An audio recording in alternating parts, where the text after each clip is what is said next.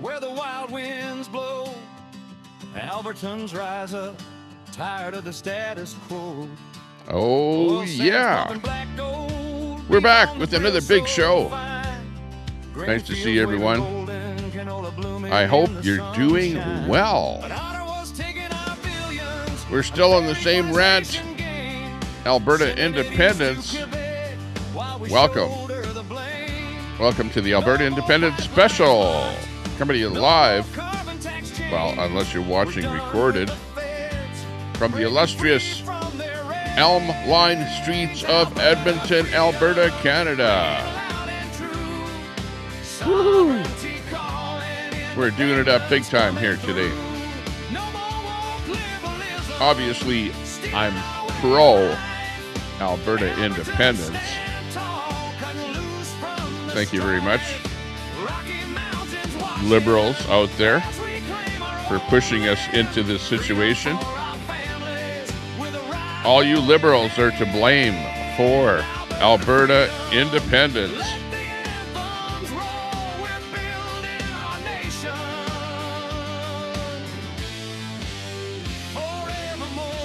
You did it. You pushed us to it. What do you think? 300,000 people signed that petition to leave Canada.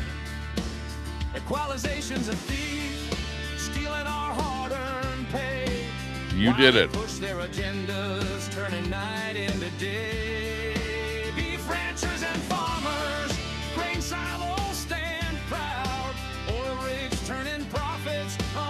Uh-huh.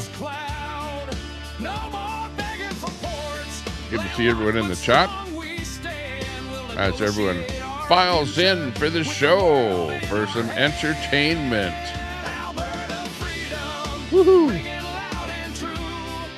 Doing it up big time. Thanks a lot, everyone. Real Red Mama in the chat. Hey, hey.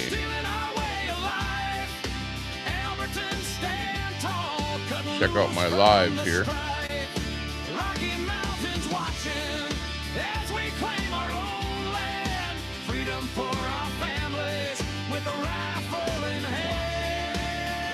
Alberta freedom.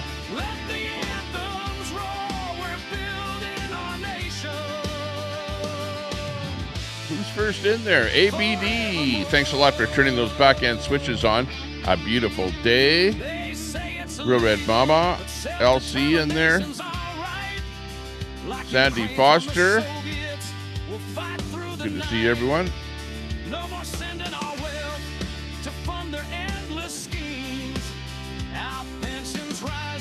See if we can build it up here. Give us a thumbs up as you drive in to the channel, and sub up to the channel if you're just brand new here, if you're just checking in, so you don't miss any future programs as the whole Alberta independence thing unrolls up here in Canada. Carrie's Musings, good to see you. Woohoo! WG, thanks a lot for subbing. Appreciate that. WG in the house. Big up to WG.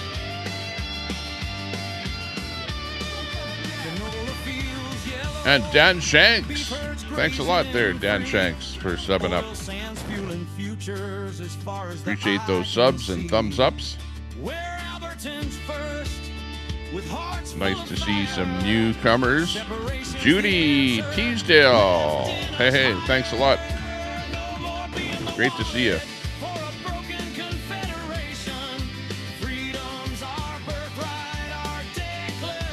As our channel expands, Manda in the house. Manda, good to see you.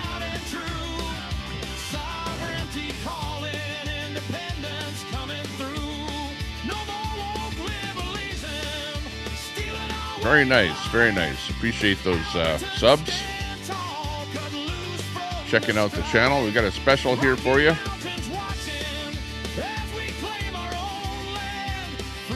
Sandy, I'll explain that to you. I'll explain to you what's going on here in Alberta. Because it is monumental. absolutely monumental what's happening.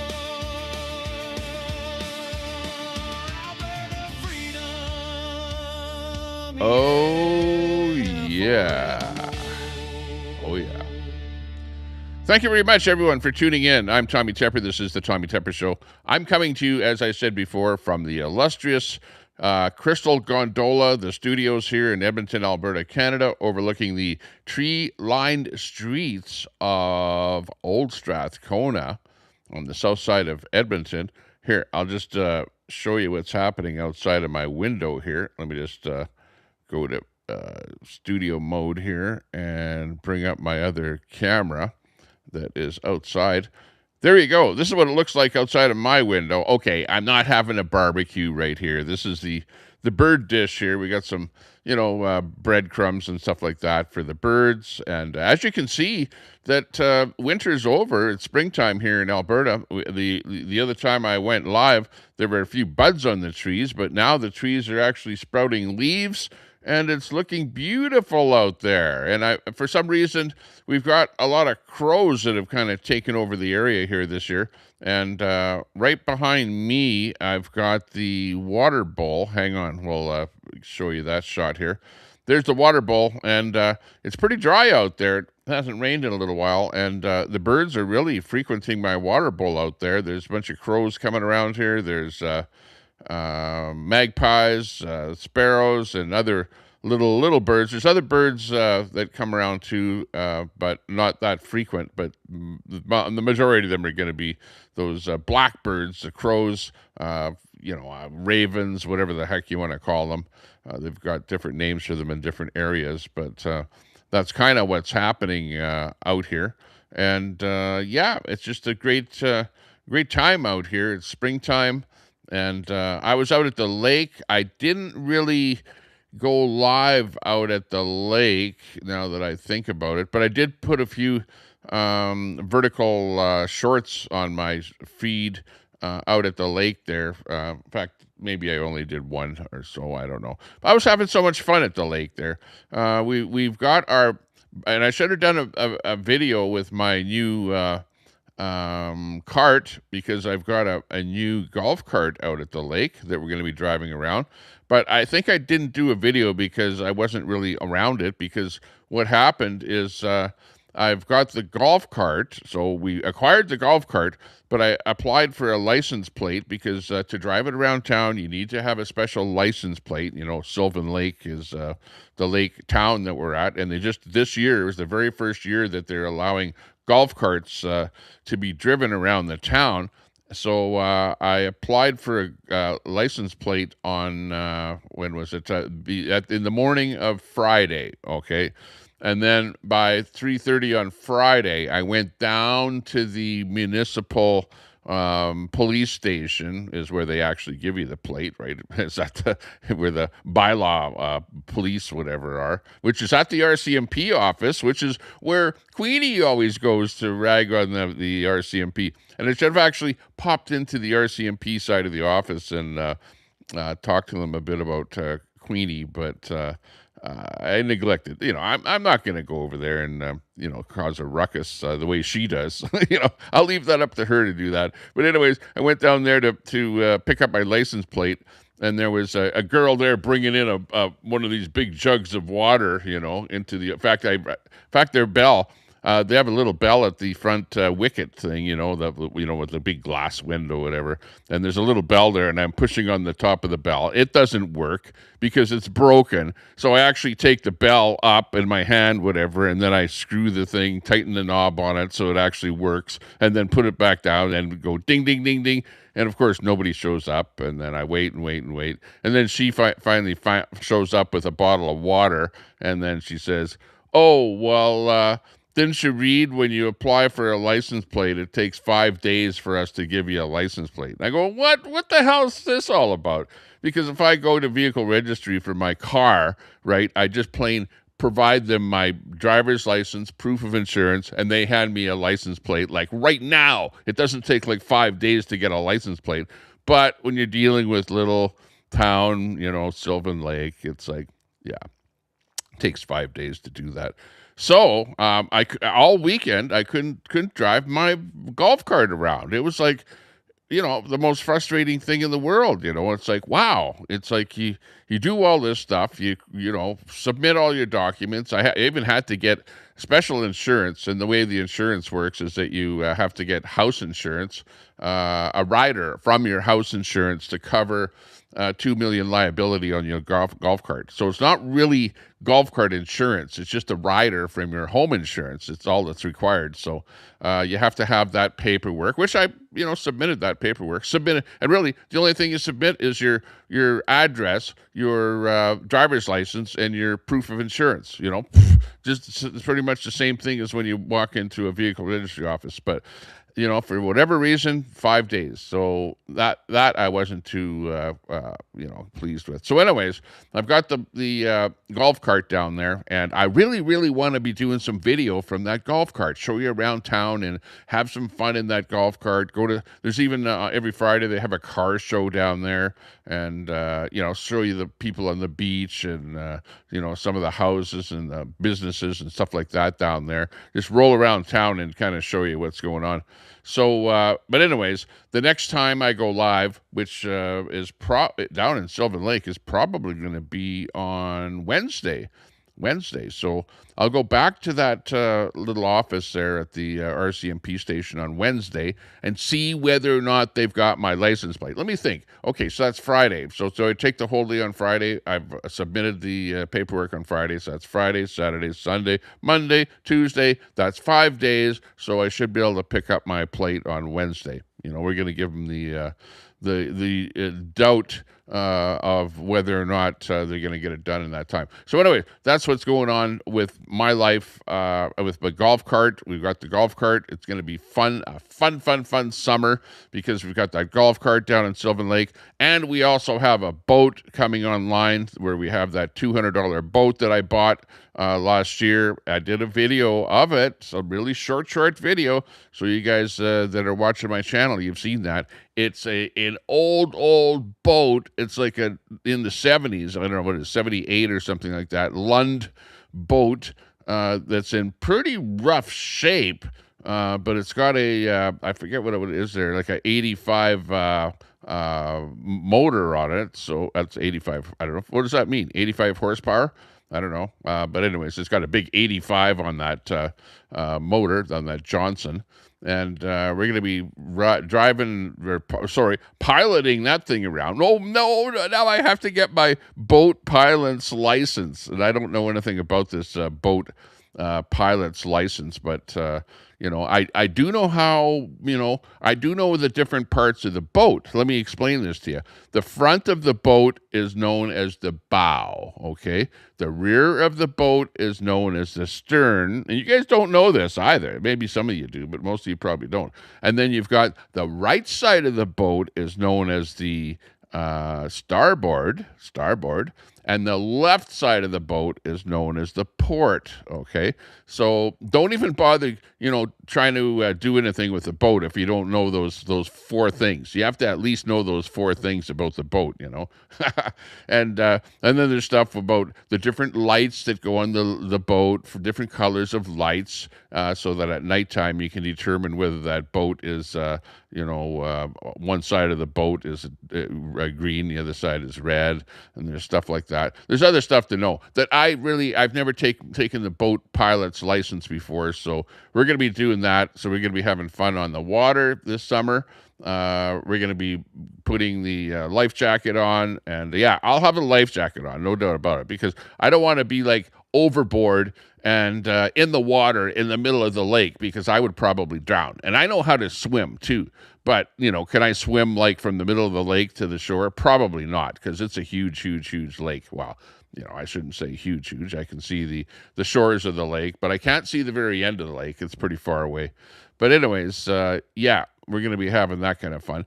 But getting back to the topic of the actual stream here, sorry to get distracted on that, but I just wanted to give everyone an update because people are kind of always interested in what I'm going here. Now, Sandy, on this business of 700 signatures, votes, whatever you want to call it, this is what happened. You've got the people that want to separate from Canada. Okay, okay, and we're known because you guys throw these slurs at us all the time. You know, you call us like seppies, traitors, you know, whatever, separationists, whatever. I like to use the term we're for independence. I like the term independence, but you will never ever hear the mainstream media call us or call it Alberta independence. They will always call it Alberta separatists because it sounds worse. You know, it's just bad sounding. You know, you bunch of separatists, you bunch of seppies, you bunch of traitors. You know, and it ends up being where you know, it's like throwing slurs at you. You know what I mean? Like, oh, you're a racist, you're a misogynist, you're this, you're blah blah blah blah blah blah. Right? And we're used to it already, right? I started my stream off with a bottle that's only got about that much water in it, so at some point I'm going to have to go and fill up my water here. But anyways, this is what's happened so far. We've got signatures on both sides, okay? You've got the group of people that are called Forever Canada, okay? Now, that group is for Alberta staying in Canada, okay? Now, they didn't have to get people to pull out their ID. They didn't have to get people to verify that they lived in Alberta. All they went out and they got people to just sign their name, okay? And the whole idea was to put that on a vote, right? It was a plebiscite to vote, okay?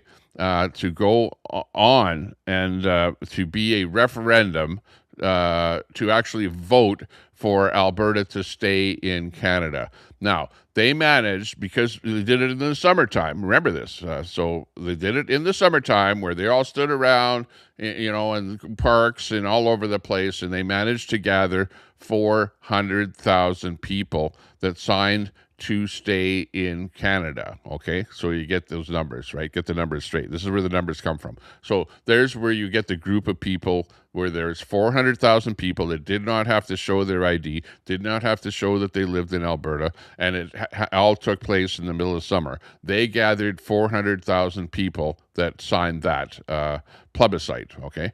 So you've got that group of people, the Stay in Canada group, okay? Then you have the so-called independent group, or separatist, as they're known,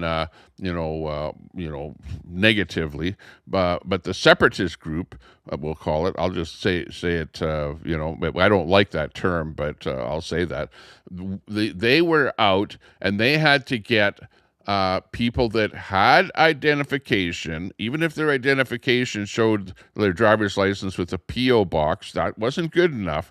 They had to bring to the place where they were signing, which was whatever. It was in the middle of winter. Okay, get this. It wasn't in the summertime. It was all in the cold. It was like 20 below or whatever in the middle of winter. And they had to go out, and the people were standing in the cold collecting signatures, right? So it was under a pretty much a place of duress where they were gathering these signatures. They even had cube trucks and whatever, or trailers, whatever, where they were inside of those trailers trying to keep warm with a little heater on the side of the road, whatever. It wasn't a great situation, put it that way. So anyways, they had to have people have their proper ID showing that they lived in Alberta, okay? And they had people sign up for that, right? And I actually signed up there on the lake of Sylvan Lake. And it was actually a good time. There were lots of people signing up and whatever.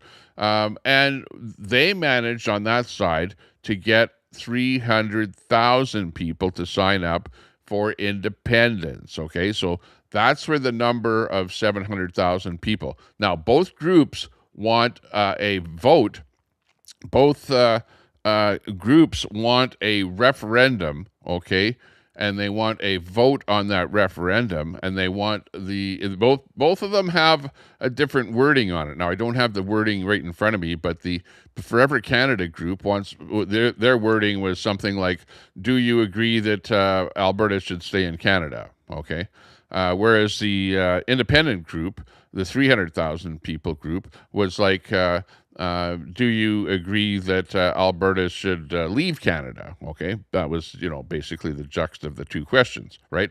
But in both cases, you could answer yes or no. So let's say that you voted no in the case of the should Alberta stay in Canada. Well, then obviously you want Alberta to leave Canada, right? And same thing with the other side. So what has happened is that the Forever Canada group ended up going, no, no, no, no, no, no, no, no, we changed our mind. We don't want it to be a vote, because they realized that it was actually a bad idea and it could backfire on them if there were actually more people that voted no than yes. So they're going, when they first started, they're going, yes, we want a referendum. We want it to be put to a vote to the people.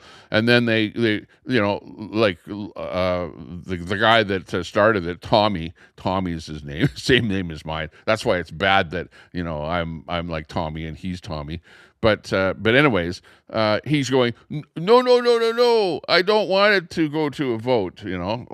Bad idea for it to go to a vote. We're changing our mind because we think it's a bad idea. All it was is we want the government to have a vote amongst themselves, with the Alberta government, as to whether or not Alberta should stay in Canada, which of course, that would make no difference whatsoever, right?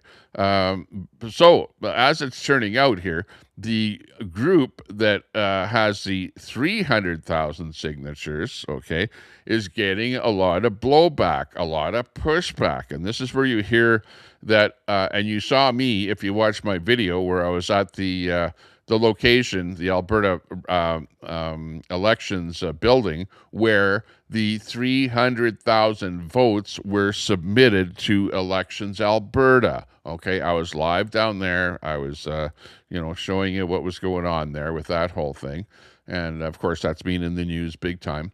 And what happened is they accepted the boxes, they sealed the boxes, and Elections Canada is not counting any of those signatures, right? They're just basically going no. And the reason for it is because the native chiefs, right, went to the court and they said, oh, you didn't consult us. I shouldn't talk like that. But they said, no, you didn't consult us, and you went ahead and got a bunch of signatures for Alberta independence, and you didn't consult us, so it's not a good situation, right?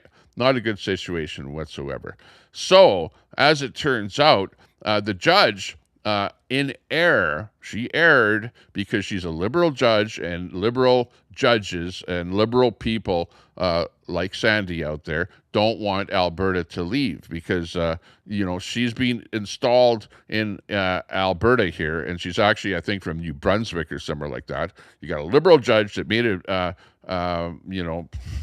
decision that, no, you can't count those signatures because the natives in Alberta are saying that you didn't consult them. Oh, wow. I didn't know that you had to consult them in order to actually, collect some signatures and to vote as to whether or not you want to stay in Canada. Now, let's say that that the vote comes back and we go, yes, we've got enough signatures that say that we want to leave Canada. Well, at that moment in time, you could consult, right? That's where the consultation comes up, but it doesn't come up at this moment in time. You don't have to consult just in order to take some signatures, right? That is plain wrong, and that should be thrown out. But the problem is that it was a low-level court that decided that, and it's probably going to take, it could take anywhere from 6 months to 2 years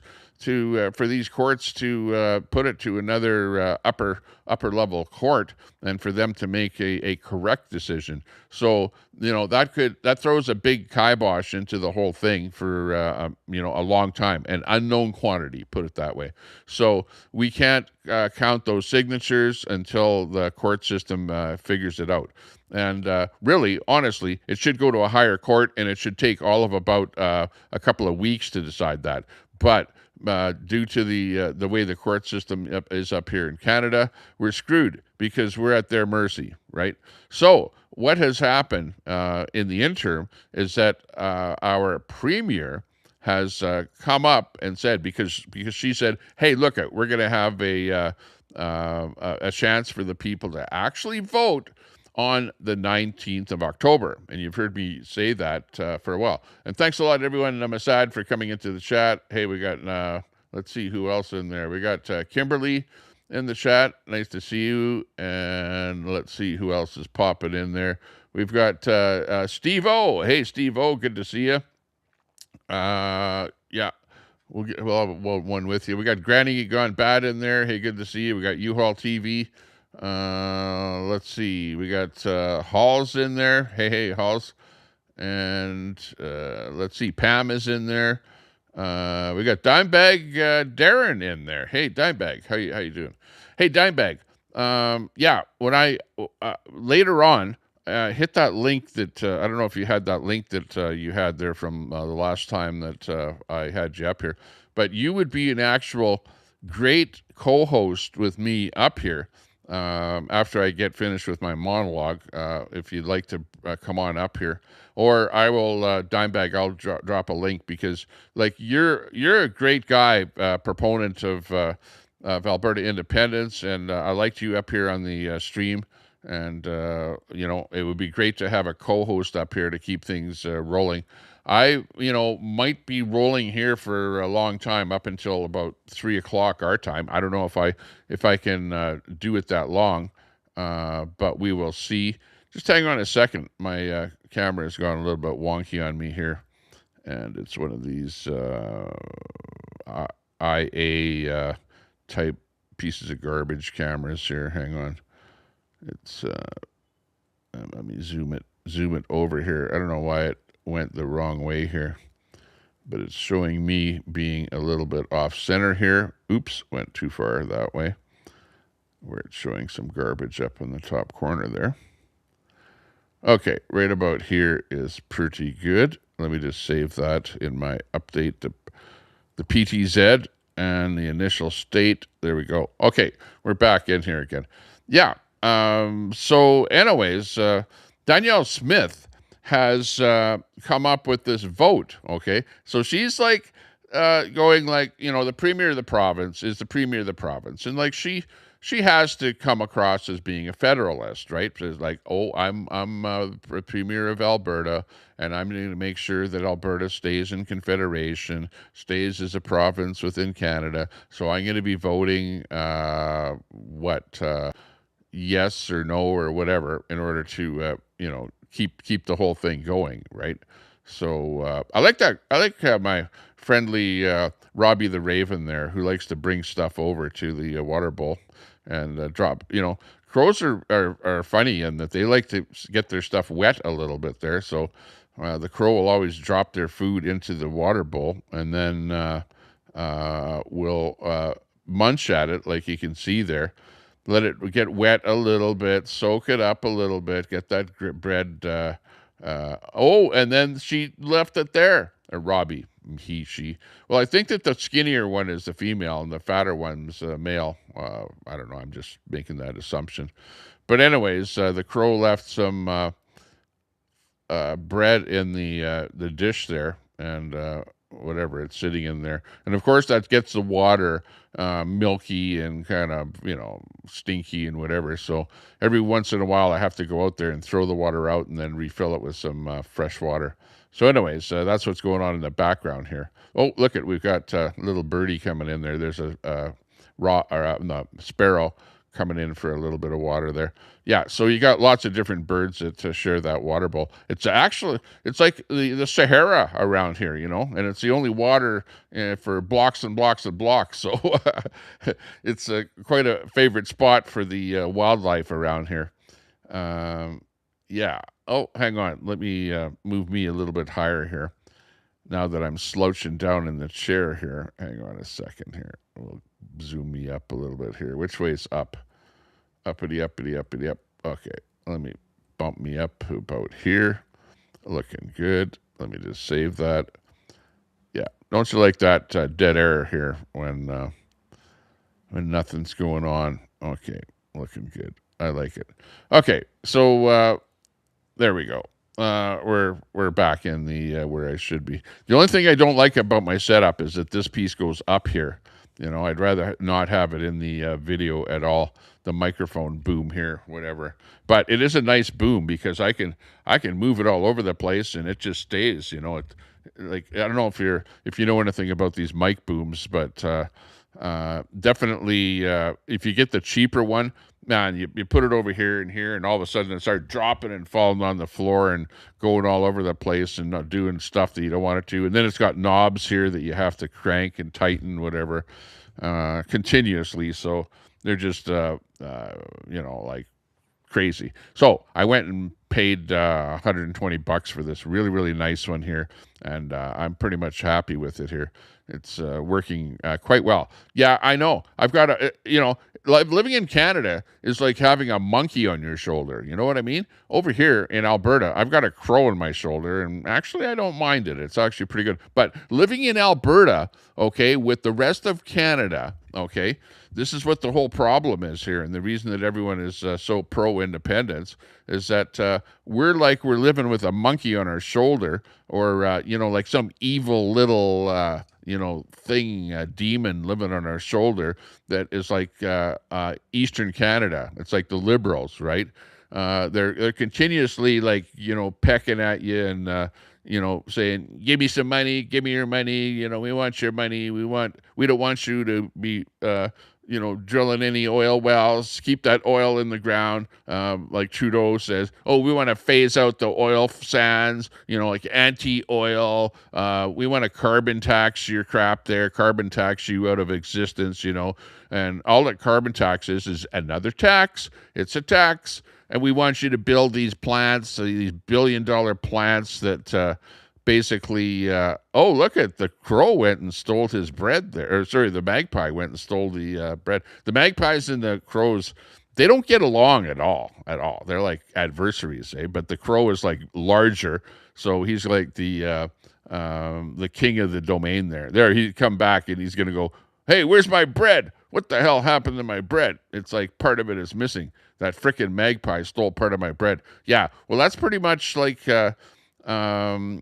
what Eastern Canada is doing to Alberta, is that we're producing the wealth and you guys are stealing the money from it, but yet the Eastern provinces go, we want to leave our resources in the ground, right? But we want your oil money, but yet your oil is dirty. It's dirty oil, Quebec would say, right? Yeah, I should go out there myself and put more bread in that thing. We need more bread outside there because they're getting hungry out there. Oh, yeah, the birds are really in big competition there today. Holy smoly. Can't believe that. Hey, hang on, but where am I? Let me get figured out here a little bit. Oh, no. I see what's going on here. Let me just put me on here, camera 1A, and move me over a little bit. Okay, looking good. Okay, man, those birds are coming in like crazy. I can't believe it. They're like, I don't think there's any water out there anywhere within miles of where I'm at here. Well, I am by the North Saskatchewan River, so there's absolutely water there, but it's probably, I don't know, maybe you gotta go like about 10 blocks or 15 blocks or something like that to get to the river, and that's way too far for these birds to fly. So coming over to Tommy Temper's place is actually where it's at. So anyways, that's what's happening. But I don't want to be getting sidetracked because this is the Alberta Independence Special. So thanks a lot for popping in here to find out about Alberta independence. So back to the story, where we're into this independence thing. We would like to have independence, and we'd like to vote on the independence, but our illustrious premier, who I have followed, and I really like a lot of what she does. I try not to say anything negative about anybody out there. I don't care if it's another streamer out there or if it's our Premier, or even if it's you out there, like in the chat. The only thing I don't like is some people come in here and then they start doxing or saying my real name or real address or real phone number or stuff like that in the chat. I don't like doxing and stuff like that, right? So if you do that, I'm going to be like, no, you're one person that I don't think I like, and you're going to get banned from the chat.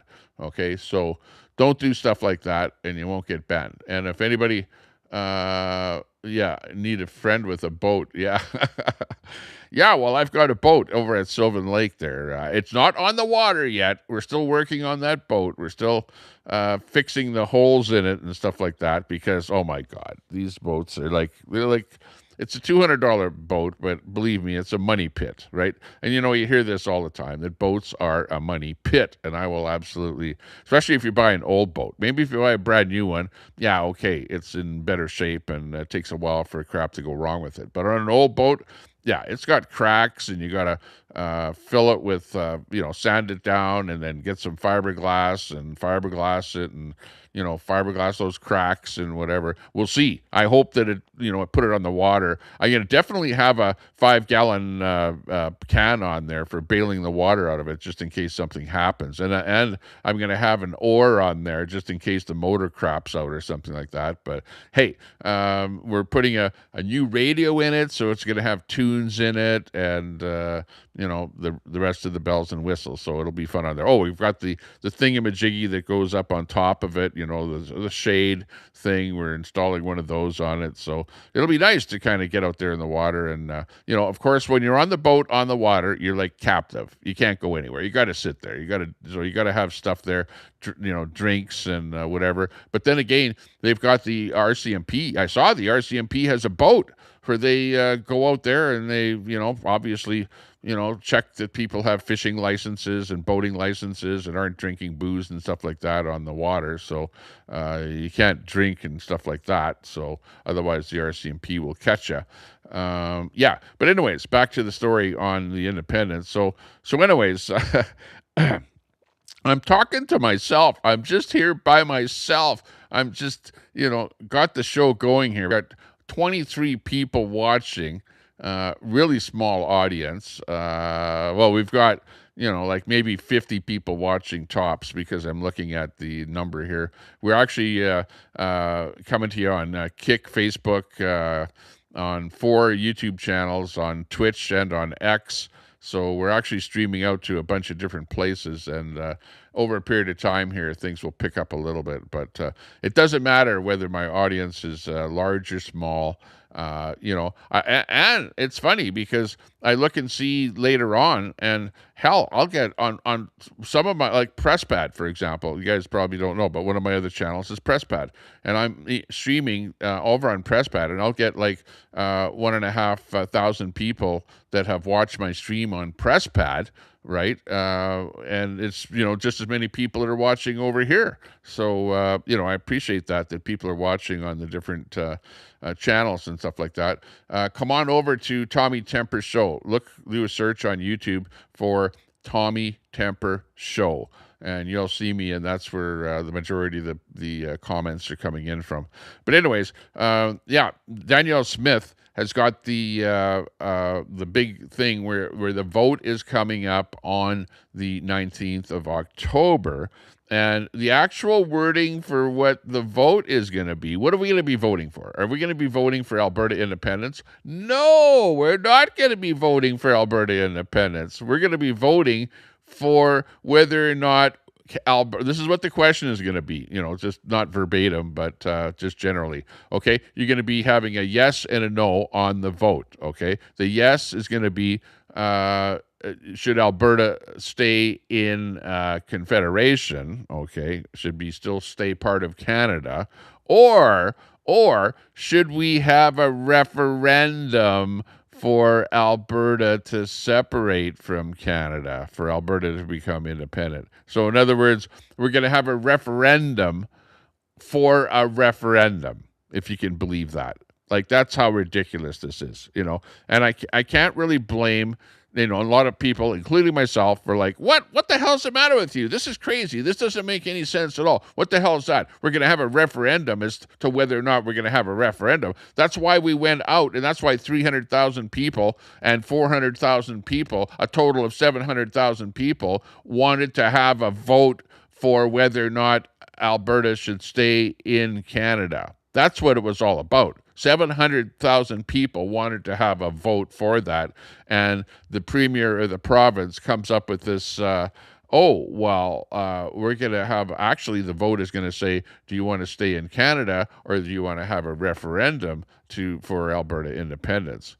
And I hope she says independence and doesn't use the word separate, because that's like calling us a dirty word. We're sick and tired of being called separatists and seppies and traitors and stuff like that. It all falls into the same realm, right?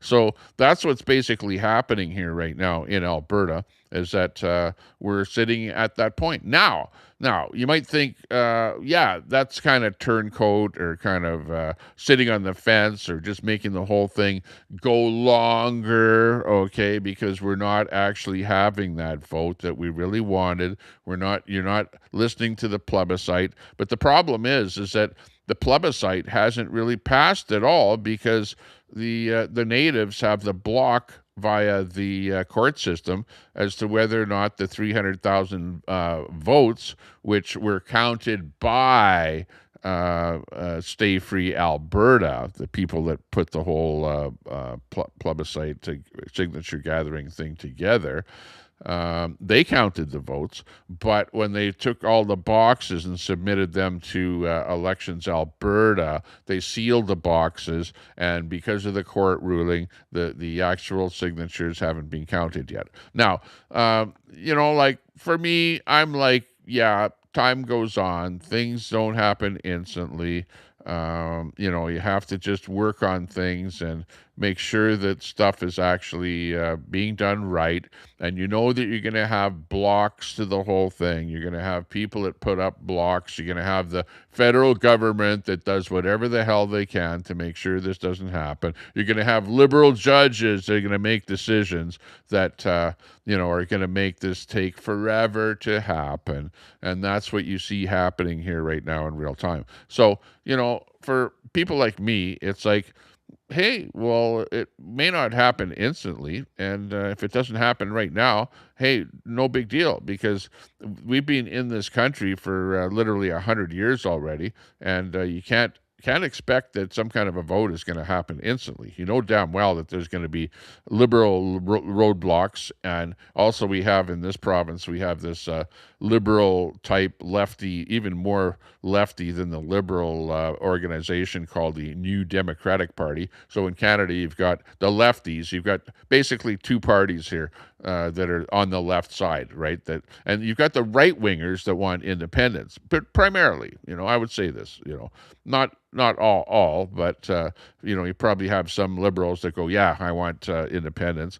But most of the pushback, the blowback, is coming from the liberals, which you don't even have a liberal party. Well, I shouldn't say that. There is a liberal party in Alberta, but they are so minuscule that nobody votes for them. Okay, so just forget about the liberal party on the provincial level in Alberta. But we have the NDP party, which is the New Democratic Party. They're the people that want stores, grocery stores, to be run by the government. They want the internet to be run by the government. They want your cell phones to be controlled by the government. They want housing to be built by the government and then rented out at reduced rates, because they believe in socialism. It's basically communism. The NDP communists basically are crying. They're crybabies, and they're like run by a guy by the name of Nenshi. Nenshi is the guy's name, and he used to be the mayor of Calgary and basically did not do a very good job of being the mayor of Calgary. Hey, let's bring you a little ditty that I found called No More. No More. This is from... I don't know exactly where it came from, but somebody produced this little video musical thing here called No More. Let's watch this one here, just as an interlude here to the show. Let's go with this bit here. Okay.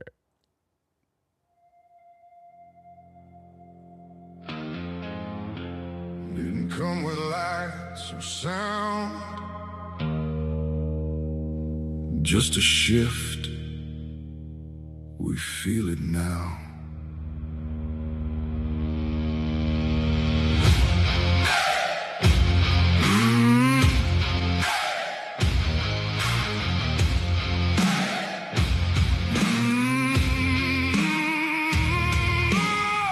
Didn't come like a warning sign, came in quiet line by line. One more rule, one more say, took a little more each day.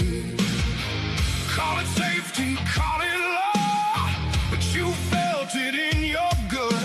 We stayed still, we played along. Now we see it, we were wrong. You feel it now, it's closing in. That pressure building under skin. No more, we see it now. No more, we won't back down. No more, you cross the line, we stand up, hear us loud.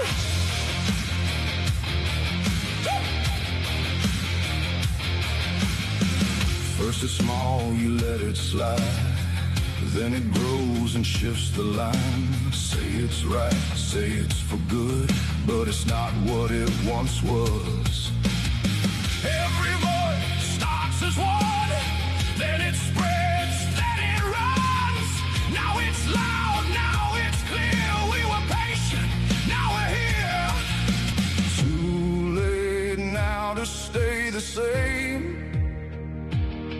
You lit a fire you can't contain. No more. No more. We see it now. No more. We won't back down. No more. You cross the line, we stand up.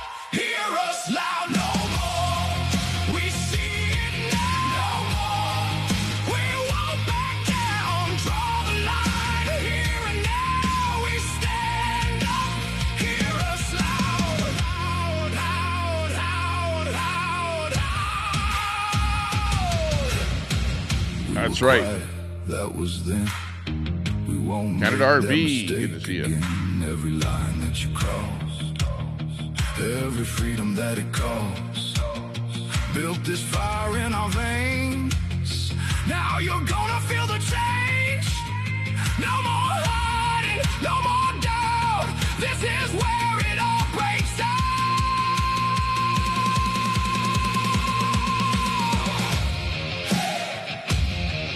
No more. Oh, yeah. We're not taking it anymore. We're sick and tired. Sick and tired of being controlled by Eastern Canada. We see it now. We won't back down. You cross the line, we stand up. Hear us loud. No more. We see it now. No more. We won't back down. Not one more gets taken now. We stand up. Hear us loud.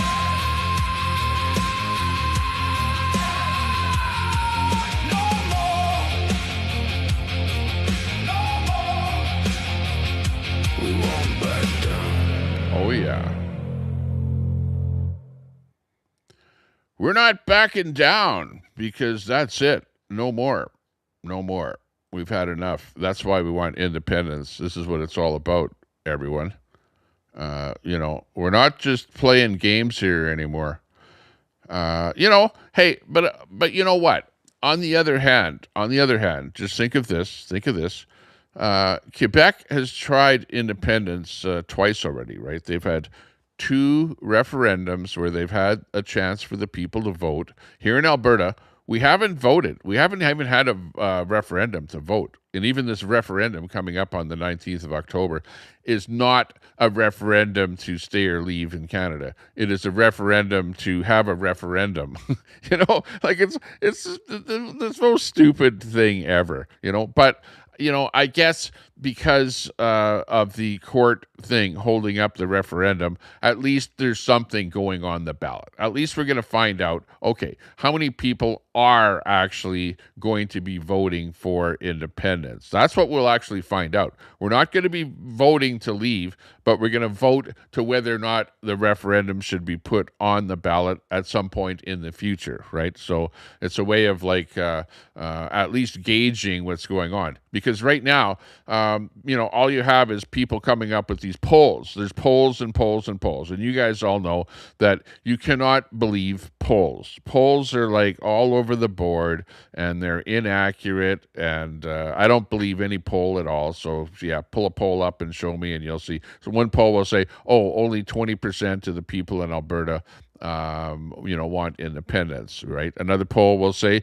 60% of the people want independence. So they're all over the board, But we do know for a fact that 300,000 people that signed want independence. Now, keep in mind that there are lots of people that want independence that go, and they said to the people that were taking signatures, sorry, I'm not going to sign because, the last time that people donated money to the convoy, they ended up having their bank accounts seized by the government and unable to use their bank accounts, or they ended up going to jail, right, for telling people, hey, hold the line and stuff like that. So, people are genuinely afraid of the government. They're afraid of protesting, and this is actually, pretty much amounts to a protest. This is actually a huge protest that the province of Alberta is protesting being in Canada, and they're protesting what Canada is doing to Alberta. This is exactly what's going on here. Thanks a lot for deleting that message. If there's anything in the chat going on that's unsavory or really absolutely completely negative to the nth degree, thanks a lot for timing those people out in the chat. They're mods. I see that A Beautiful Day is doing really good. Yeah, no doxing channels allowed. So yeah, don't try and dox stuff there, Maddie. I don't know who that is, that Maddie guy. You know what? Put that Maddie person in the tank. Actually ban that person from the channel. Don't just time them out. Ban them. Because if they're actually doxing in the chat, ban them. Actually ban them from the channel. And that way later on, after the feed is over, I can look in the ban list there and see who it is that is doxing the channel, okay? Appreciate that. Yeah. So anyways, we're in that situation where we are having a referendum to have a referendum, and it is it's just amounts to craziness. But I can see why Danielle Smith did that, because she's on the yeah, we need Alberta to stay in Canada, and you had to put something on the ballot, and you couldn't actually put that question on the ballot. So, yeah, it went that way. There's Birdie Num Num out there having more. She's actually splashing so much that she's gotten my window dirty there. You can see the blotches all over the window. I got to go out there at the squeegee and clean that thing off there. Anyways, the birds are having a fun time. It's going up. Wow. Today in Edmonton, it's like global warming happening here. Today, we have presently the temperature at this time of the day is 19 degrees Celsius, and we are going to be going up to 28 degrees Celsius. Holy moly, 66 Fahrenheit here right now, going up to 82 degrees Fahrenheit here today. Oh my, it's global warming. All that carbon going in the atmosphere is cooking us here today. So yeah, there's not much water. And yeah, 28 degrees is a pretty hot day out there. And it's actually a nice day to be out there riding my e-bike around town. So later on this afternoon, when young ones get back from school, I will be, sorry, I've got the hiccups here a little bit here. I need a drink of water. Hang on. Dimebag, don't you hate that dead air there? You're a radio guy there, so you know what dead air is like. I don't like to have dead air on my program here. I like to keep things rolling. Yeah, and keep the rhetoric going, basically. Okay, let me see. Where's my bookmarks here? So, anyways, that was a pretty good one. I like that one. And I wanted to show some of the stuff here on the negative side. Okay, so I've talked a lot about the positive. I haven't really talked about why Alberta should be independent, but there are the number of reasons. I had a little list here. This little list on my. I started out with writing stuff down on this little notepad here, and it was like reasons. I know I have to go back here a bunch of pages here. Elections, Alberta, what we can expect from the justice system. Justice Leonard, who is the Liberal judge, who ended up saying that, no, you can't have this, you can't count any of these votes because you didn't consult with the natives, okay? Yeah, okay. Well, why is it that we need independence? Well, part of the problem is we've got fentanyl being used all over in the streets here.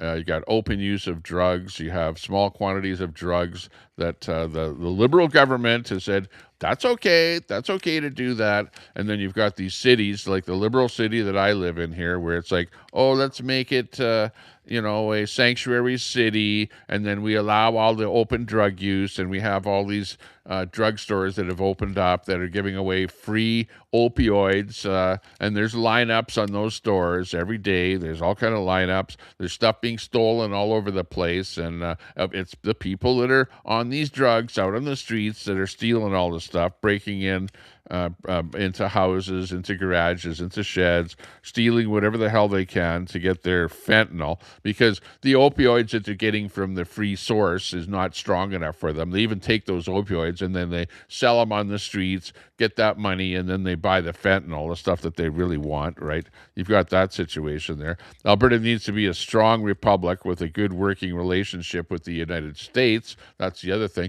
Canada does not have a good working relationship with the United States. Do you know that? Have you been watching what's been going on?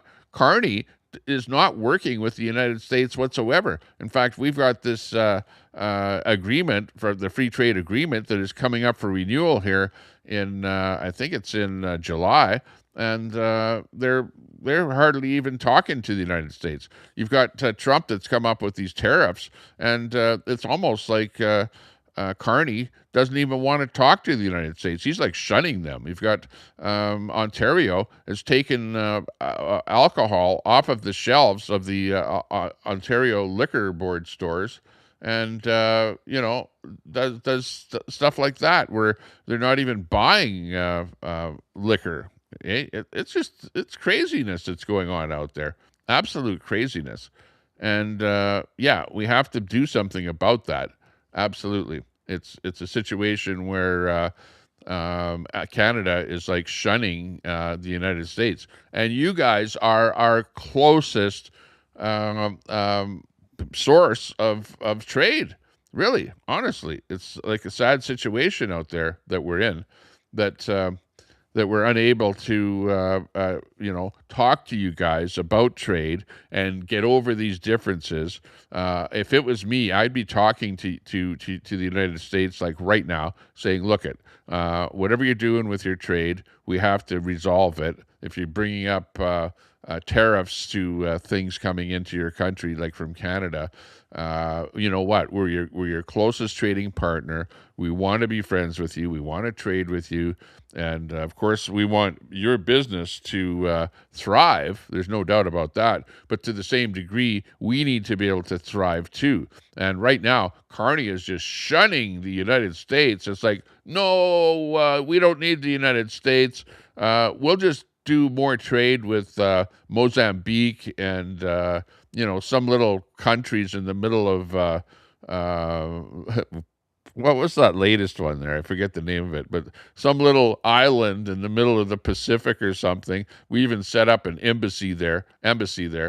Oh, we're going to trade with places like that, even though like probably 80% of our trade is done with the United States. We're like trying to build up trade with Australia, with the UK, with France, and, all the rest of these, European Union. In fact, Carney's going like, oh, we have to join and become part of the European Union. This is like great and better for Canada, even though our largest trading partner is the United States, just right below us. It's like, and you're shunning the United States. You're not talking with Trump.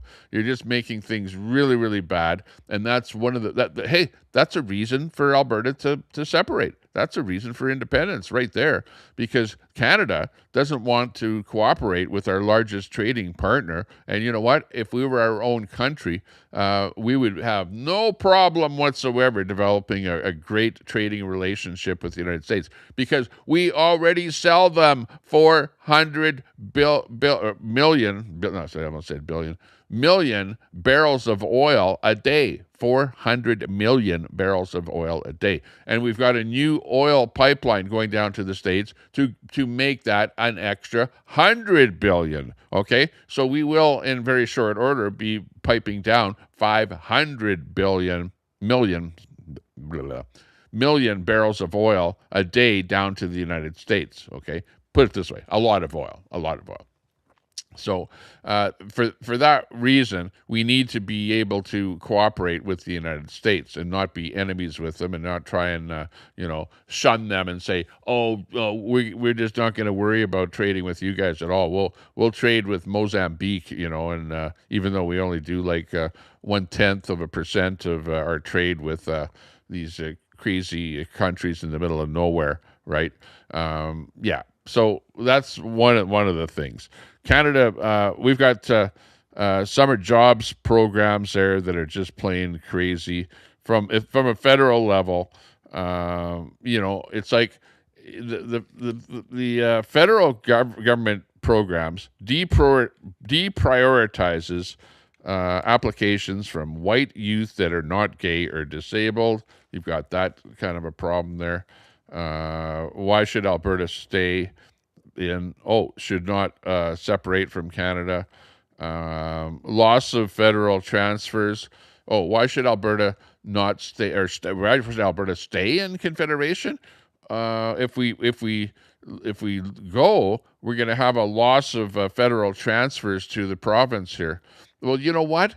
We feed way more money to the federal government than we get back, to the tune of, I've heard numbers of like $40 billion a year we transfer out and we don't get back, okay? So we actually lose $40 billion every year by transferring money to Ottawa that we don't get back, okay? Do you understand that? And that's a good reason of why Alberta needs to separate from the rest of Canada. It's not like a reason that we should stay because of the pittance that we get back from Ottawa. Like, that's not a reason to stay. We should be able to keep all of the money that we have here within our own province. We have developed these resources within our own province, and the rest of Canada is benefiting financially from that. Okay, that's what's going on here. Like, you guys in Ontario, in Quebec, and you know what? I've talked to people in Quebec too. Quebec gets billions and billions and billions of dollars from Alberta, and they go, "We do not want your dirty oil. It is dirty oil, dirty oil."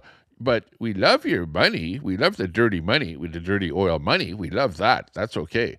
And then they leave their hydroelectric prices at a low level to make them look like a have-not province, so that they'll get more equalization payments.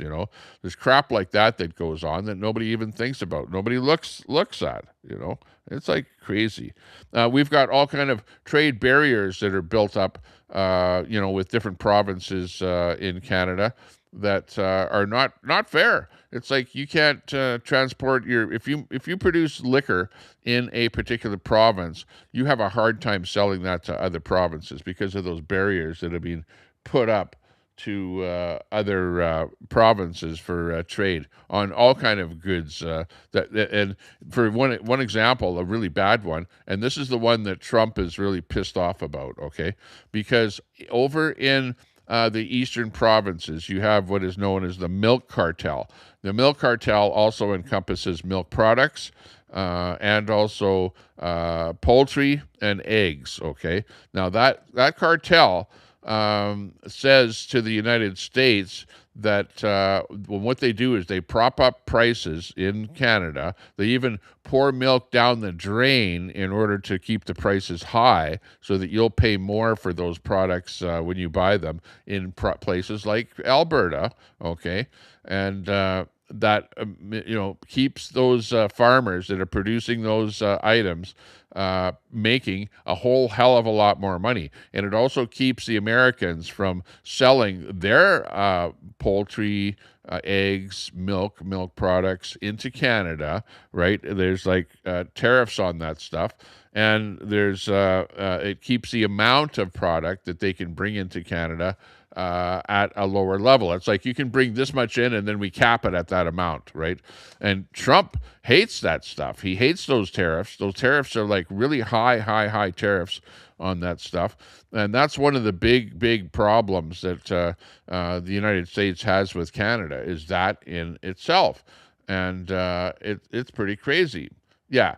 You know how Sonal hit 10K? Go over to his channel and watch what he does. He sits there and he goes, he's on vertical, and then he goes, "What's your name?" And then he writes a name down. "What's your name?" Writes your name down.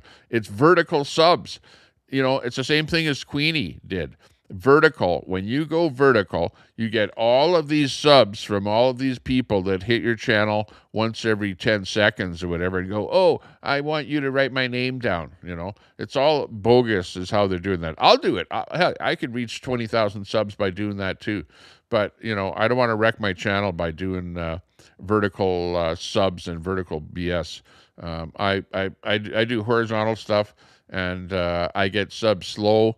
But the people that watch my horizontal streams watch for a lot longer. People that watch vertical streams watch for like 10 seconds and flip to the next one, right? So are those the kind of viewers you want, or do you want viewers that sit there and put you on the big screen TV and listen to what you have to say and are interested in what you have to say? I'd rather have fewer numbers of people viewing, but viewing for an awful lot longer, And you don't get the subs. I know how the game works. It's like a game. And same thing as people that watch your verticals, right? Their shorts. You can get a lot of subs from doing shorts that people like watching, right? Now, my particular show here is a particular niche, which is talking about stuff that I do, going, driving around town or driving my e-bike around, doing a little bit of, showing you what I do for fun and excitement and stuff like that, and then talking about politics. And a lot of the politics that I started talking about with this channel were politics that were Canadian, were American, were European, was just everything, like, around the world.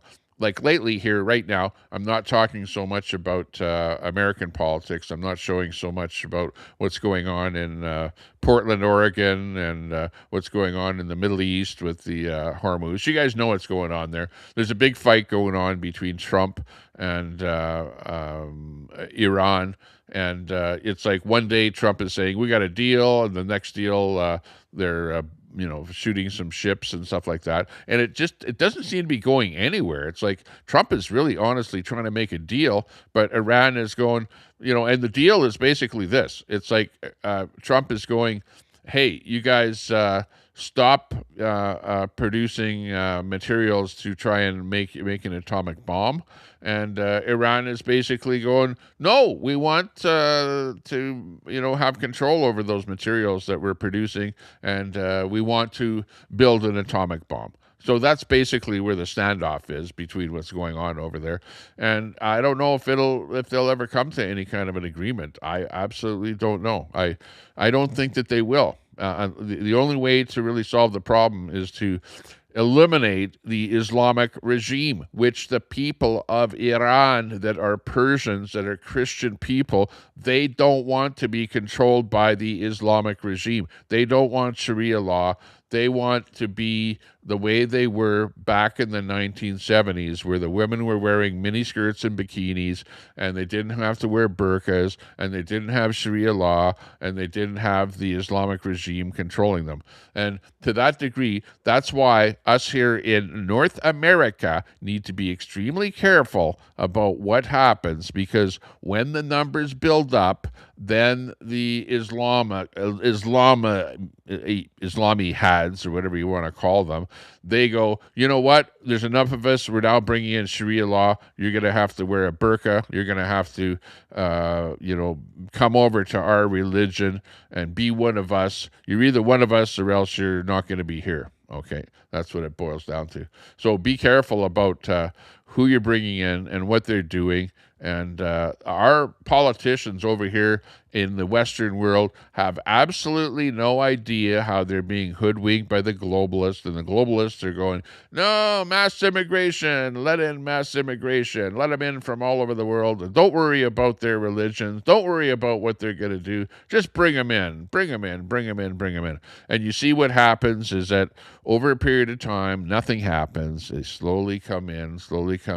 And then eventually you see, oh, in the streets of Toronto, you've got people praying out there in the streets, stopping traffic and pushing their agenda on everyone, making their wishes known.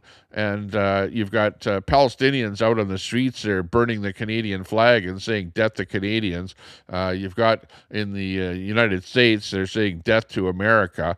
You've got the Islamic regime over there from Iran, with all of these different factions, bombing military sites like that. You've got over 200 Americans have been killed over there.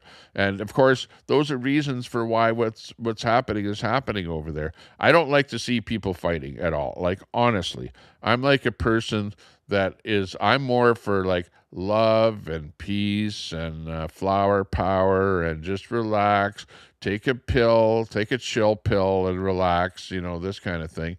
But, we can't really, tell other people what to do, because other people are going to do whatever the hell they want to do. And that's why there's such chaos. And you know what? I'm pretty sure that since the beginning of time, there has been chaos. Like I see these memes where like, oh, people go, oh, you're a colonizer, you took over Canada. Or you're a colonizer, you took over the United States. You know what? The native tribes were fighting each other since the beginning of time. They were taking over territory. They were impoverishing people. They were when one band takes over another band, then they take them and they become workers and slaves and whatever stuff like that. That's been going on like forever. So don't just think that, oh, well, you're native and you're taken over by a colonizer and now you have the right to call every person that's born on this land some kind of a colonizer or something like that. That's just plain wrong to do that kind of stuff. Okay, next up, we're going to bring up this one here, which is the guy that's against Alberta independence, and he's known as Nenshi. Nahid Nenshi is his name. And let me just bring him up here so that you can see him. Here he is. This is what he looks like, Nahid Nenshi. So he's like against Alberta independence. He's the NDP, the New Democratic Party leader. He is actually the guy that is for the party, the leader, and he is actually the guy in my location here where I'm in Old Strathcona in Edmonton. So he's my guy at the Alberta Legislative, right? Yeah, he's my guy, which I don't like him. I don't like him at all. I don't like anything that he stands for. He's like the epitome of communism in my mind. And yeah, I don't like him or anything that he's about. But let's see what the people have to say about him in the comments here on this. Okay, so let me just bring in some of these comments here so that we can see what people have to say about him. It's only right about that. Let's see what Nenshi is all about. Let me just bring this into a little bit smaller window here. And yeah, here we go. Yeah, here's a picture of Nahi Nenshi during COVID. And you can't make this stuff up. This is not AI. This is actually a picture of Nenshi. Now, Nenshi has a little bit of a problem with his eyes, and he's apparently at this moment taking horse paste, which he's probably one of the guys during COVID that was like, no, don't take horse paste for anything. But yeah, he's apparently taking horse paste for his eye condition. He's got some kind of an eye condition. But this is him during the days of COVID. Oops, can I say that without getting a strike or something on the internet these days? Yeah. Well, anyways, that's Nahid Nenshi. Let's see what else there is about him on here. Here's some other shots of him. He's looking a little bit deranged for whatever reason.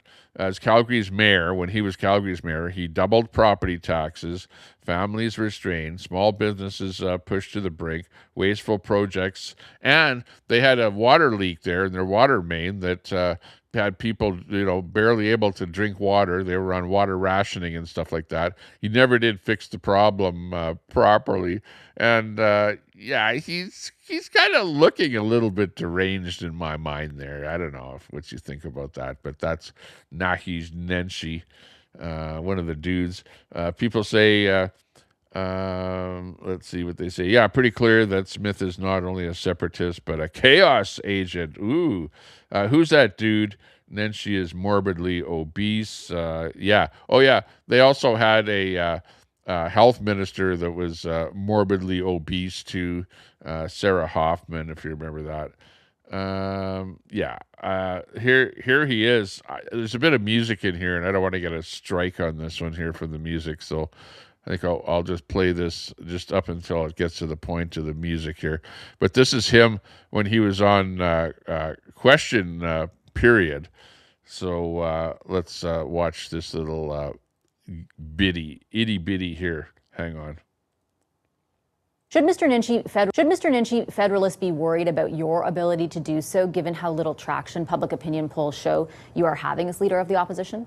So as for the polls, look, they are wild right now. For every poll that comes out that says we're going to cream them, another poll comes out that says they're going to cream us. I don't care. My future is bright. Let's put it that way. But with all due respect, Mr. Nenshi, I've looked at every single poll. They're not all over the place. They're pointed in one direction, that the UCP government... Okay, we're not going to play that music there. But he's sitting there and he's looking kind of weird. His one eye's looking one way and his other eye's looking the other way. And he's just kind of a little bit strange there. And he thinks he's going to be the ruler of Alberta. He thinks he's going to be the new premier of Alberta.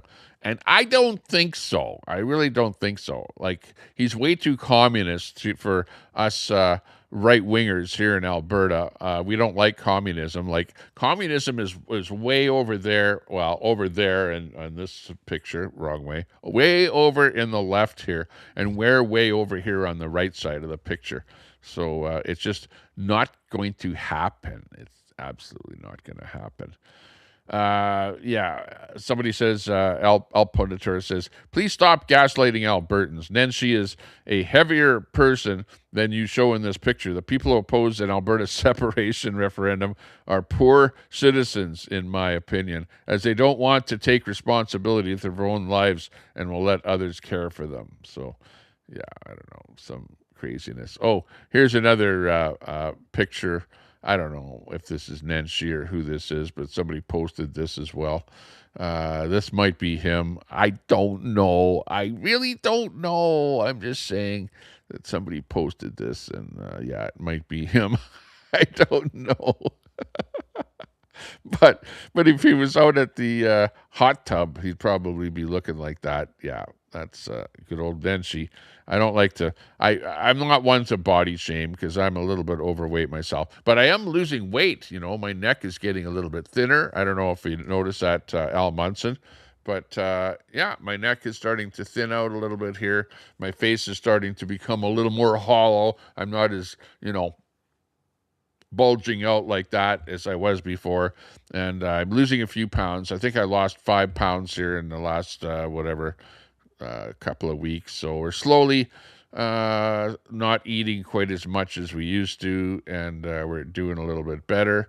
Yeah, here's another picture of Nenshi. He's looking his best out there in public. I don't know what the hell he's doing there, but you can see the Canadian flag behind him. He's with that forever Canadian crowd out there, pulling on his nose there and whatever, he's trying to make us look bad, right?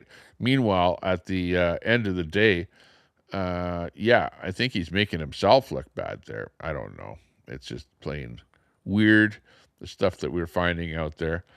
Here's another one here where it's Nenshi out there, and then you've got, is he with that guy, or is he with us? Is he a real Albertan, or is he just, rah, Canada? And he thinks that he's actually calling for a vote right now. He wants our premier of the province to call for a vote.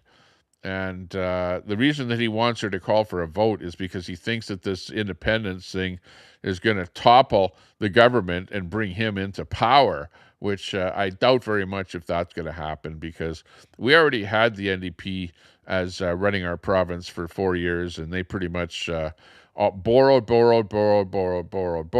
They shut down coal for our power plants. They, borrowed a bunch of, like $1 billion to pay out those coal contracts for our power companies so that our power companies would stop using coal in the production of electricity, even though there are lots of places in the world, including lots of places in the Midwest of the United States, that still use coal to produce electricity. So, the NDP party, all I can say is shame on you. And, here's another meme of the man himself. Is this the guy that's trying to say, no, stay in Canada, you're just a bunch of separatists out there, and you want me to be leading Alberta? No, we don't want you to be leading Alberta. You're not the guy. It's like, you can say whatever you want, but we don't want you running the province here at all. I hate to make fun of guys, but everybody, and really, these are comments that I'm showing you, comments on that post of him. I don't know. They're just coming in like crazy. Here he is again. I don't want to make fun of the way people look or anything like that. And people got heck for calling out Chrétien. I don't know if you remember Chrétien back in the old days, but he was the guy that talked out of one side of his mouth or whatever like that, Yeah, that's Chrétien. I'm Chrétien, and he actually did talk out of one side of his mouth, and really, while he was running the country, he talked out of one side of his mouth, like both in reality and metaphorically, in both cases. Oh yeah, and I forgot about this person here. This is the woman that changed into a man that's part of the NDP, Janice Irwin, which she's also, like on that whole bandwagon. And, it's kind of a little bit strange, a little bit on the strange side, shall we say. Kind of a little bit weird, just like Nenshi. It's like we showed you in the federal NDP, how strange they are, where you have to have social cards and stuff like that. And if you had a card that said you were disabled, you got a few points. And you had a card that said you were, a lesbian, you got a few points. Or if you were a transvestite, you got a few points. That's how the NDP party actually works. And I don't really agree with that at all. You got this one here where, what are they saying here? This socialist pig has the audacity to call Albertans monkeys. Oh my God, that's unbelievable. Yeah. Who is it? Oh, it's Naheed Nenshi of the NDP. Never vote Naheed Nenshi. Let's make Alberta NDP free. Yeah, I would agree with that. That's something good to go. Yeah, and this picture here keeps showing up of him there where he's like squinting at you with one eye and looking at you with the other eye. It's like one eye is looking in one direction and one eye the other direction. That seems to be coming up big in these things where people are trying to talk about him. Here you can see where the money is going. Here's where the money is coming from and where the money is going. The money comes from the west and flows over to the east. Do you see those numbers there? So you've got equalization payments where you've got $4 billion going to Manitoba, $546 million going to Ontario, and $13.6 billion going to Quebec. Why is Quebec getting so much money? That's what I want to know. What the hell do they have to do with anything? They're such a have-not province. Are those people in Quebec so bad at anything to do with money that they can't make any money in their whole province? And then you can see there's a whole bunch of billions of dollars going to all the smaller provinces in eastern Canada there. 3 billion, 3.5 billion, 66 million, 113 million. Just literally millions and billions of dollars going from, and you know where the money comes from? It primarily comes from Alberta. That's where that money's coming from Alberta. So do you want to know why Alberta wants to separate from Canada? Because the money is being siphoned out of our province and given over in billions of dollars to Eastern Canada. And meanwhile, our own province is running a $9 billion debt. $9 billion debt here, right in the province of Alberta. We can't make ends meet right in our own province because the federal government is siphoning that money out via federal taxes, via gasoline taxes, by clean fuel taxes, by the GST tax, which the GST is a federal tax across every single thing that, well, not every single thing, but most everything that we buy at the store, anything that we buy. Anything. It's like you could buy a golf cart, for example. Well, 5%, you got to pay 5% GST tax on you buying a golf cart or a motorcycle or a car. 5% tax on everything that you buy, right, in Alberta goes to the federal government. And then the federal government takes that money and then distributes it back to Alberta, but over to those red areas of Canada, that's why we say the money flows from the west to the east, right? Not only oil money, but also money from every single thing that we buy, almost every single thing. I don't want to lie on that. Don't catch me on liar. I try not to lie. We try to tell the truth. We try to be like, positive with everything. You've got this little meme that people have put up there. NDP, what does it stand for? Needles, drugs, and poverty. Yeah, because they're all pro this business of people doing drugs out on the streets, open drug use and stuff like that. The NDP are a bunch of lying criminals. They're a disgrace to Canada. Yeah, I would agree with that. That's why we don't want to have anything to do with them. Zippy Canuck says, and then she is an idiot. He hired a big shot company in New York to improve his image. Oh, really? Figures, eh? Took his business and his NDP caucus money to the States. What a loser. Yeah. And there's this one here. Here, this is the NDP. The NDP, how the NDP feels about Canadians, okay? He actually came out and called us monkeys, okay? So this is what the NDP thinks of Albertans. First of all, they call us monkeys. Then they call us embarrassing cousins, okay? Then they call us sewer rats, the biggest one of all. You see how big Sarah is there in that picture there. That's Sarah Hoffman, who called us sewer rats. And then you got the last one here where they're calling us rednecks. Brian Mason, former Alberta NDP leader, said that. Rednecks, Albertans are a bunch of rednecks. Actually, the term redneck, I actually take that term. You can call me a redneck. I actually don't mind that because we're actually rednecks. And I look at the term redneck as being like a hard-working person, okay? And what is a redneck? A redneck is somebody that's working out in the field, outdoors, somebody that is working in the hot sun, working for a living, and a working person develops a red neck, right? You get your neck ends up being red for being out in the sun because you're getting a sunburn. That's actually a hardworking person is a redneck, right? So I actually don't mind being called a redneck. Now, of course, a sewer rat, I don't really like being called a sewer rat because Alberta, the province of Alberta, is probably the only bastion of a country in the world that does not have rats. Well, there might be some islands in the middle of nowhere that don't have rats, but in North America, we are the only place that doesn't have rats. Are we embarrassing cousins? Are we the embarrassing cousin? That's Rachel Notley, leader of the NDP, who I outed, by the way, by going to one of her things. She was actually doing a thing where she was kind of rally the forces in my area in Old Strathcona here, and I showed up with my bullhorn before she got there, and her minions contacted her and said, "Oh, Tommy Temper's there with his bullhorn, so don't show up to the rally because Tommy Temper is there with his bullhorn." So yeah, the one that called us embarrassing cousins there, Rachel Notley, yeah, she ended up running from me, Tommy Temper, believe it or not. So this is like way closer home than you think.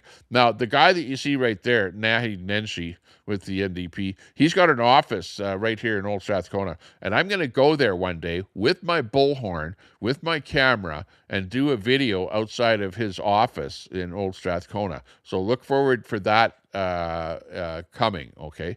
That's going to be one of those things that will be actually happening in the future. So wait for that to be coming. So we'll be bullhorning those communists over there. Yeah. Oh, yeah. And yeah, Nenshi, he had the big thing with the NDP's arguments there, where he couldn't even run Calgary, he couldn't even run their water system. So this meme is all about hold about as much water as Calgary's infrastructure. Yeah, NDP Nenshi didn't do well in Calgary with their whole water infrastructure down there. So yeah, there you go. Yeah, what else? Oh, there's some other ones, some bad ones here. I'm not going to show that. Oh, there's this one here. Here's Nenshi with this one here. This is kind of weird. He's got the Independence Now thing going on here. Is that Nenshi? Where he's got his bucket of chicken. He's eating his chicken. He's got the Independence Now thing in the background there. I don't know what this one here is supposed to represent, but it's funny. You have to admit it's kind of funny, a little bit funny. Whatever. We got those memes coming on there. Yeah. Yeah. Anyways, I think that's enough with Naheed Nenshi. Let's come up with some other stuff here. Let's see what else we can come up with that's a little more interesting. Here's another reason why Alberta should leave Canada. And this, guess what? This is not Gaza. This is not Iran. This is not Saharan Africa. This is Canada, okay? And this is the way people are living all across Canada. Because of, in my mind, it was, when you look at 10 years ago, you did not see this. 15 years ago, you did not see this. Now, you see this everywhere. I see this in my city, and people are seeing this in Ontario. They're seeing it in British Columbia. They're seeing it all across the whole country, where people are living in poverty. They're living in tent cities. They're living in drug-infested tent cities where people are fighting each other. There's crime. There's dope being sold. People have got no reason to live because they're out on the streets. They're getting hooked on drugs. There's no help for the people. It's just plain a bad way of life, and it's crazy. 60-year-old Christine Robert crawls into her collapsed tent in the pouring rain to get some mitts and dry socks. She says living like this is tough, as she suffers from mental health issues and osteoarthritis in her back and hip. Achy. Tired. I'm tired of living like this. It's just... Hang on a second. She's tired of living like this. Why is she living like this? I'll tell you why. Probably the number one reason is there's nowhere to live. And why is there nowhere to live? Why? You know, I'll tell you why. And I'm not the smartest person in the world, but, you know, I did take Economics 101, which, you know, teaches you about supply and demand. And if you're living in a country and you've only got a certain amount of housing and you only have a certain number of jobs and you only have a certain amount of food and you only have a certain amount of housing, and then you bring in what's known as mass immigration, right? Mass immigration does something to a country. When you bring in so many people from other countries, it puts pressure on all of our resources, including healthcare, including schools, education, things like that.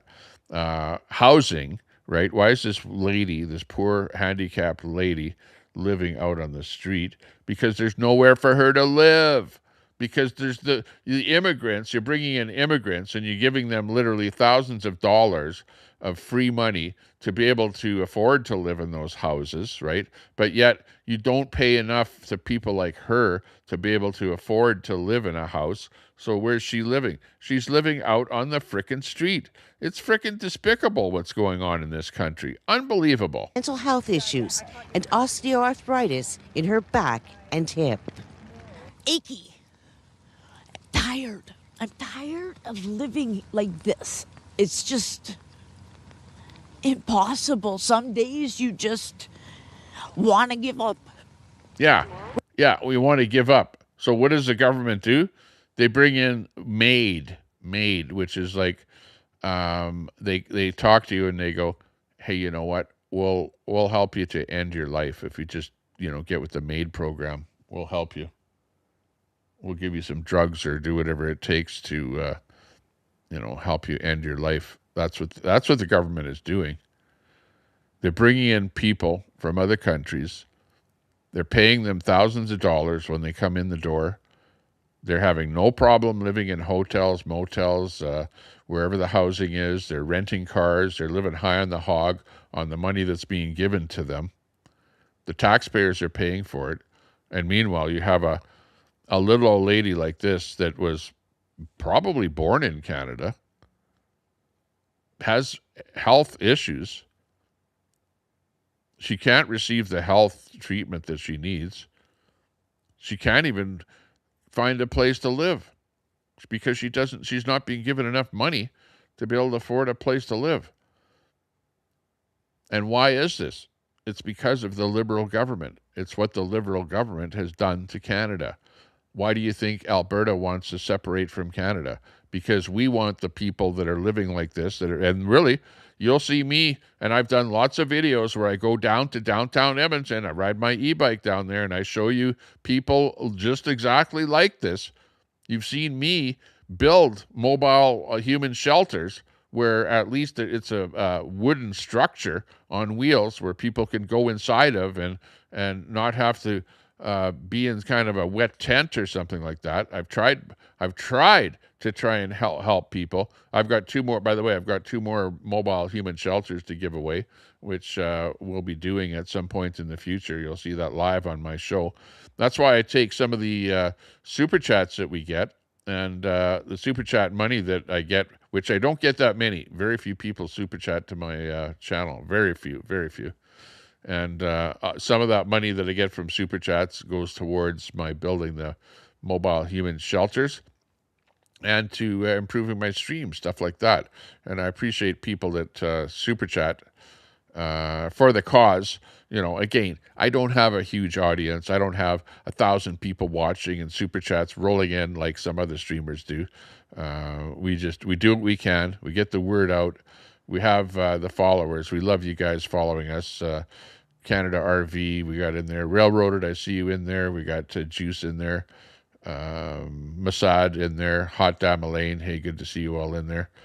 Love to see people watching what's going on here. And you guys have the same problem in the United States, And, when you get the liberal governments in there, the Democrats in there in the States, they bring in the same problems. And look at the problems that you have, like in California. You have just like this where people are living out there in the streets. And then you have the Republicans get in and they try and help. They try and solve the problems. They try and, get rid of this free drugs for everybody and, overdoses everywhere and stuff like that.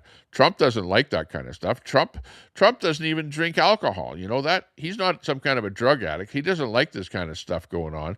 Just to the same degree, I don't like this stuff going on. And the conservatives in Canada don't like this stuff going on. Our premier in Alberta has brought in rehabilitation services to try and, get people off of the streets, bring them in for rehabilitation, but they're fighting a justice system with judges that have been installed by the Liberals that just plain don't put people in jail for open drug use. The police in these liberal cities that we live in here are told by the civic, and I've talked to the police, and I've said to the police, I've asked them, point blank, why don't you arrest people that are doing drugs out on the street? And they go, well, the city tells us not to arrest those people, because it's, they don't have any money, so they won't be able to pay the fine, and they're not going to end up in jail because the liberal judges don't put them in jail. They just let them back out on the street again. So we're just wasting our time doing that stuff. You know what I mean? So we're up against a justice system that doesn't do what they're supposed to do. You've got the police that blame the politicians. The people at City Hall are so liberal that you can't talk to them. I phone them. I leave my phone number. They don't bother even phoning back. They don't want to communicate with you. They don't want to have anything to do with anybody that wants justice in this world, or wants right for the world, or wants better for the people that have not in the world. That's why people go, oh, well, Tommy Temper, yeah, you're just a guy on the internet, and you've got it made and whatever, and yeah, you're just spouting off for yourself and whatever. No, I'm on here trying to help the little guy, right? You guys don't understand that, right? You need to understand that. I'm out for the little guy. I'm trying to help the little guy. I'm not trying to help myself. I'm already there, right? I've already done it. I've already, been in through the business route. I've run like multiple businesses over the years. I've done entrepreneurial things. I've been able to pull myself up by my bootstraps, and I'm out here on YouTube having fun. I started this channel to have fun. Right? That's the bottom line. If I can't have fun, I'm not going to be here. Right? I don't mind the odd super chat, because it's a super chat to me is like a pat on my back. It's like, hey, Tommy Temper, I like what you're doing, and here's showing a little bit of appreciation to you. But it's not gonna keep me going. Although, hey, I don't go live sometimes because I go, well, why bother? People don't appreciate what I'm doing. But I'm out here trying to show you what it's like out there, what it's like that people are living out there, and that it's wrong, and that we're, as a society, all in bed with, if you're a liberal out there and you're like, oh, elbows up, we like what's going on. Do you really like this? Do you like to see what's going on? Because if you vote liberal, this is what you're promoting. This is the kind of lifestyle that you're promoting. You must like to see people suffer in the world if you vote liberal. Shame on you. Robert says she was evicted from her apartment by Sudbury Housing for not taking care of it. She says she knows it's her fault, but she was having a hard time coping after her sister died. I mean, she was my everything. She says her tent was Hang on, she was kicked out of her apartment because she was having a hard time looking after it. She's a handicapped person. You need to have other people go in there, government workers, and help her out. If she's a hoarder and she's got a bunch of junk in there, get the junk out of there. You know, clean the place up, do whatever you need to do to make sure that she's happy where she's living.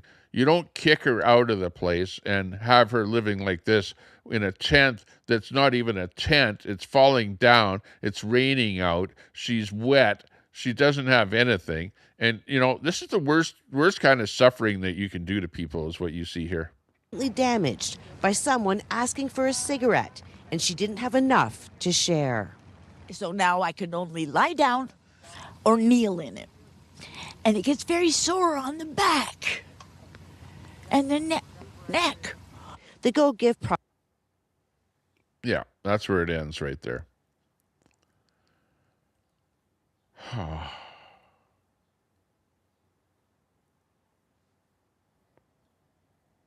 It almost makes me want to cry.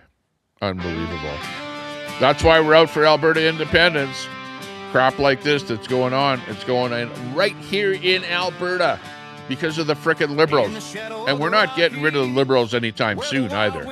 No, I don't see it at all. And the only way that we can get rid of the Liberals is by getting rid of Liberal Canada.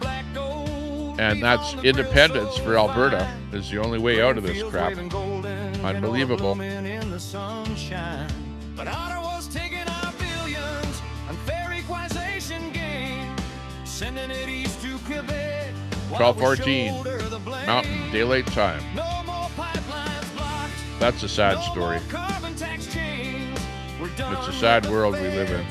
Breaking free from their And you frickin' Liberals have done that to us. You know that? This used to be a nice country. It used to be a beautiful place to live. I used to be able to walk down the streets, and I used to be able to walk outside of my door and not have to worry about some fentanyl addict with a knife. You know what? I did a video just the other day. I should actually bring it up here.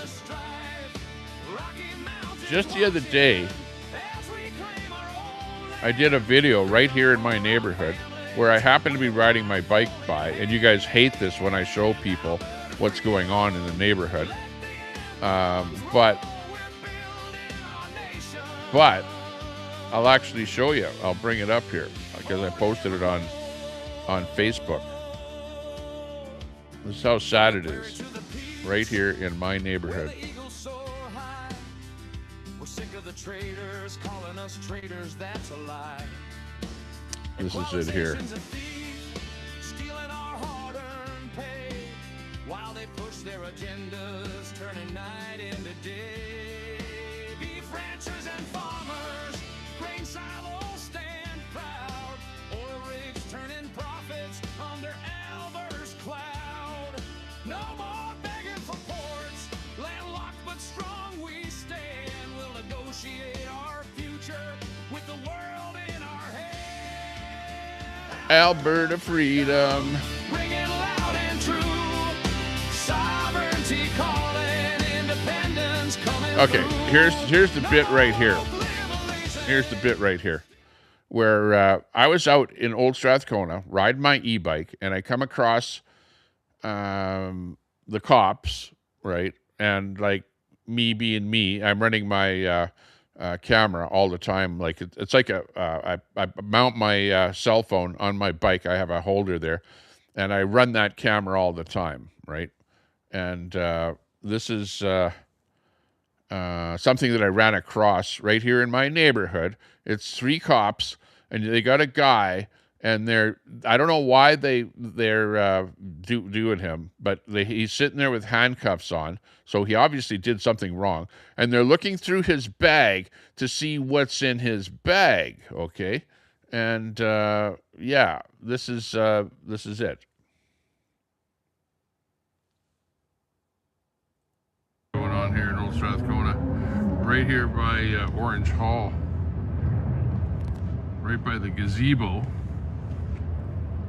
And we got some official police business going on here. Ooh, the guy's got a hammer. Holy jeez, they got a weapon. It's a sledgehammer. A pretty big looking hammer there, it looks like. And I don't know what he was actually up to, but 60-year-old Christine Robert crawls into her collapsed tent in the pouring rain to get some milk. They definitely have a pretty big looking sledgehammer.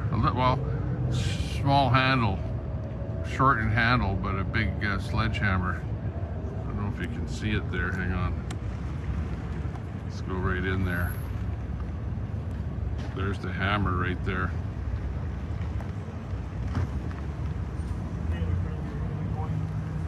But we're down here, if you know where Orange Hall is, by the gazebo at Old Strathcona on the south side here.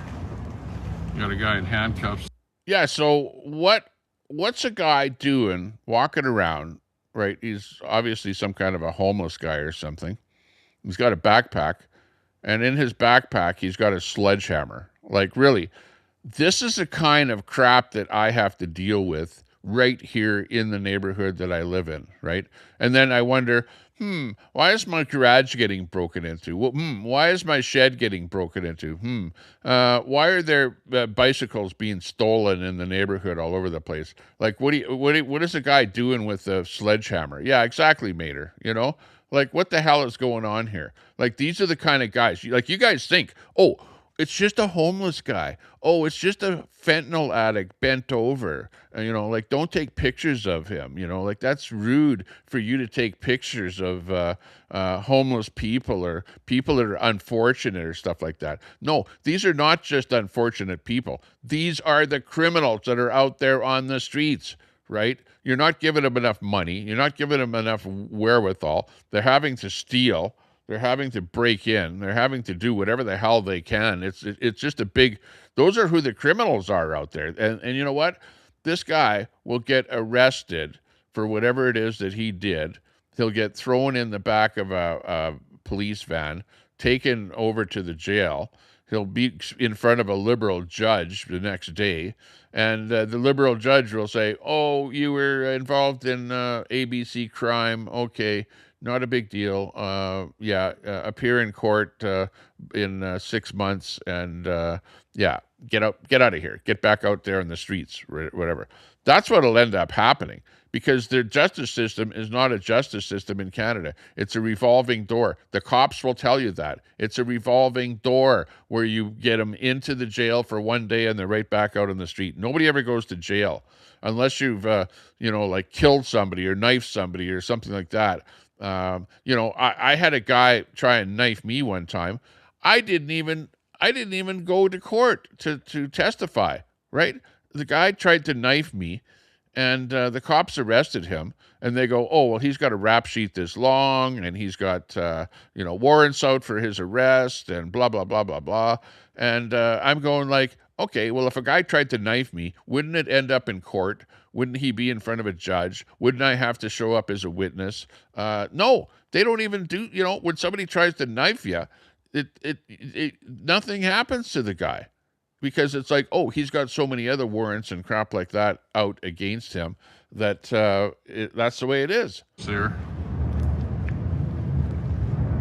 And they're definitely taking him away down here. That's what's happening. Old Strathcona, they got their police van right there, and they're going to load him into the van by the looks of it there. Anyways, that's what's happening down here. Old Strathcona. Yeah.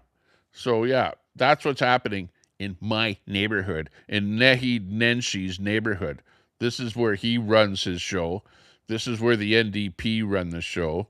And that's the commie system that's going on down here. Like, I don't like it at all. It's like absolutely crazy. Okay, we're going to bring up our good guest here, Dimebag Darren Coins. If you can come up on panel here, that would be great. Hang on a second here. Just let me invite a guest up here. And I think the best way of doing this is going to be for me to copy this and stand by a half a second, because I have to find you. I know that I got in an inbox. Just let me do a search for you in my inbox. Oops. There you are. Okay, I'm just gonna reply to you if I can here. Hang on. Okay. Oh, hang on. How can I reply? Here we go. Okay, I'm going to send you a link there, Darren. I'm sending you a link, so hopefully you get that link. And the link will allow you to come up on the stream here, and we can somehow bring you up as a guest here.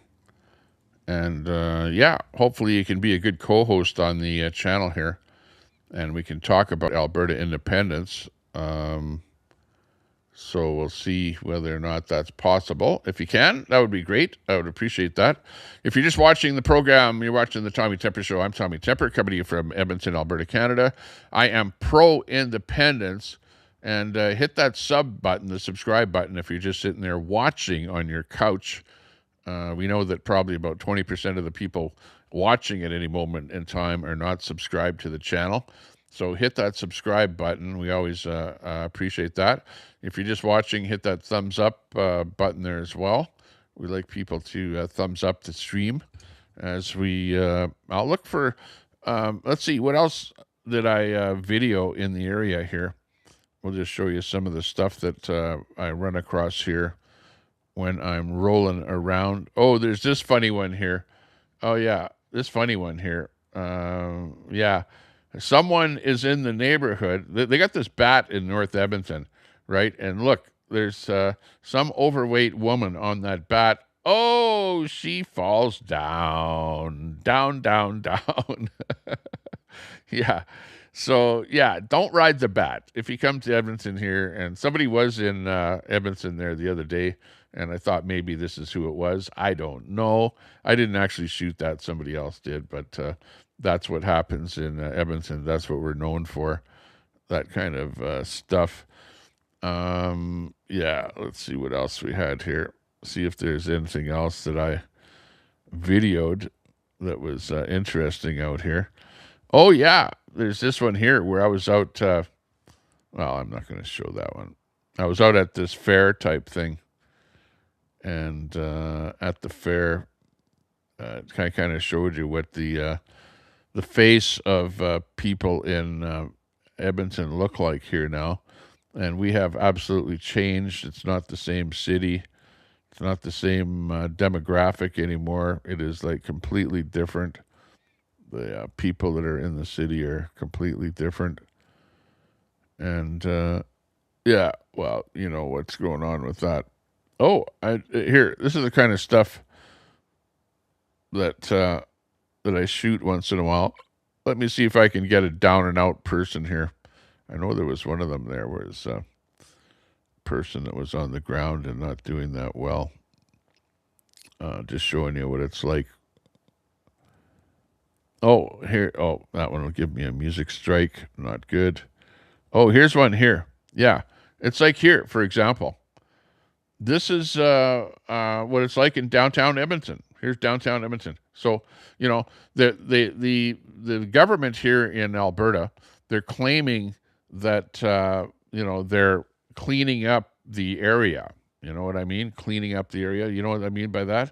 It's like they've got this big program on in downtown Edmonton where they're cleaning up the area, right? And they've got more police, more bylaw officers, more sheriffs, or not sheriffs, but whatever, more police type people out in the downtown areas. And they're keeping them out of the area that is right close to City Hall, right? So they walk all around City Hall, and if they see somebody that looks like they're, you know, on drugs, basically they tell them to move along, move along. You know, that's all they do is tell people to move along. So the increased police presence is nothing more than cops telling people to move along, because they never arrest anyone. They never, you know, write a ticket for somebody doing something. I've seen them actually take a can of booze and pour the booze out and then throw the can on the ground and then tell the people to move along, move along.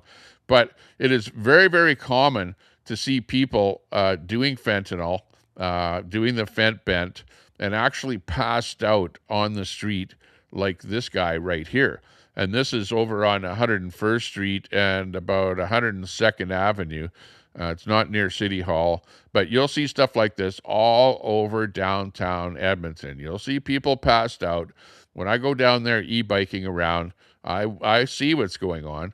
And once in a while, I will video something and post it on Facebook.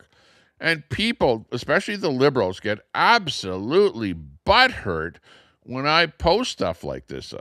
Because, you know, it shows you what's going on in downtown Edmonton. I'm not trying to make fun of the guy that's on the ground, okay? He's on the ground because he's living in an area, a system. Darren, I see you in the back room there in the green room. Hey, good to see you. Fix the camera if you can there. I can see your OSB symbol in there. Or OBS, OSB, OBS. Oh, there you are. Now you're getting it figured out. Yeah. But anyways, people like this are passed out all over downtown. So I don't mean just people doing drugs. Like, I'm not really filming the people that are doing the drugs or videoing the people doing the drugs. Here, I'm showing somebody that did drugs and is actually lying on the street. And there's a guy that came up to him and gives him a shot in the side of Noxolin, you know, the stuff that revives you when you're overdosed on fentanyl, and that doesn't wake him up.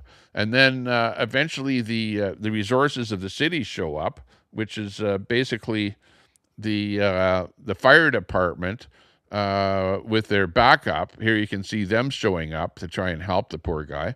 Again, I'm not trying to demean the guy that's lying on the ground. This has nothing to do really with the guy on the ground. It has to do with the way society is and the way that we are living and the things that I see and the things that my children see. And by the way, my kids were with me at this time because they were on their bikes. I was on my bike, where we just happened to see what's going on. We stopped. And this here is like all over the place. You know, I just happened to record this.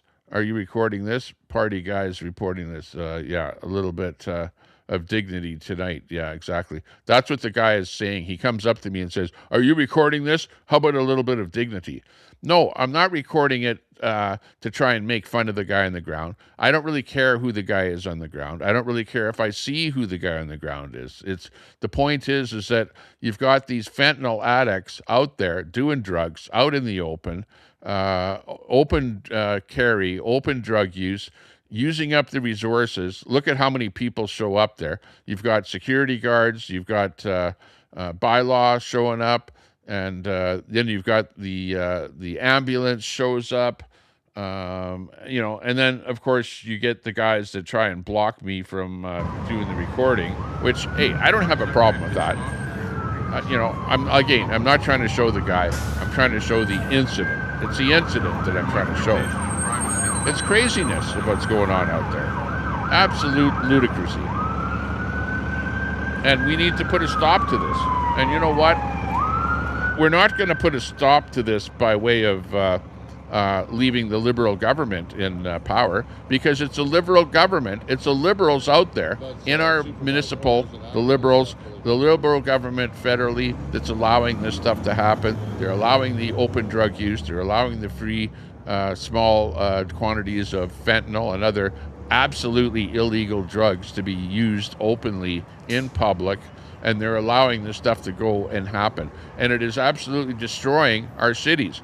Nobody wants to go to downtown Edmonton anymore. Who the hell wants to walk around when you have guys openly doing drugs, carrying sledgehammers in their backpacks? There was another guy running around with a knife. It wasn't a knife, but it was a black instrument that looked like a knife, but it ended up being a spike, like some kind of a railroad spike or something like that, waving the thing around, you know, making everyone afraid. And people are afraid to go downtown.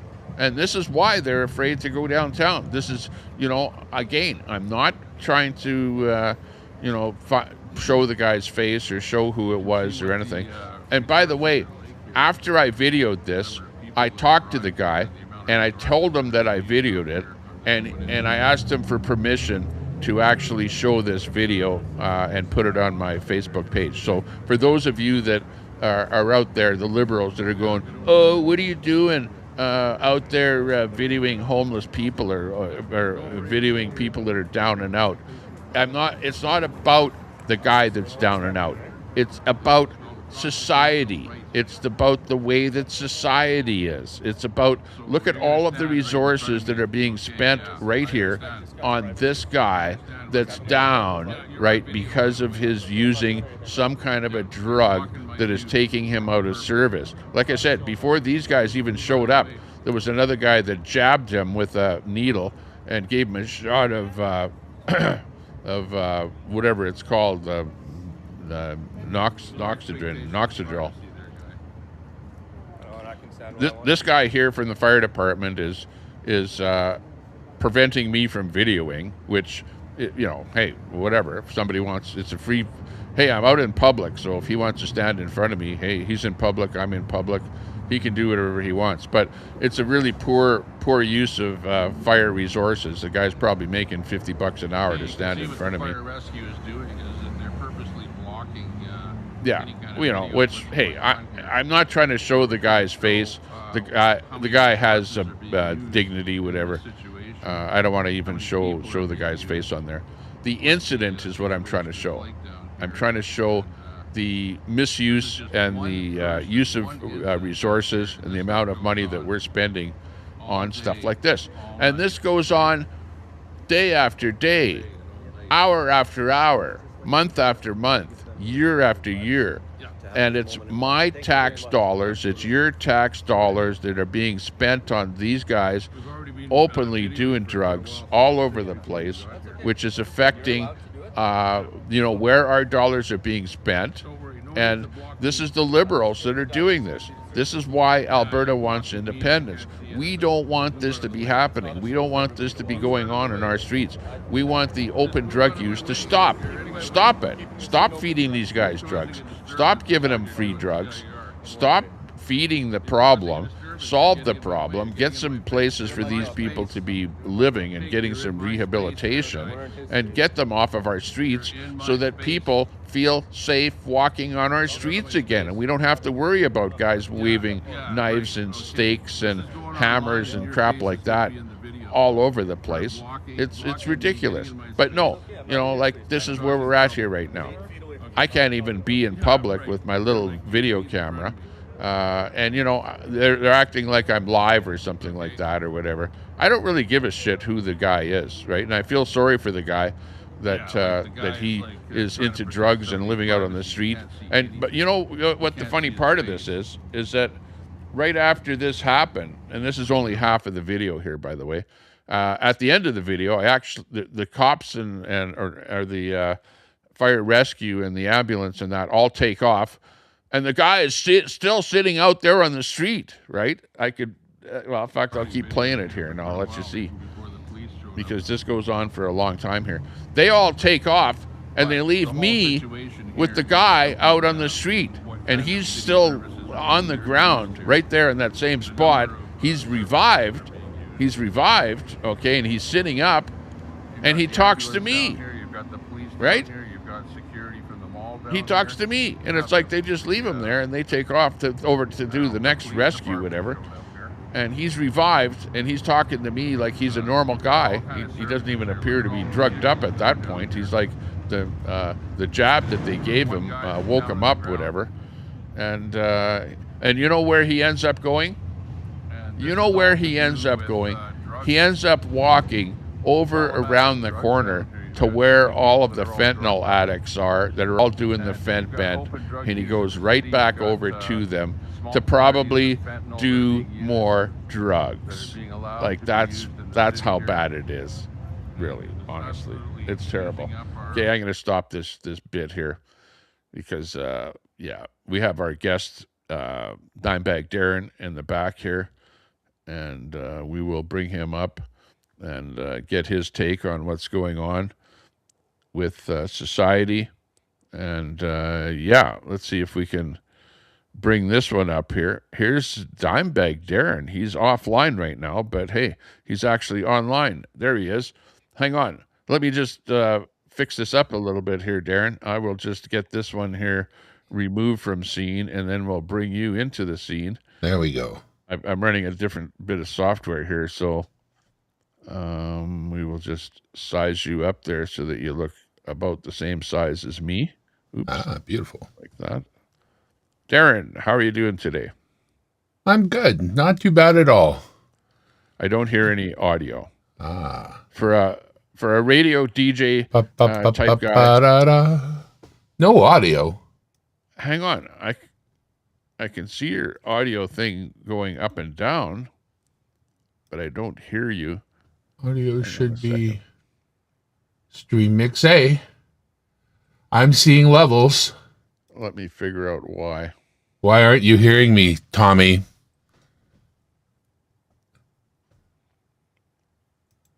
Oh, Tommy, can't you hear me? Tommy, can you hear me? Yeah, I can see you in there. I just can't hear you in my headset here, so I think it might be check on my 1 2, check 1 3, check 1 4. Go into my sound Tommy, can you hear me? Can you hear me singing? Tommy, can you see me? Oh, hang on. Can you see me singing? Tommy, can you see me? Stand by. Technical difficulty. Tommy, can you see me? Can you see me singing? Why do I not hear you? Tommy, can you hear me? Can you hear me singing? Tommy, Tommy, Tommy, Tommy, Tommy. Tommy, Tommy, Tommy. Tommy, Tommy, Tommy. Tommy's not a commie. Hello, everyone. Let me feed you into my headphones. Check 1 2 3 4 5 6.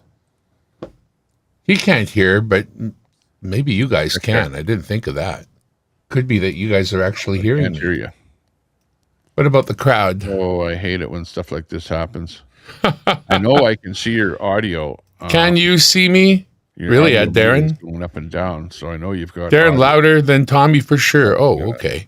For whatever reason, I can't hear you in my headphones, which is that's weird. Very, very irritating. Sorry, I didn't realize you guys were hearing me. All right.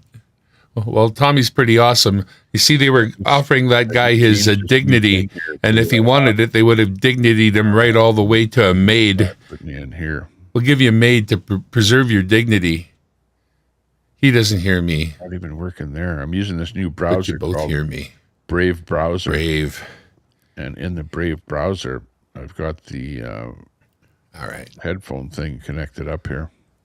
My face looks so pale. I'll work on my color in the meanwhile. Hang on. Maybe I could red up a little.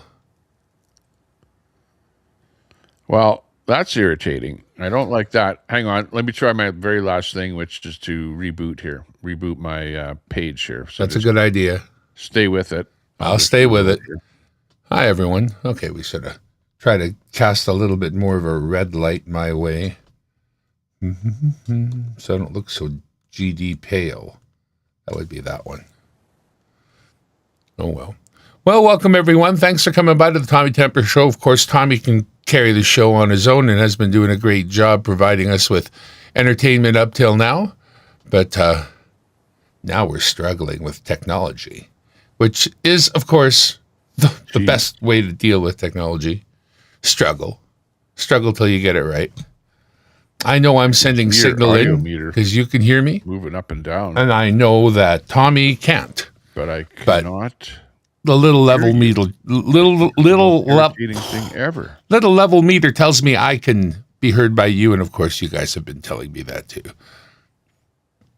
I'm not that. Maybe I'll just political. Usually, I'll just leave the stream and leave you as the host of the stream, and sure. I'll leave you on here from now until 3:00. Can you handle it yourself? Sure.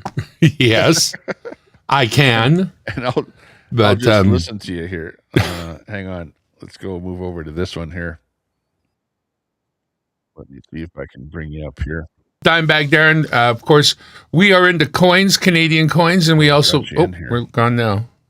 Okay, I'll leave you up to talk. I'll leave you up to talk about Alberta independence for a bit, and then I'll come back, okay?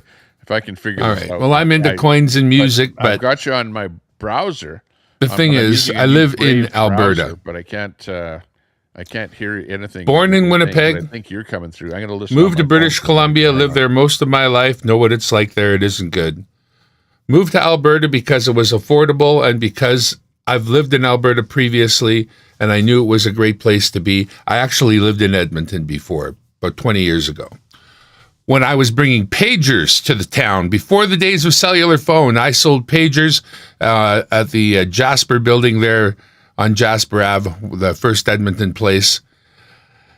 So if you ever got a pager off me back in the day, yes, you're welcome and sorry, or whatever thing you expect from me, you're welcome. Welcome to, of course, the way Edmonton is, Tommy goes mobile. I got to say, I live in Northeast Edmonton, and there's literally no reason to go downtown, so I don't. I drive through it, maybe, sometimes, sort of, kind of, but unless I have to pick something up off of Craigslist or something like that, oh yeah, no, I sold alphanumeric pagers. I sold them all. Right from the initial beeper, which came in the form of a big ugly box, and then we actually had them in the shape of a pen, little pen. It wasn't round, it was kind of square, but it was a long pen. We had them all, actually, because I worked for Motorola Canada. So if you know, I had more than just Motorola pagers available, but I had all the Motorola pagers available. But of course, Motorola shortly thereafter came out with cell phones, and most business guys wanted to get their incoming calls on their pager and decide when they wanted to call people back. You know what? In boxes around my house, there are old cell phones from back in the day, but I didn't think to try to keep a collection. I mean, I had all of them, basically. But what's more important here is Alberta and what's going to happen with it. We got double-crossed, folks. I didn't put my name to the paper thinking that we were going to have to vote again, and I really do feel double-crossed. And we'll deal with Danielle when the time is right, but for now, as people, what can we do? And I think all we can really do is talk to one another, and if there's somebody who doesn't see the benefit, try to show it to them, but it's between now and, of course, when we get a chance to vote properly. And I say vote properly, that means vote for separation, not vote to vote for voting on a voting day, some voting time, some other vote, blah, blah, blah. Ugh, crazy. What I've got is CB radios. I got CB radios. I got my handheld walkie-talkie with the microphone that plugs in. I got 2 or 3 mobiles, a base station. Yeah. Ontario paid the bills for Canada for many years. Really? What years were those? Yeah, no. Ontario is going to die without Alberta. If Alberta were to separate and Eastern Canada were to lose $40 billion annually, they will not be able to make that up. They can't currently balance the books. So what does that mean for Eastern Canada? They're in a very desperate state. It won't be Alberta joining the USA because it will be able to stand on its own financially. It will be what's left of Laurentian Canada begging to join the USA. All those really small states, New Hampshire and whatnot, they'll be happy to have a little more islands and land on that side. But it won't be Alberta begging. And as for British Columbia, well, if you were to carve it out a little bit, there's only Greater Vancouver and maybe one other spot that wouldn't come along with Alberta. So in a vote of their province, that is British Columbia, we could probably get them to come along. And if we did, there'd probably be a mass exodus from British Columbia to other places, let's just say. Please subscribe to the backup channel, all right? That's PressPad. If you didn't know PressPad, there's only a few subscribers there, so please take a moment to buzz on over to PressPad and click on the like. You know, Tommy, he's going to say something one day that's going to piss somebody off. So they'll access channel and you're going to want to know where to be. Your code was 007. 911-14-007. Oh, with your alphanumeric pager. Well, I worked for a company called Telelink, and Telelink was a little different. You had your own phone number, and when you phoned, you would speak your message. That message, then you'd hang up. That message was instantly relayed to an operator who could replay that message for themselves as many times as they needed to. They would transcribe the alphanumeric and send it out. So you could review the actual voice message if you wanted to. That was still stored, but you received an alphanumeric message of the call. So that's what we did. We were on sort of cutting edge. We had another service called Telelink, and Telelink was the company that we broke across Canada. Telelink, you had 2 phone numbers. When you called my main number, the number I would give out to people, the number on my business card, you would hear me answer and say, "Hi, thanks for reaching blah, blah, blah. Please stay on the line. I'm coming to the phone as we speak and should join you on the line shortly." And because it was just a beeper that I carried, that page could go out as a priority page. So I've already been beeped when you're starting to hear the outgoing message. And I make my way to the nearest phone. I dial the matching phone number. You get 2 phone numbers. One's for incoming. The second one is the number you call to connect. So you call that number and then you say, "Hey, sorry for keeping you waiting. How can I help you?" It's Darren. So that was Telelink, and we sold that for a while. But yeah, you're right. Cell phones came in, and that was that. Tommy, can you hear me? Can you hear me speaking? Yeah, Beauty. we're back again. Yep.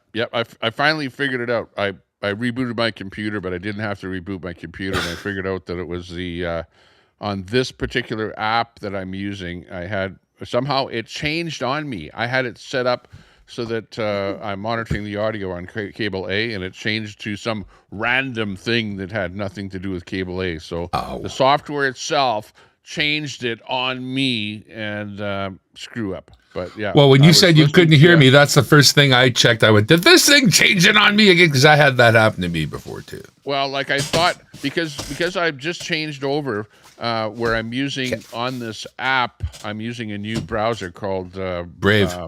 Brave, yeah.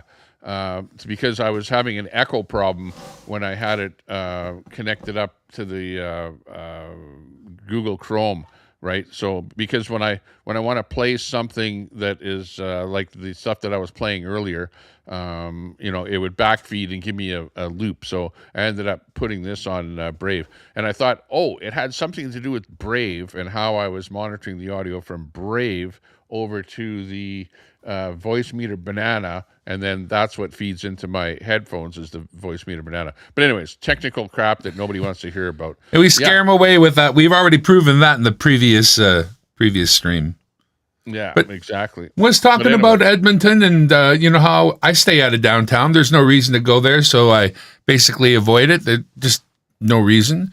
And what else? Well, there's a lot of people that don't go downtown, and it's because of the people that are like lying on the streets, just like I showed you in that video, And it's funny because I will take pictures of stuff like that, of why people don't go downtown, and show people why and what is so bad about downtown, and then people vilify me as being the bad guy, like, oh, what are you doing? You're taking advantage of homeless people, or you're trying to do stuff, make money or something off of doing a video of something down there. No, I'm just trying to show how bad it is downtown, and if you don't show people why things are bad and why people aren't going downtown, then you're not going to get the people at City Hall to start doing something about it. You need to make change, and the only way that you can make change is to show people how bad it is, in my mind. I think you're right there. And when you get the same guy who's like, "Oh, why don't you give this guy his dignity?" And then the same situation, he'll walk up and say, "Hey man, it's hard on the streets. We know.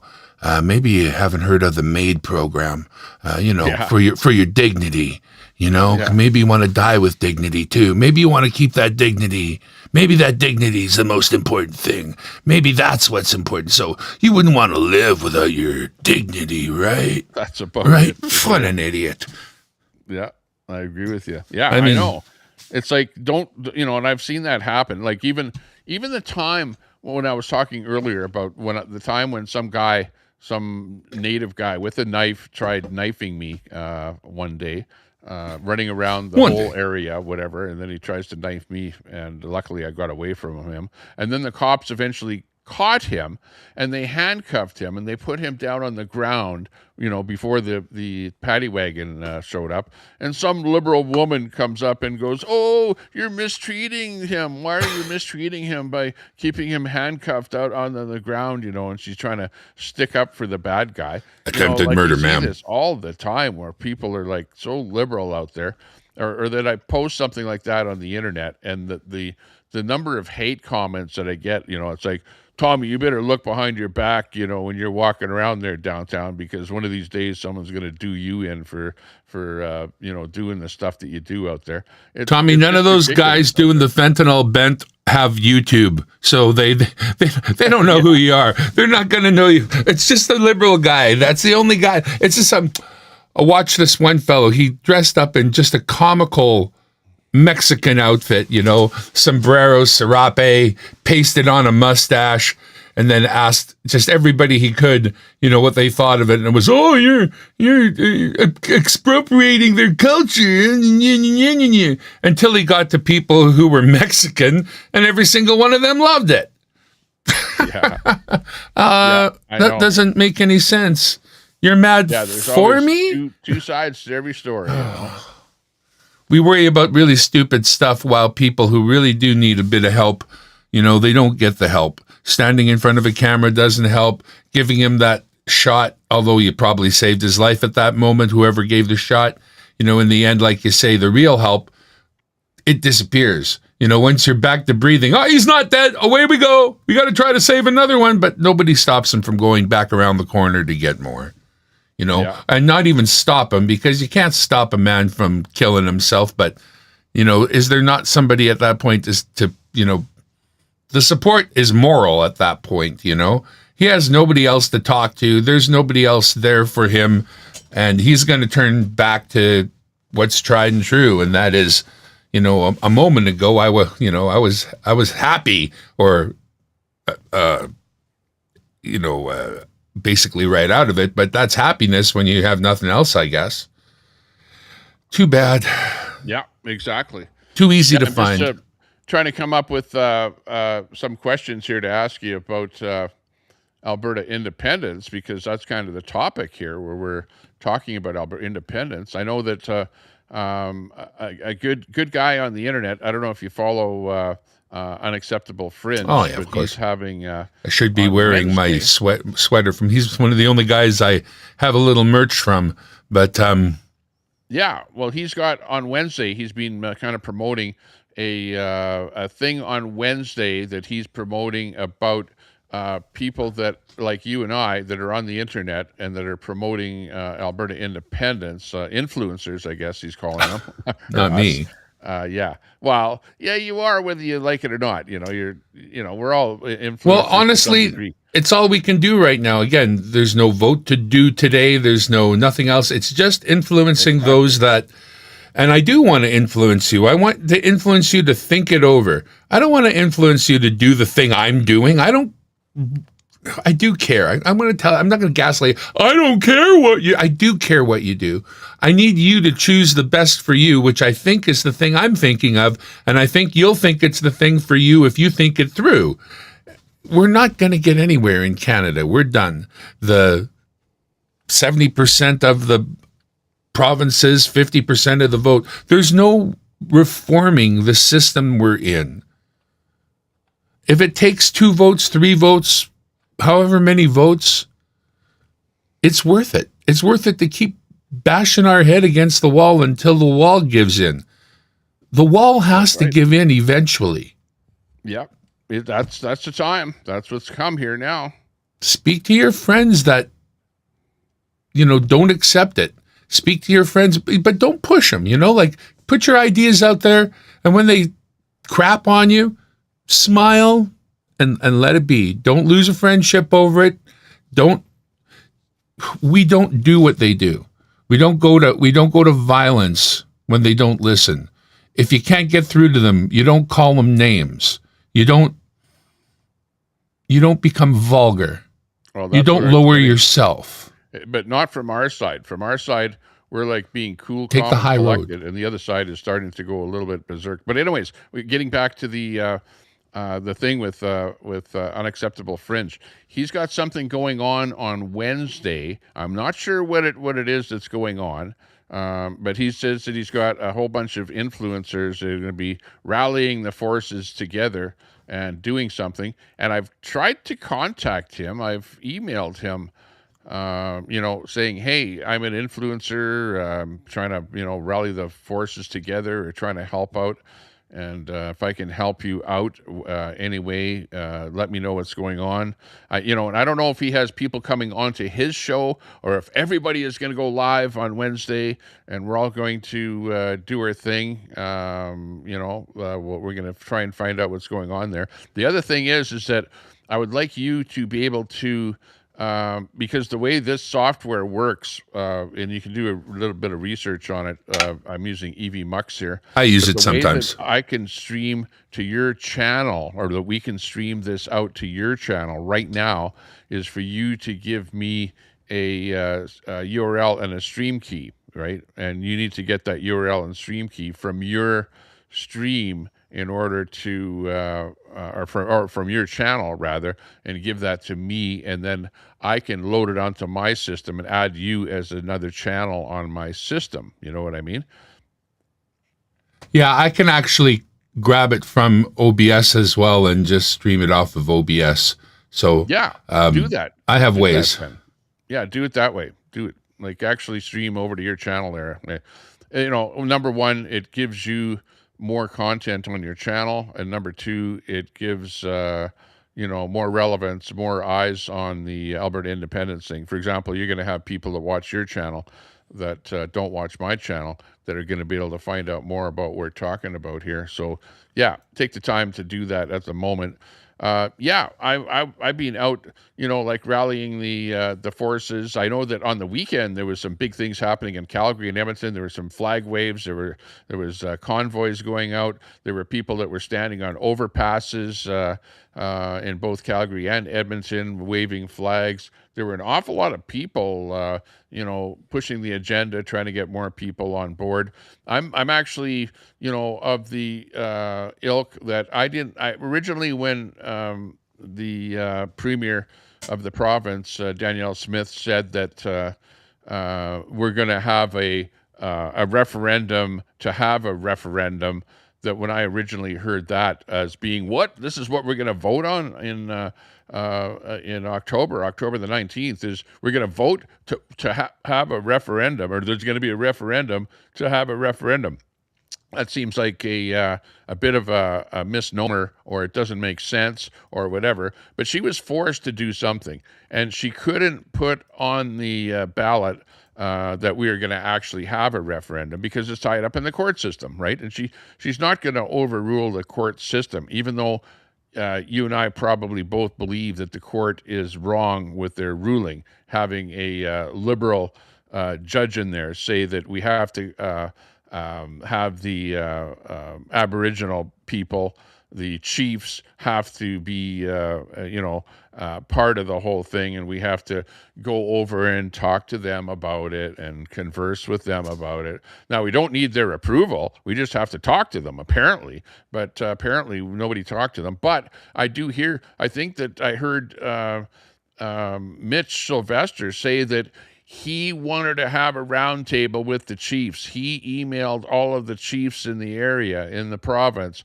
to have a sit down with them and to talk to them, and not one of them showed up. I don't know if you heard that happening, But he tried to talk to them, and they didn't show up. So that's, the whole thing. And now, so they run to the court system and go, oh, they didn't consult with us. Yeah, well, they definitely, Stay Free tried to consult with them, and they basically snubbed Stay Free and didn't want to talk to him at all. So that's where we're at with the whole thing. And now it's tied up in the court system.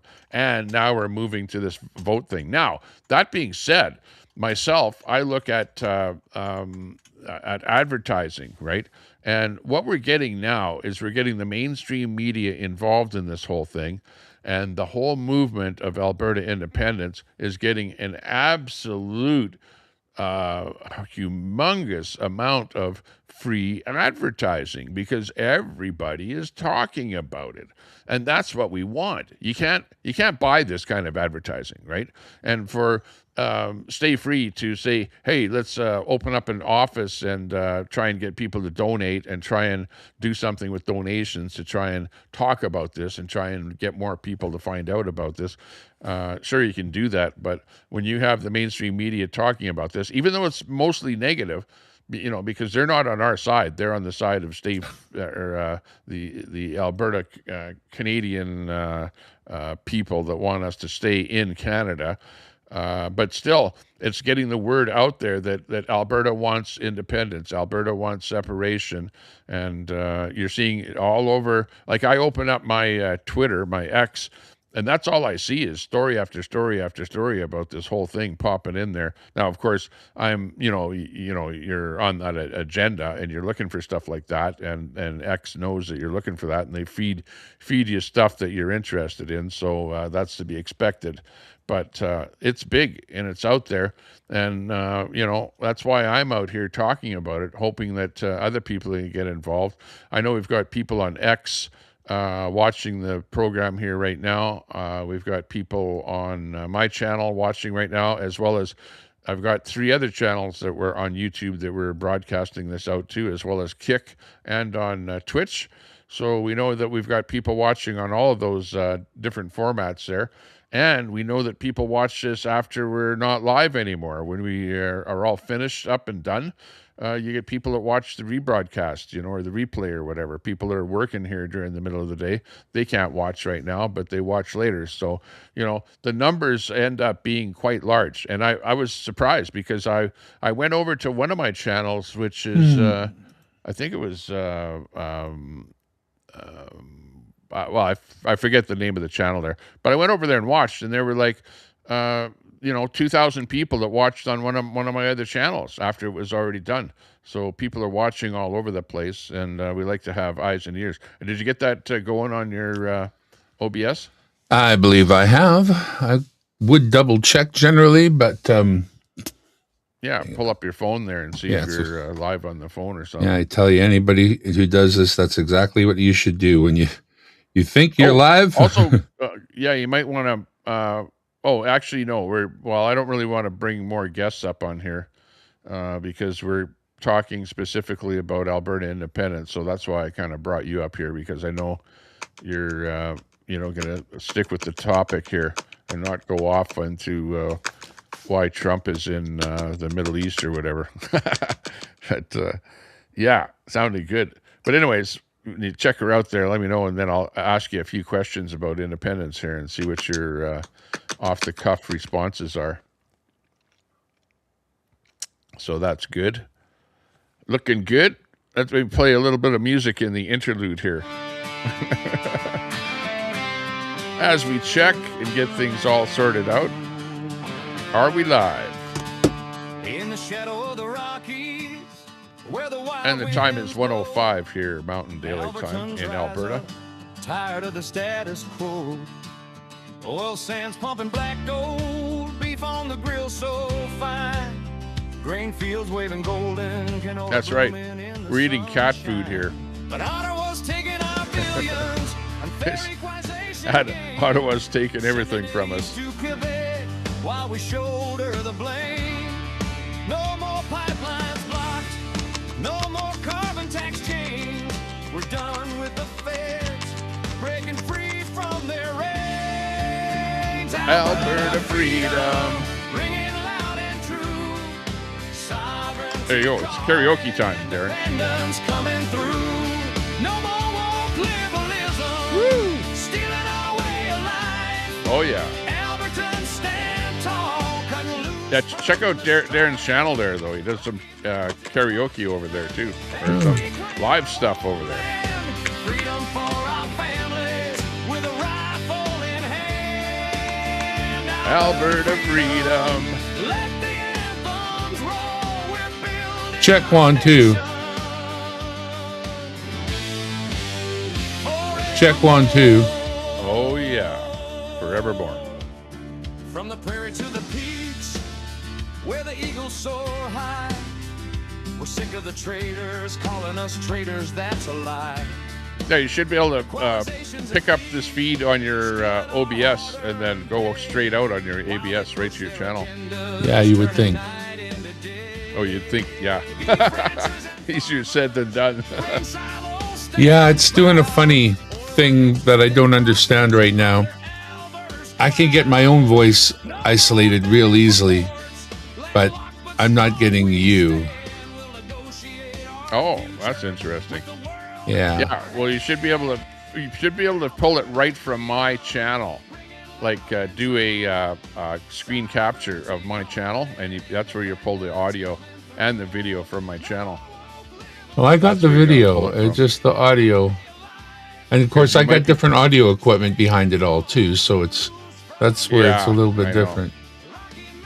Yeah, and I don't know if you use audio cables and stuff like that No. too. Oh, that's right. You're using that program. I remember you showing us there the other day when Fry was on there.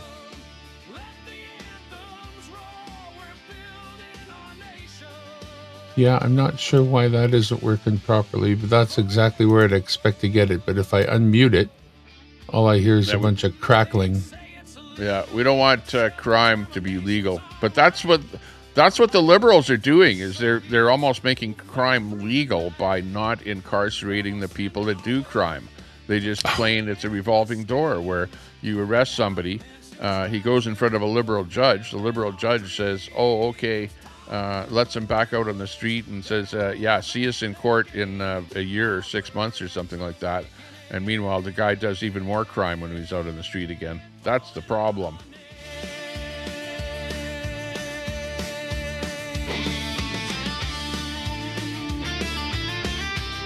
And it's killing society.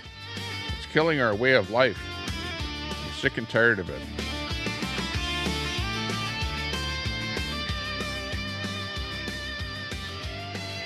Parnabanza. Amen. Beef herds grazing free. Elsie, good to see Oil you. sands fueling futures as far as the eye can Super Salty in the house. Hey, Super. Albertans first. What crime has been made illegal? And if a crime was made legal, then technically it's not a crime. Yeah, Broken confederation. not a crime. Our birthright, our declaration. It's a crime out there in the real world. Sovereignty calling, independence coming. Yoo-hoo. Yeah, I think what I want to do is I want to bring you on as a, what would you call it, co-moderator on the stream. You know what I mean? So that you can bring up comments and stuff like that. For example, we got Al Munson here, right here with this one here, so that we can both bring up a comment or something like that, and basically control the stream. Like that, right there. What's that comment right there? Okay, it's okay, Tommy. Queen Danny, what pumping? What the heck was that there now? Scroll to off my screen. Into the Alberta recovery model. Edmonton's social issues will be solved in 30 days once implemented. Yeah, exactly. No, it's not. You see, the federal or the provincial government can only do so much. Okay. The provincial government doesn't have money. You have to understand that, because we send all of our money to Ottawa. We operate on a deficit, a $9 billion deficit. we don't have money to do dick all in the province here. That's what the problem is, Pooh Scissors. And the most of the problems that we're having in the province here are actually caused by the federal government. The number one problem is mass immigration. Okay, mass immigration is causing us major constraints on our healthcare system, on our school system, on our housing, on, just look at how many people are running to the food banks, okay? And those aren't the newcomers that are running. Yeah, actually, the newcomers are running to the food banks because they're so smart, they're getting enough money to buy stuff, but yet they run to the food banks as well so that they can use their extra money to lease brand new cars and stuff like that, and run to the food bank because they're like, oh, look it, come to Canada and we can get free food, free everything down here, free money, free food, free housing, free everything, so they just take advantage of everything. Meanwhile, there's not enough food for the people that are living out on the streets, So mass immigration is a big problem. And then you've got, and that's a liberal thing. It's not a provincial thing. And, people don't, there's people out there that argue about this all the time, that they seem to think that mass immigration is a federal problem and that it's something that I can solve here sitting in Edmonton, or that Danielle Smith can solve sitting in the legislative building in Edmonton. No, they can't solve that problem. That's a federal problem. That's the federal government that's brought in so many people, and we're try going to the hospital. Go take a walk over to the Pooh Scissors. Go take a walk over to the University Hospital and go and see what it looks like in there. See who's sitting in there, who's waiting for services, and why we're waiting 12 hours to see a doctor at the hospital. Go over there and see, open your eyes. Go over there and open your eyes and see what's going on, right? Go over to your Costco store. See who's over in the Costco store. See who's shopping. See where those people came from. See who those people are, right? And then you'll say to yourself, yeah, well, it might be mass immigration. It just might be that. Like, don't fool yourself. I was at a fair the other day in Mill Woods, right? Albeit Mill Woods. And I would say that it was probably 95% newcomers that were there. Really, honestly. Watch my video over at the fair there, where I shoot the video and I rotate around and I show you who all is there.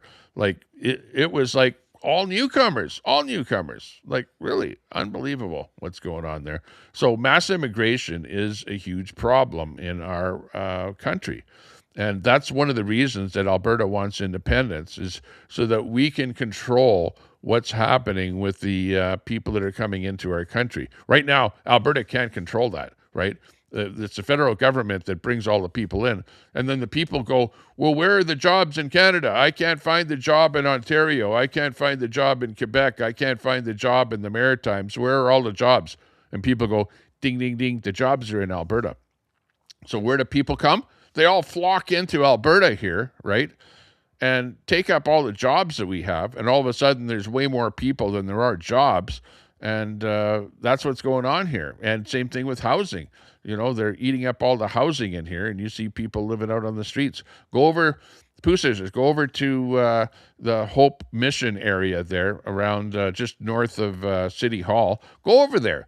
Go drive your car around there a little bit and take a look. You will see, I just did a quick count. I counted over 500 people doing the fent bent, hanging out outside of all of those different Hope Mission places out there. They don't have a place to live. They don't have food. They don't have anything. They're just living off the land. They're just tweaking out on the streets out there. Over 500 people that I counted out on the streets, looking for a place to live and some vengeance of anything. And why are there 500 people in downtown Edmonton right there at that location? And meanwhile, I didn't see any newcomers out there. No newcomers. No, it's all traditional Canadians that were probably born in Canada that are out there tweaking to death out there. It's unbelievable. That's what we have to solve. And Canada is not doing one thing to solve that problem whatsoever. They're the cause of the problems, right? They're causing the strife. They're causing the homelessness. They're causing the drug addiction. They're causing what we see out there on the streets. And they're siphoning literally billions of dollars from our province here so that we can't even do anything about it. We're stifled because we don't have the money to do anything about it. We don't have money to spend on more doctors, more nurses, more hospitals, more healthcare, right? We're sending all of our money, not all of our money, but a lot of our money, our excess money, to Ottawa and over to Quebec, mostly Quebec. Quebec is the one province that's really benefiting enough. And you want to know why Quebec is benefiting? I think it's because they threatened to separate from Canada. And their threatening to separate from Canada has mean that Ottawa has bent over backwards and said, here, don't leave. We'll give you a whole bunch of Alberta's money. We'll give it mostly to you, Quebec, so you don't leave, right? And meanwhile, over in Quebec, if you talk to the people in Quebec, they're like, fuck you, Alberta. We don't need your bloody money. We don't care what you do. Your dirty oil, and and that's what the average Quebecer thinks. Even though they're taking a ton of our money, they're like they're spit in our face is what it's all about. So honestly, we shouldn't be giving them any of our money. Let's just keep it in Alberta so that we can do better for the citizens here. And you guys over in Quebec, figure out your own resources, dig your own resources out of the ground. Get your own oil out of the ground, mine your own crap, whatever, build your own widgets or whatever you're doing, pull yourself up by your bootstraps and be a successful province instead of going, oh, we're a have-not province and we need billions of Alberta money to survive. It's ridiculous. Go ahead. The more people are allowed to be different than other people, the more differences that there are, the more things, that the division, that's where it starts.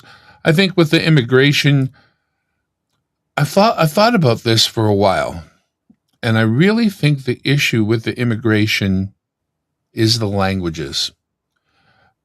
If you could get to know people, you can get to love most people. Most people are, when you get to know one another, like soldiers, they fight against each other on the battlefield, but if there's ever you've heard those stories of different times when there was a ceasefire and soldiers from two sides realized that they're soldiers and they're fighting, but now they're not fighting. Like there's a time for war, there's a time for peace.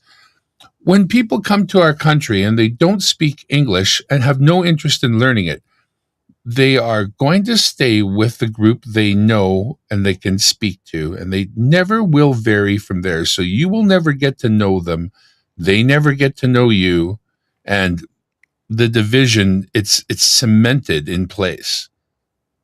That's, I think, if we were going to have any kind of level of immigration, it's the language that has to be dealt with so that everybody can start on an even footing from the point of view of even being able to understand one another. With no understanding in language, there's no other understanding you're going to get to. Once you can't conversate, once you can't share ideas, once you can't share anything, basically, you're already done. Now, have we let in way too many? Yeah. And why did we do that? Of course, because they're going to vote Liberal, because the other side is about shutting things down, closing things down, same way as our media is paid for. So much money goes to them. And what do we say? We don't say, oh, we'll look at possibly the proper funding of the media. We don't say that. We say, we're going to shut them down. We're going to close them out. We're going to take all their money. Well, they'll definitely, work against that. If we had been a little bit, thinking ahead a little bit, saying, we'll look at that when the time comes. You don't necessarily want to show your cards and get all the media against you, but it's a well-known fact that the conservative side would want to defund the CBC, and there's no need. Give me a television station. Let me run it. I'll see what I can do about making it profitable. I don't, what a resource to have to also be, covered by the government. But they're paid for. Funny that you mentioned the CBC, because I I boycott CBC television. I really don't watch. There's nothing to watch. Except once in a while, I'll watch a clip that somebody else puts on X or something like that. But CBC Radio, I have a chance to listen to that when I drive between Sylvan Lake and Edmonton. I purposely listen to CBC in order to find out what the hell are they talking about, and are they really providing us some programming that is of benefit to all Canadians. And 99% of the time, their programming is slanted towards the LGBTQ community, slanted towards towards the two-spirit native thing, that kind of thing. It's like, it's not just a normal native person, but it's an LGBTQ native person, or a queer story, or about a grandmother that's 70 years old that has got a gigolo that is getting a gigolo services or something like that on Mother's Day. I had to listen to a story like that on Mother's Day. Or that a year ago on Mother's Day, I had to listen to a story about a queer person. You know what I mean? Like, come on. It's just the most ridiculous stuff out there. It's like they're leftist agenda-driven programming is just the most bizarre stuff ever. CBC television has got commercials. Any commercial television station, lives off of that advertising. But no, they need $1.5 billion of my money, of your money, of taxpayers' money for those services to survive. They can do advertising on CBC radio. They don't put any advertising on there at all.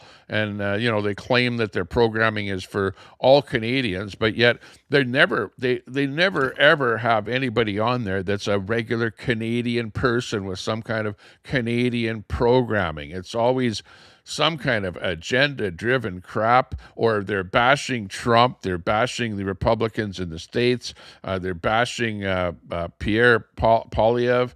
It's all about the Liberals. It's liberal programming. It's a liberal mouthpiece.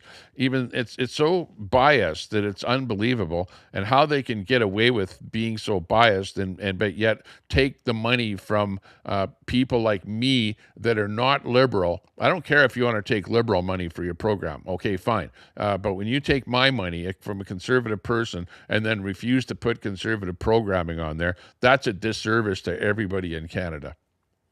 They love our milk and honey. There's no way to reform the media either at this point. I don't really worry about that. I try to look at something I can affect. And so before a vote, I'm very vocal because we're going to vote. When we're not going to vote, that's different. Now we're voting for a vote. I'm going to be vocal again among those people I think are undecided, to try to help them, try to steer them, try to educate them, do what I can.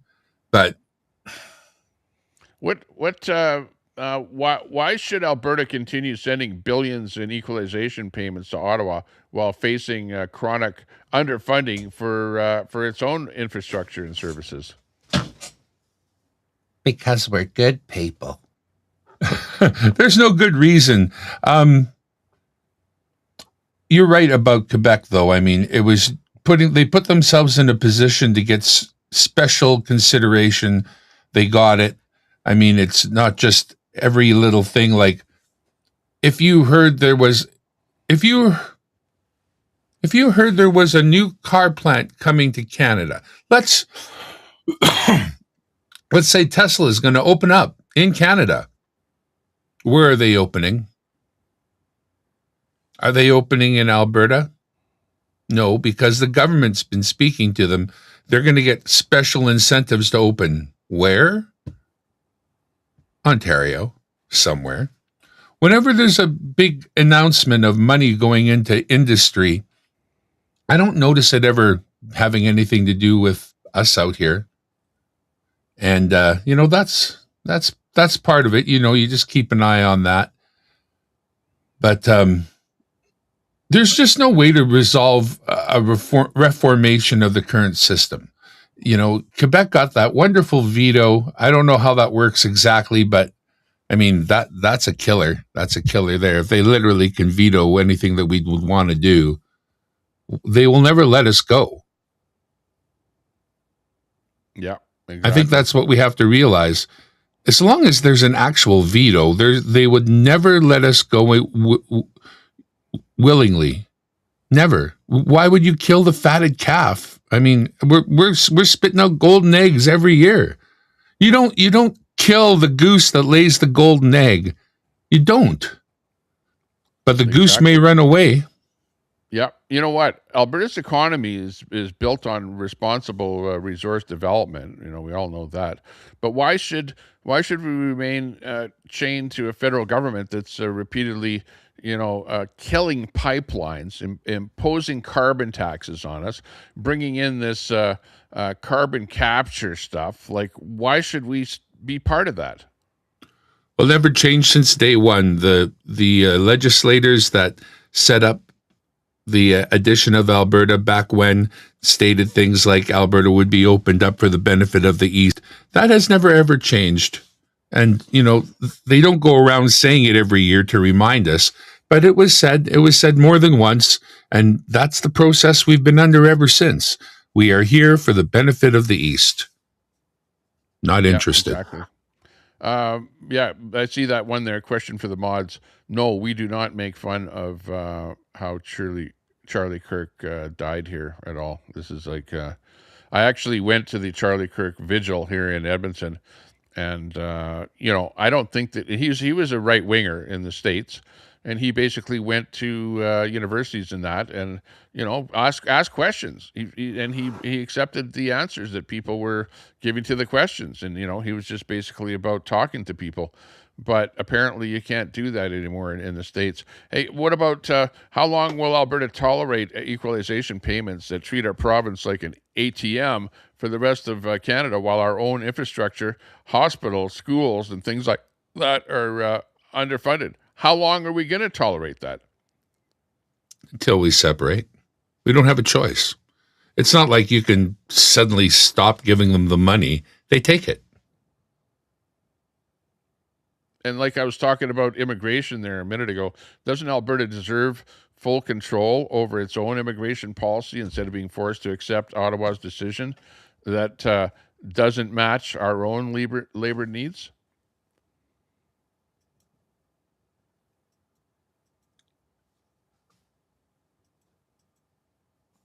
I don't think they take this into consideration at all. Not labor needs, but nothing else either. I mean, it really isn't about what we need or want. Labor needs, human needs. It really, we're sending money out of country elsewhere when Edmonton looks like it does. I fled Vancouver. You think Edmonton looks bad? Let's go to Maine and Hastings, which nobody in Vancouver calls Maine and Hastings. We call it Pain and Wastings. Yeah. I went there to Hastings Street. I was in a car, and we parked on the side of the road.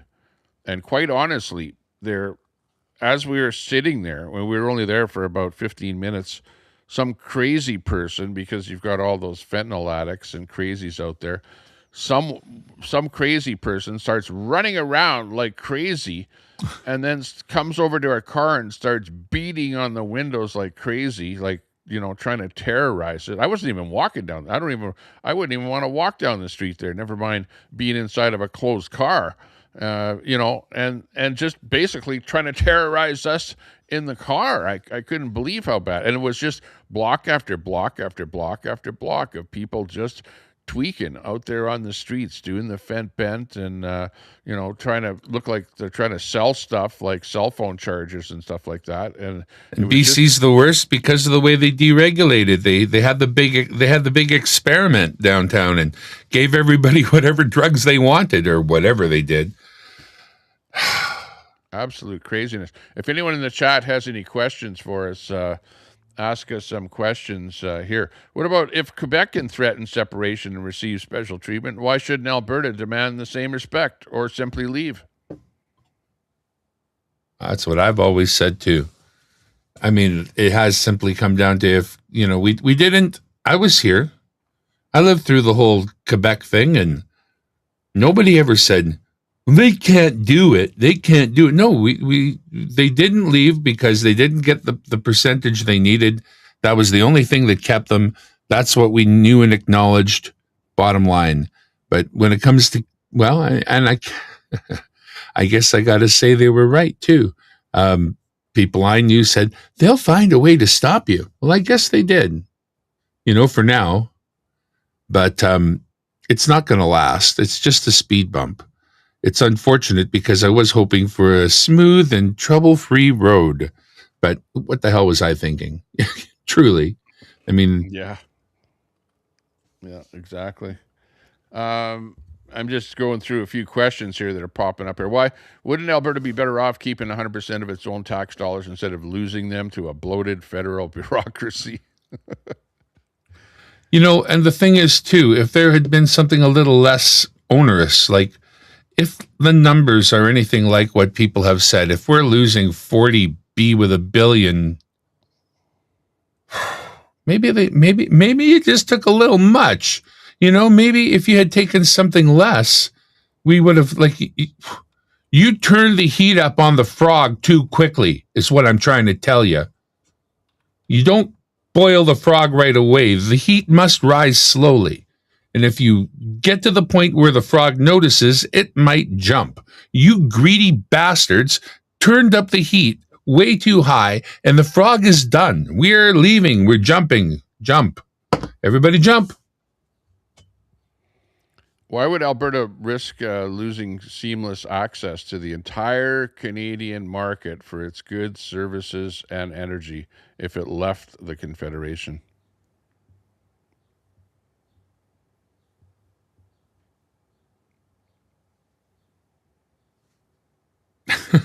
I don't think there's any chance we would lose. Bottom line is Canada, whatever's left of it, whatever that looks like, will need energy. They're going to buy it on the global market, and we'll be part of the global market. They'll be buying it from us whether they like it or not. And, if they think that it's going to be less expensive to bring in more ships from Australia full of LNG, they're probably not thinking very straight. Not to mention that the market in Canada doesn't really mean a lot. We've got our number one customer. Canada has its number one customer to the south and wants to poop on it, but we don't, and we won't. And so we'll have our number one customer to the south, plus we will be able to get some opening, so long as the international rules regarding landlocked nations come into play, which of course that'll be difficult too, and blah, blah, blah. But in the end, we should be able to get something out to Tidewater. And the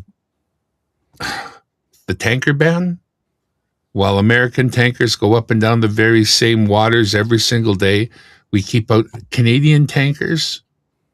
Why? To do what? How does that work? So I think we'll be, I know we would be okay. I wouldn't actually even support this if I thought we wouldn't be okay without, what Canada provides us. Yeah, exactly. We got a whole base. Daisy says, Tommy, you asked for people to ask questions, and then you don't answer questions. My question is up above. Oh, hang on. Okay, well, let me see if I can find wife's calling. There, Daisy. Daisy's asking us a question. Okay. Is this the question?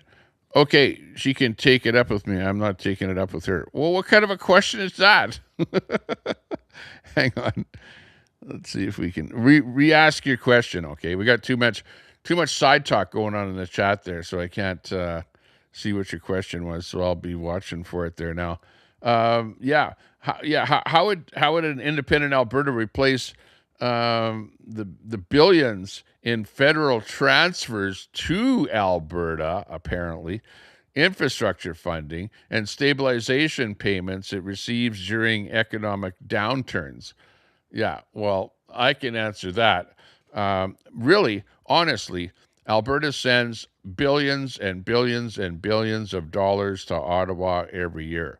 If we didn't have to send all of that money to Ottawa, we would be able to just keep that money within our own province and be able to use that money for our own infrastructure funding, our own stabilization payments, and our own money during economic downturns. Think about it. If Alberta sends an extra $40 billion to Ottawa than we receive back in these so-called federal transfers, then we would be able to take the $40 billion a year and spend that on our own things that we need spending money on, or we can also put it into a little piggy bank, put some of it, let's say we put $10 billion a year into our own piggy bank and have that as our little piggy bank for economic downturns, right? We can, if we had all of that money that,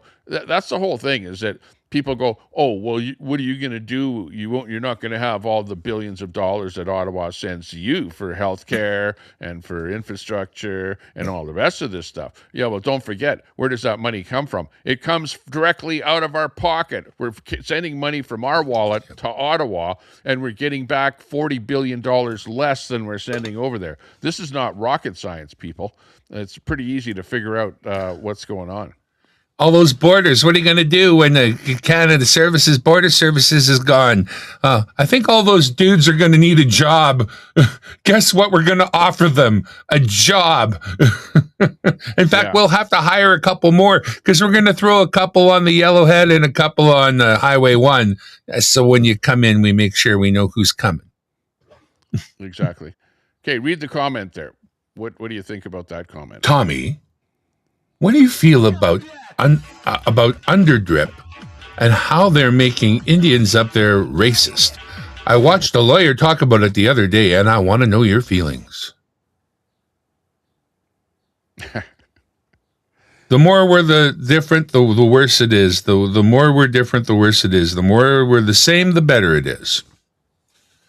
Does this make us more the same or more different? Thanks a lot for that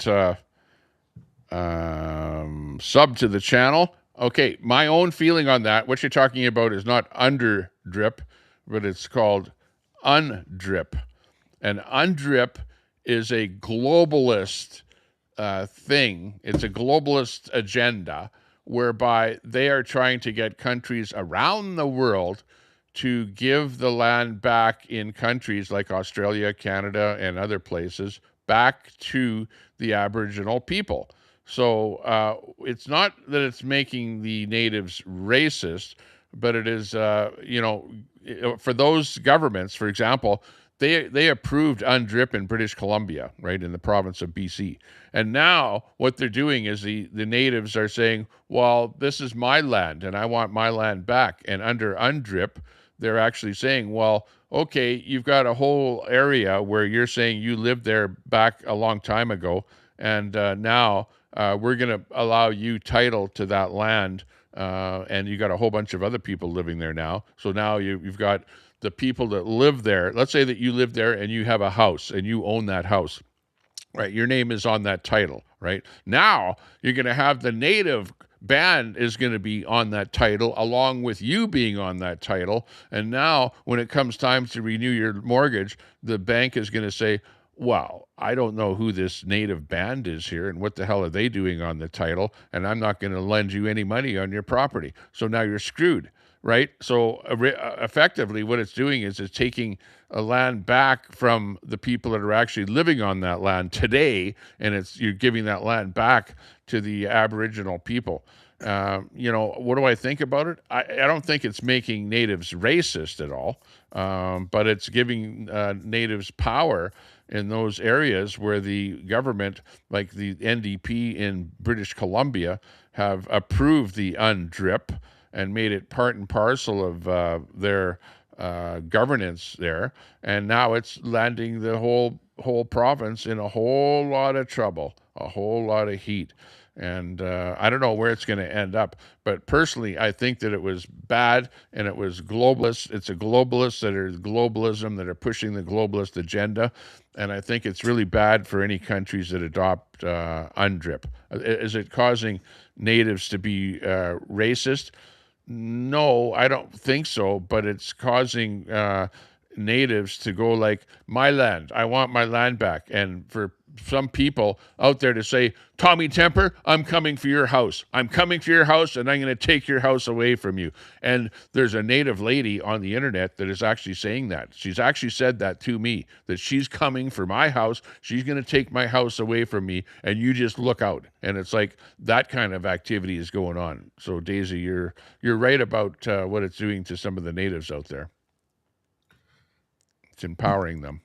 Don't we run into ceded and unceded land issues in that case? Well, yeah, and where you have unceded land, like in British Columbia, where there are no treaties, that's where they're coming in, and they're being successful with their court battles. But you don't seeing it in places like Alberta, where everything is under treaties, because the treaties have said, here's your parcel of land. You can live on your land. You can do what you want on your land. But the rest of the territory in Alberta is now belongs to the government, and the government is going to give title to people and sell it to people. Do you know which government negotiated the treaties that stand in Alberta? It was the British government. Okay, so this is what's happened over a period of time. You have the British came into Canada, and they negotiated treaties with the natives all over Canada. Okay, so it comes from Britain. And then what happened is Canada said, we want to break away from Britain, okay, and not be part of the whole British thing. So this has already happened once, where it wasn't a vote that happened, but the Canadian government just said, you know what, we've had enough of Britain, and we want to become our own country.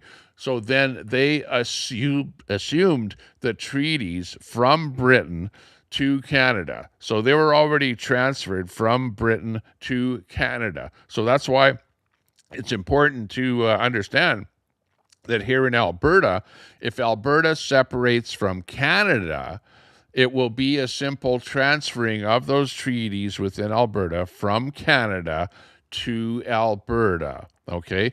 Or if they don't want that to happen, they can keep their treaties with Canada, okay, and still deal with Canada. So that's what ends up happening. So it's not like it's impossible for Alberta to separate and it won't happen. No, it's a simple transferring. It's just the same way as, let's say that you were a tenant in a house, right, and you had a lease with a landlord, and the lease was for 5 years, and your landlord sold your house. Well, your lease would transfer over to the new owner of that house.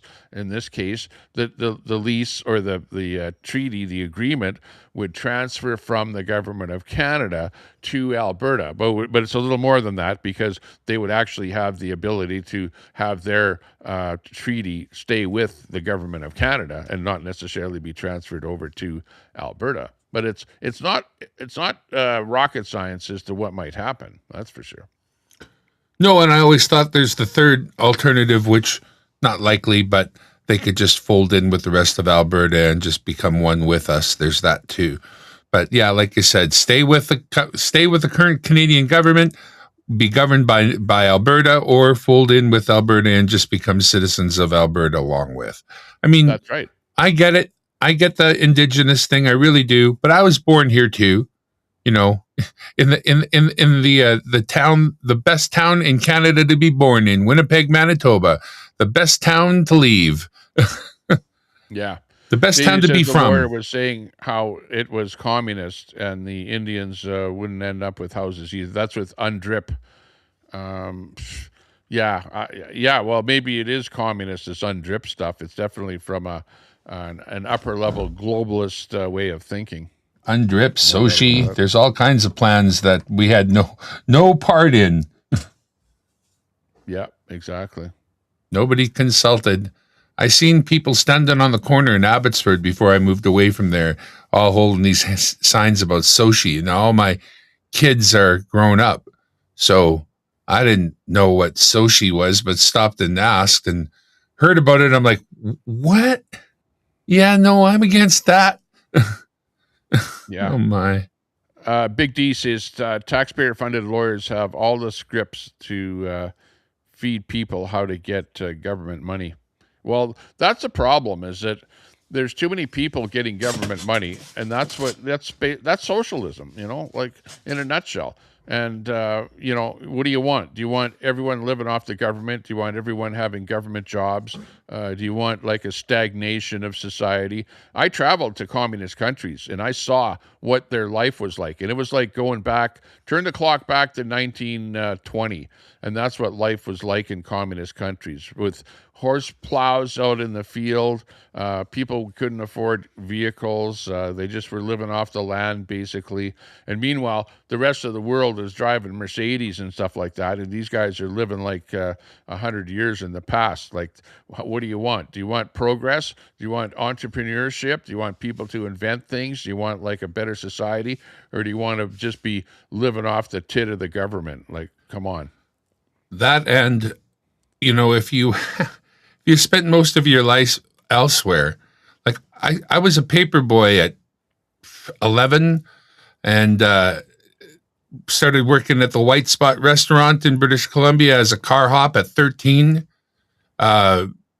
Went from there to Crane Canada BC Potteries in Coquitlam, BC. Worked as basically a potter, making toilets, bathtubs, and sinks out of ceramics in Coquitlam, BC, until they shut that place down, and many, many, many, many, many other things. Yeah, exactly. What about would separating really improve Alberta's healthcare when the current system provides portable coverage for Albertans traveling or working anywhere in Canada?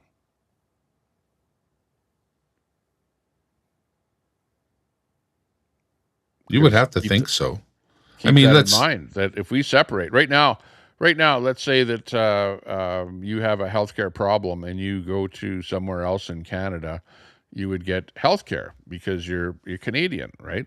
But if Alberta separates, then that would cut off Albertans from the healthcare that they get in Canada, in the rest of Canada. Well, right. Every time you go to the States, you always buy yourself an additional policy to cover yourself when you go there, unless you're an idiot. Right? So it's just like you've left your country. You've got to be self-sufficient. You've got to get yourself a little extra coverage. What do you think extra coverage in Canada to cover Canada is going to actually cost? It's only a little rider to add to your thing when you're going to the States. It's not usually too expensive. I don't remember, oh my God, I got to pay so much more to have my health care for the week I'm down in the States. So if you're leaving Alberta, you're going into Canada, you got to watch for yourself. You've got to get yourself covered. You can't expect your insurance unless it's an insurance that offers that kind of coverage. And I'm sure you'll be able to buy it. It's all insurance. Insurance hasn't worked out. Insurance will provide you a product that you'll be able to buy. Once we're separated, insurance will step up and provide you with a product. Don't you worry. That's right. And you'll be making more money on an annual basis to be able to afford that, premium or whatever it is if you happen to leave Alberta. What about military intelligence and things? Isn't Alberta stronger and safer, a part of a unified Canada with a shared military, with your CSIS intelligence and border security, rather than trying to go it alone?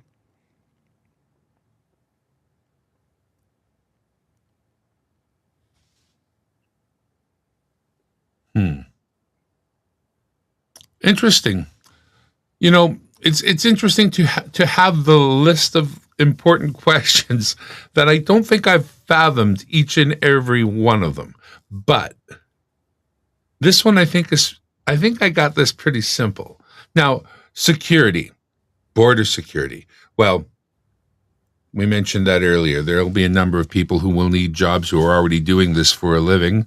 So I'm pretty sure that's not too hard to sort out. Get all those security guards hanging out at the roadways going to Saskatchewan and BC, and of course we already have security down at the border to the states.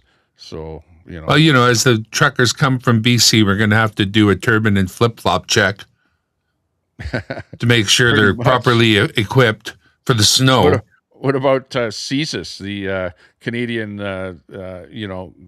security service that looks after. It's like our spy agency. You know, we have to set up our own spy agency, I guess. I don't know how effective they've ever been. Are they known for being good at what they do? I mean, not really. I remember. This is funny because I remember because you think that they're really secure, like it's a secure system, whatever.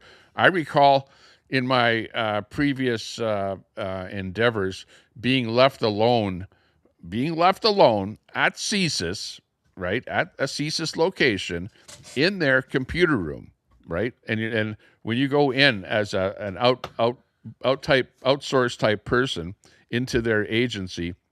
wow. You're supposed to be with somebody at all times. Yeah. So that they can watch everything that you're doing. But I was actually left alone in their computer room where all their servers are running.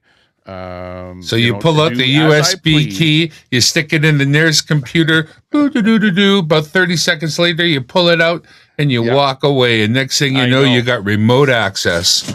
Yeah, nice. I know. And I was left alone in their main computer server room.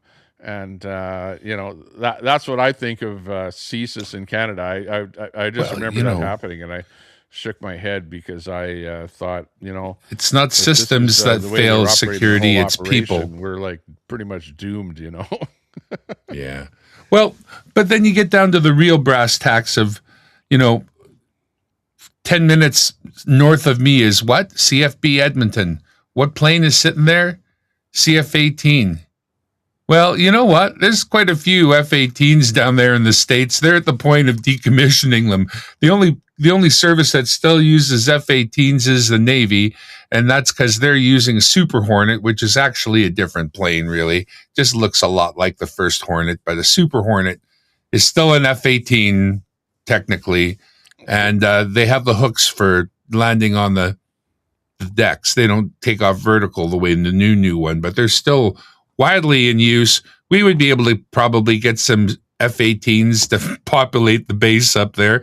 And all it's going to cost us is 5% of our GDP. Like the U.S. has always asked from Canada, like we've never managed to pay them. But I got a funny feeling so long as we're kicking in 5% of our GDP, they'll be more than happy to supply whatever's needed. Yeah. What do you think about this? Okay, and the topic of guns and the what's happening in Canada is the federal government in Canada has this gun grab where they've deemed, like, I think it's over 100 different types of guns as being illegal. They just put them just one day they said, hey, here's a list of a whole bunch of guns. They're all illegal, and we want all of you gun owners out there that have spent, $1,000, $2,000 on your guns to bring your guns in, and we'll give you a couple $100 for the guns if you do turn them in. Now, that time for getting the money has passed, and now I think it's something like October is when it's the D-Day for you having to turn all these guns in, or else we're going to come banging on your doors looking for them.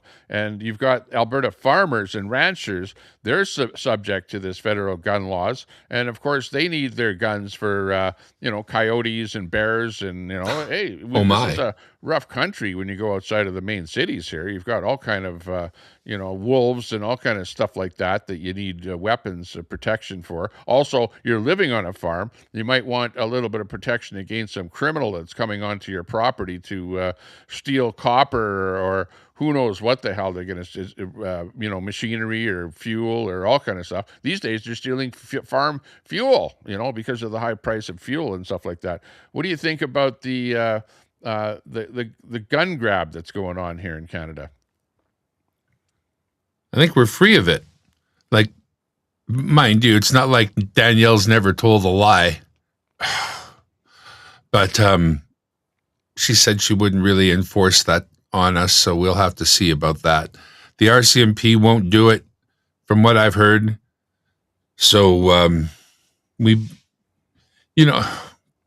may be immune just because the process is, how it is. All you got to do is throw up a little roadblock in anything you don't want. And I guess it works for us like them, right? They throw up their roadblock to our separation, and we throw up our roadblocks to their gun grab. And both seem to be reasonably effective for now.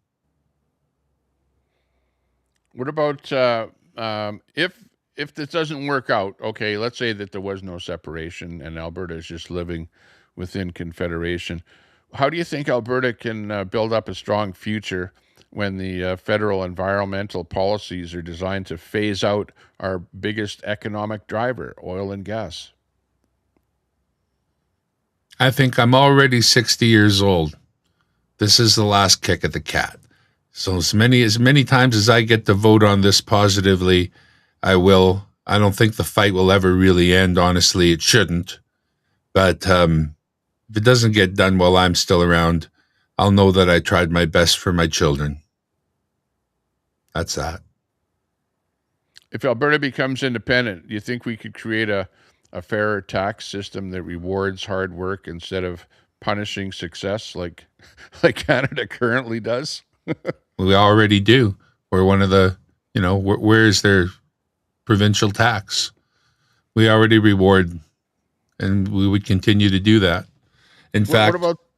Yeah, go ahead. I'm sure that again, everybody would feel it. I mean, in the end, with the money that would come back, I would expect water at every reserve. I would expect doctors could be better paid so we could keep some. I would expect a general welfare increase, just the people who are on pensions and stuff like that, just a little bit, do something for them, return some of that in a way that makes a difference to people who really need it.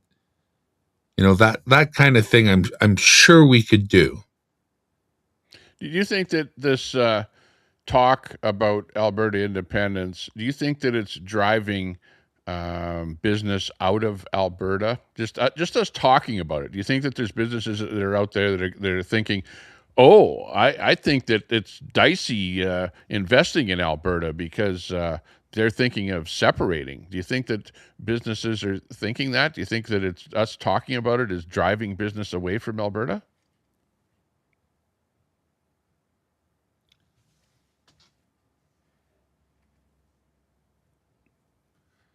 It's if the question is really considered and you break down the us talking about it part, not so concerned about that because, I mean, whether we talk about it or not, it's in the air. Let's put it that way. We're part of the argument, but the argument exists in and of itself. So whether we were talking about it or not really relevant. But yeah, there's going to be some businesses that I would think would hold off in any kind of unsuredness. But what is there to gain by doing something risky in Canada right now? By being entrepreneurial, what do you have to gain? The market is tiny. If you're not already in the States, you're not going to come to Canada because it's a waste of your investment to do so. You should be best spending that in the most lucrative possible market, which is not us, it's the States. And then after, if things work out, you can expand. So is it our talking about it that's making things hard for a business to get started or doubt the possibility of doing well? No, it's not us talking about it. Is it the situation that has been created that we're all living in that, it's really that. I mean, what we're looking at is possible answers to this question. And I think that if we were to separate, that answer would be a strong answer that would give business a place to start. They wouldn't be that concerned about, they'd know what was going forward, a sure footing. I think Canada is already not particularly a sure footing. We've been slipping back for years. Last 10 years, slipping back. Don't you remember when every chart, when we grew up, anytime anybody had anything about where you would want to live in the world, we were like in the top three. We were in the top 3. We're at the 27th now or some stupid number like that. It's... Yeah, my own thought on it is, look at, if you were to invest, if you were thinking about investing in Alberta, okay, you would be thinking, okay, what is it like, and what are the downfalls, and what are the costs at this moment in time, okay? And you would have to be paying, you go, hey, I'm going to have to pay provincial tax, I'm going to have to pay federal tax, I'm going to have to pay GST, I have certain things that I have to pay my employees, and that. So I pretty much know what my costs are going to be. But if Alberta separates, is it going to be a better environment or a worse environment? That's what I would be thinking. And I would be thinking, you know what? This is going to end up being the best place to invest or to start up a business in North America, because I won't have to be paying federal taxes, which are huge for a business. I won't have to be paying the GST, which is huge for any kind of a business. And I will have a far better place to be running my business if it was an independent Alberta than within Canada. Alberta is going to be a mecca for businesses to flock to, and you'll see that happen, that if Alberta does become independent, that businesses will be flocking to Alberta, and instead of, they'll be looking at where in North America can I open up shop and have the least amount of taxes to be paid on my business. Alberta is going to be the go-to place. So where you have all these people out there that are going, oh, it's so much uncertainty and there's so much investment that's not happening because of the uncertainty on Alberta separation. Where are these businesses that are uncertain? I don't think that there are any. If I was a business person and I was, thinking, where in Canada am I going to open up shop? I think that I would be looking at Alberta, thinking that if Alberta does become independent, then absolutely I'm going to make more money in Alberta than anywhere in the United States or in Canada. That's what my thinking is on the whole thing. So I think it's a bullshit story for people to be saying you guys talking about independence is hurting investment in Alberta. I don't think that's true at all. At all. That's my thought. No, I think we're discussing a current, the biggest current topic, honestly. Oh, just hang on. Quick phone call. Hang on. I'll be right back. It's a Christmas time, and it's time to think of Christmas. Christmas time is what I think of when I hear it. Every time I hear the song, I think of Christmas time. Christmas time is what I think of. No, it's not. I'm lying. Oh, sorry, Jesus. Praise you, Lord.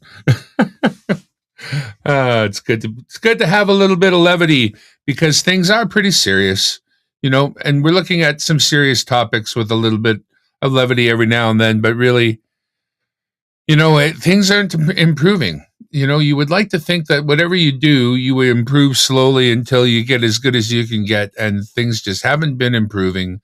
Haven't you noticed? And Okay, we're back. Sorry, I had a quick phone call to take there. I hope you like my phone ringer there. It's the old, if you can't beat 'em, join 'em ringer. If you know what I mean. Yeah. As a DJ, I've worked a couple of different functions where I didn't know the music very well. One of those. Oh, yeah. Yeah, I was at the fair, and the one of the rides, you know how they play music at the I was fair? there with you. I was on that live. Oh, you saw that? Yeah, I was there. Playing the East Indian music at the fair, and I'm going. I will walk up to the guy and I ask him, "Who picked that song?" Yeah, and some white guy, and he goes, "I did." And I said, why? He says, well, it's because of the crowd down here. Cater to the crowd. Yeah, exactly. You got to read the room. Yeah, I you know don't what get to mean. populate the room, but you do need to read it, because if you Read the room, yeah. misread the room, they're just not going to dance, man. I know exactly what you're saying. And they're fun as fuck when they dance. Pardon my French. Yeah. Why should Alberta remain in Federation, where the Prime Minister openly campaigned against our oil industry? Like, really? Because he knows Katy Perry. Oh, yeah. That's right. Katie. Are they still going out? I thought the latest meme I saw was I thought they broke up or something there now. I don't know. I don't think there's anything to any of it. I think it's just it's just to get in the news and stuff. None of these people are genuine people. Quick little in and out for Trudeau, basically. Metaphorically speaking. Metaphorically speaking, of course. Hey, she's not untalented. I'm just thinking, that's a funny choice on her part. Mind you, he was a world leader. How many choices does she have? It's not like very many world leaders are reasonably young. They're usually old men. So, yeah. And she can't touch the royalty because it's inbred and other problems. If Alberta controlled its own borders and trade policy, do you think we could strike a better deal with the United States than Ottawa ever could or did? Immediately. Instantaneously. He already has more respect for Danielle Smith than he has for Carney, for sure. Hey, what do you think about this thing where the natives have brought up this court order, for us to not be able to count the petition votes? Do you think that Ottawa had any bearing on pushing that judge to make that order, being a liberal judge? Okay, listen, I'll stand there at the plate with the bat. You just throw me a nice softball, and I'll blast it right out of the park, okay? Come on. She's a liberal appointee. She's doing exactly what the phone call told her to do. The phone rang at 3 a.m. It was actually 7 in Ottawa. And she picked up the phone, and she was told what to do, and she did it. That's it. There's nothing really much more to it than that. Just another government shill put in a government job, making good money and knowing full well. I mean, that's the same thing with Marilyn Gladieux. She'd never tasted being in power. She decided that it was going to be her last year in government. She decided that she might as well get a taste of what it's actually like to be on the team that gets to twist the knobs and throw the levers. She was offered something that was an enticement of one kind or another, whatever it happened to be. Maybe it was something to do with her family member or something. And then you got a floor crosser, right? Yeah, pretty much. Yeah. What about all those floor crossers that have been going on there? What's your take on that? Where this is for those in the States or whatever watching, what's happening is we have the Liberal Party that's was a minority government. They didn't have quite enough seats to form a majority, and then you had a bunch of the Conservative MPs cross the floor over and become from a Conservative immediately become a Liberal. Like overnight, pissing off everybody in Canada. What do you think about that? Yeah. I think floor crossing should be absolutely fine. You can always change your mind. You just can't take your job with you. You can't be the general manager of the Dodgers and decide to go work with the Yankees, but bring all the Dodgers players. You have to leave all that behind. If you're purposed in your mind, if there's a reason why, whatever it happens to be, then go ahead and go by your convictions. Just, you're not allowed, it should trigger a by-election. I don't think, other than that, I don't care floor crossing one way or the other. It would never have happened if it didn't if it didn't bring with it the seat It would have never been considered in this case. So that's the problem with it, that it carries with it the seat of the person, and that people are corruptible. And when you're the prime minister of a country, you've got a lot of weight to throw around. Whether the person is a good-hearted person and wants to leave a legacy in their riding somehow for the people, or whether it's to personally enrich an individual, as she said herself, that if you listen to the very first interview that she gives, she trips up. And she said it was a choice that she made for herself, as well as. She says, as well as it was the best choice for me. Well, yeah, okay, Marilyn, fair enough.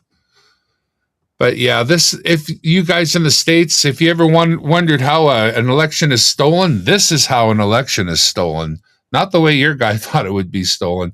It's stolen by afterwards. You just throw money or threats or help or whatever it happens to be, enticements to get a person to actually change from, X to Y. It's polar opposite in our world. Democrat to Republican in your world.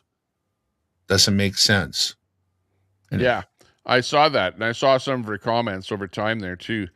And she's going like, well... somebody else who calls him Drumpf.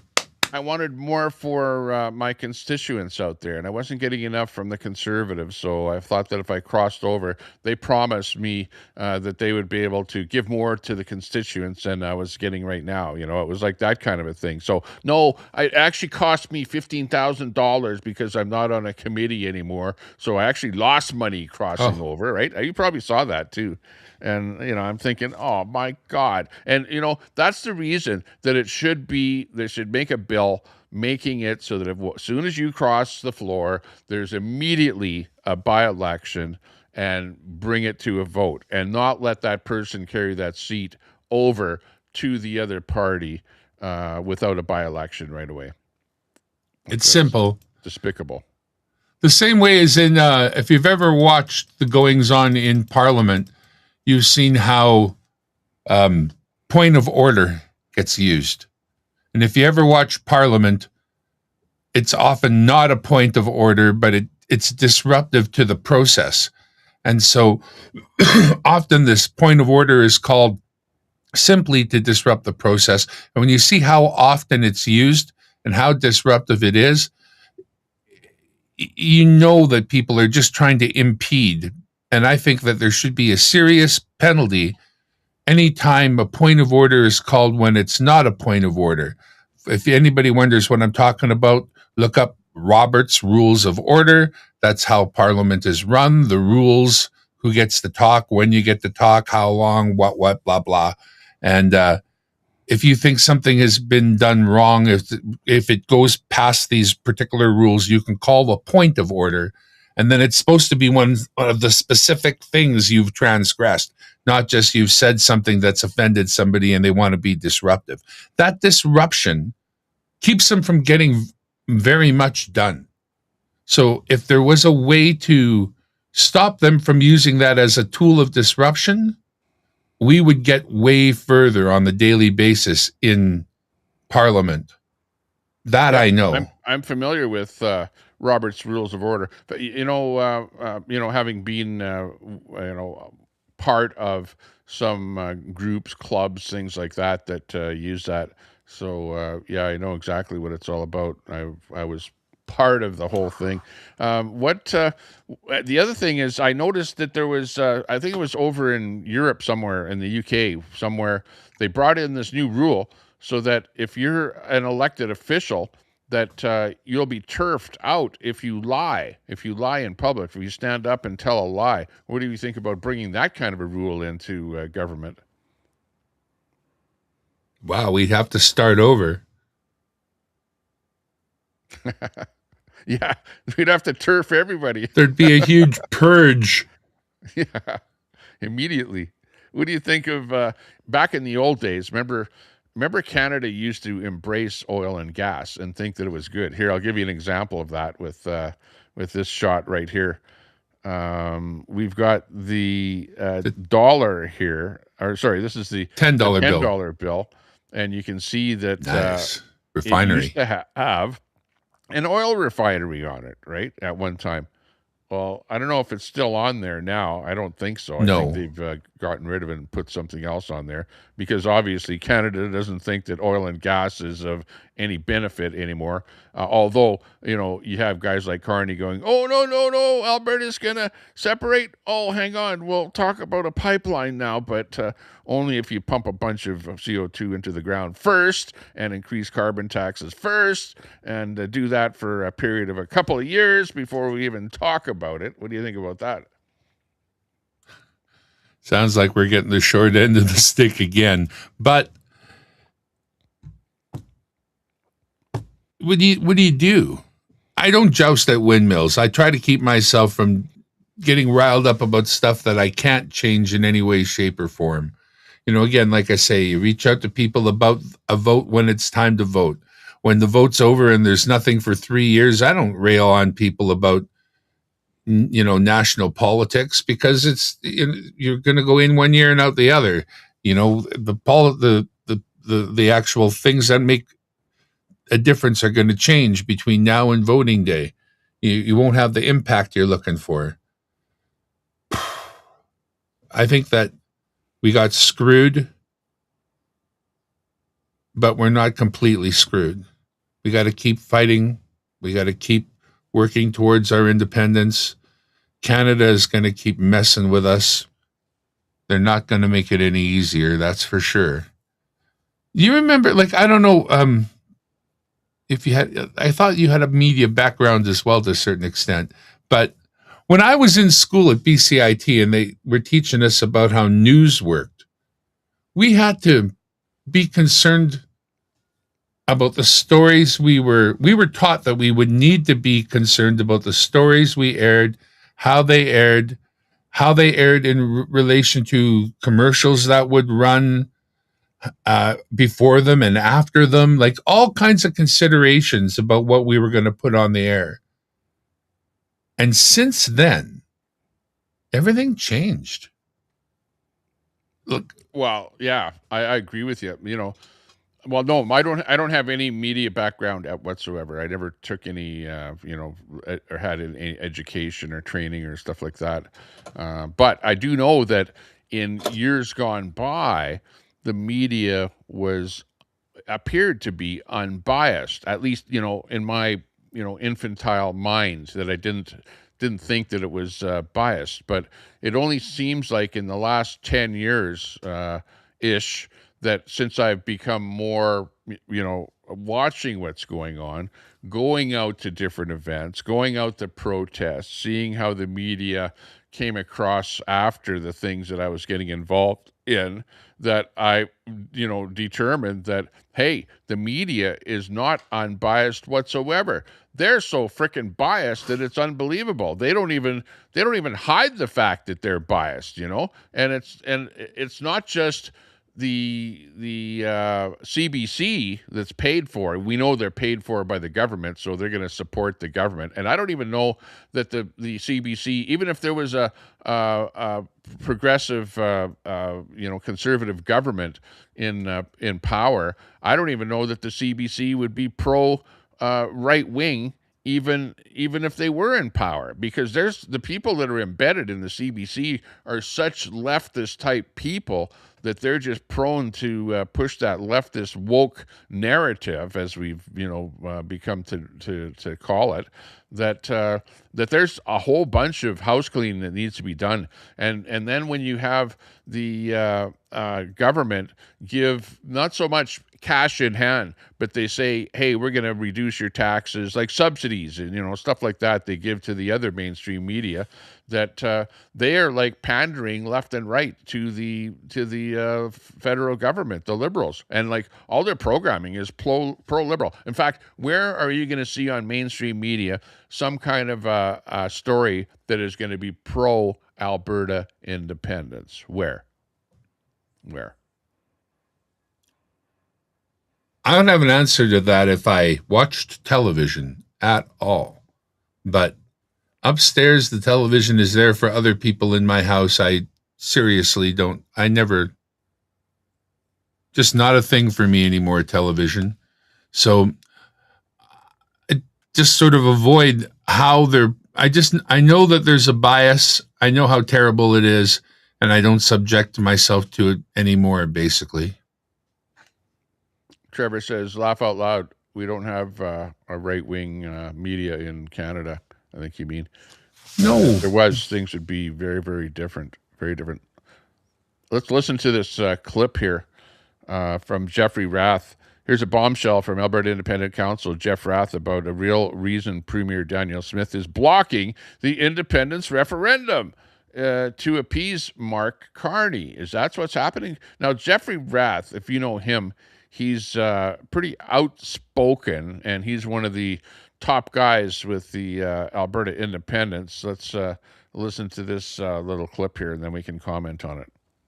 I'll let you explain. You believe that this is about Danielle not just suggesting there's another alternative here, but that she's deliberately doing this to appease Mark Carney.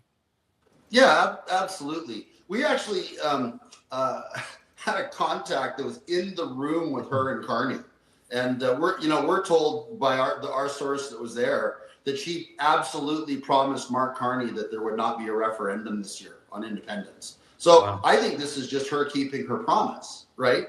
So she's done it again. She's now crossed the floor for the second time. This time now she's crossed the floor to join the Carney Liberals. I mean, don't think that it was missed on anybody that she just went, oh, Mark Carney so this and he's so that, and I love him so much, and Mark Carney's such a nice man, and everybody, he's not Justin Trudeau, oh, Mark Carney, Mark, right? And of course, ignoring the fact that, Carney has tried to pass a bill to create backdoors into all of our electronic devices to surveil us in real time, right? Pass bills to make it illegal for preachers to read the Bible in church. Won't lift the West Coast tanker ban. Won't accord basic respect to Alberta. Telling Albertans that in order to have a West Coast pipeline, which incidentally we don't need right now, because of the Bridger expansion and the Enbridge expansion, that's 1.5 million barrels of new capacity, right? Once that's online, given all of Carney's regressive policies, we won't have enough oil to fill a West Coast pipeline. And of course, Danny doesn't want to talk about that. So she's literally sold out everybody in Alberta for a completely unnecessary pipeline. And it's just, it just boggles the mind. Okay. Yeah. What do you think of that story? Boggles the mind.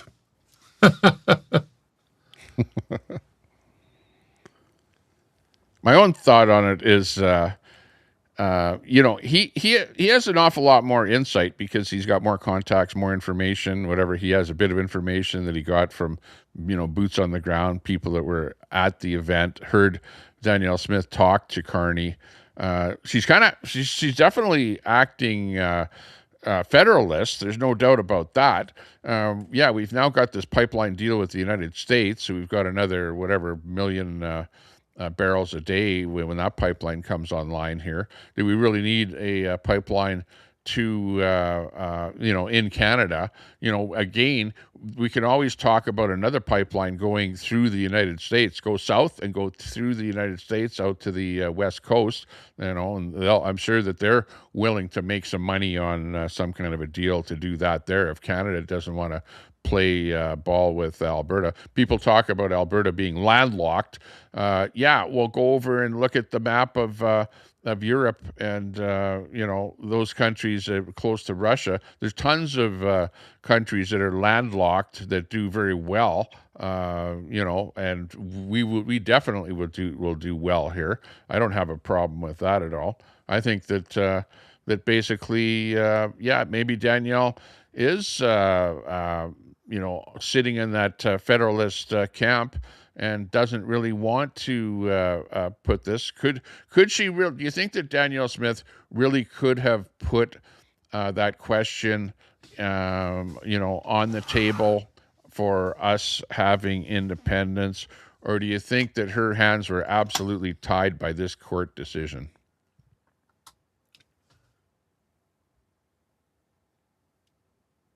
I understand that she has a certain amount of will in this, that her hands aren't necessarily tied, but I think she made this is why I feel like she betrayed us. If I thought her hands were tied, I wouldn't hold it against her.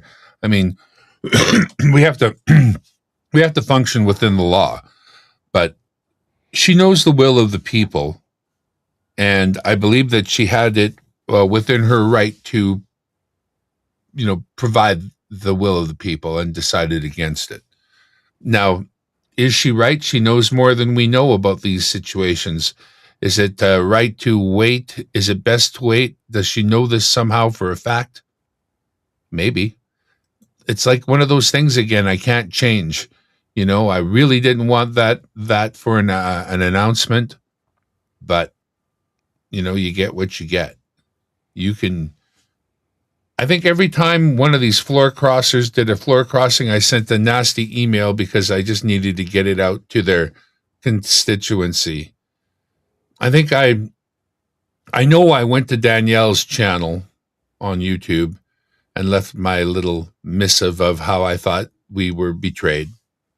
But I get it out and then I move along. If it's something I think I can affect, I'll continue to work at it. But decision made, right? Now we get to vote on a vote. All right. Yeah.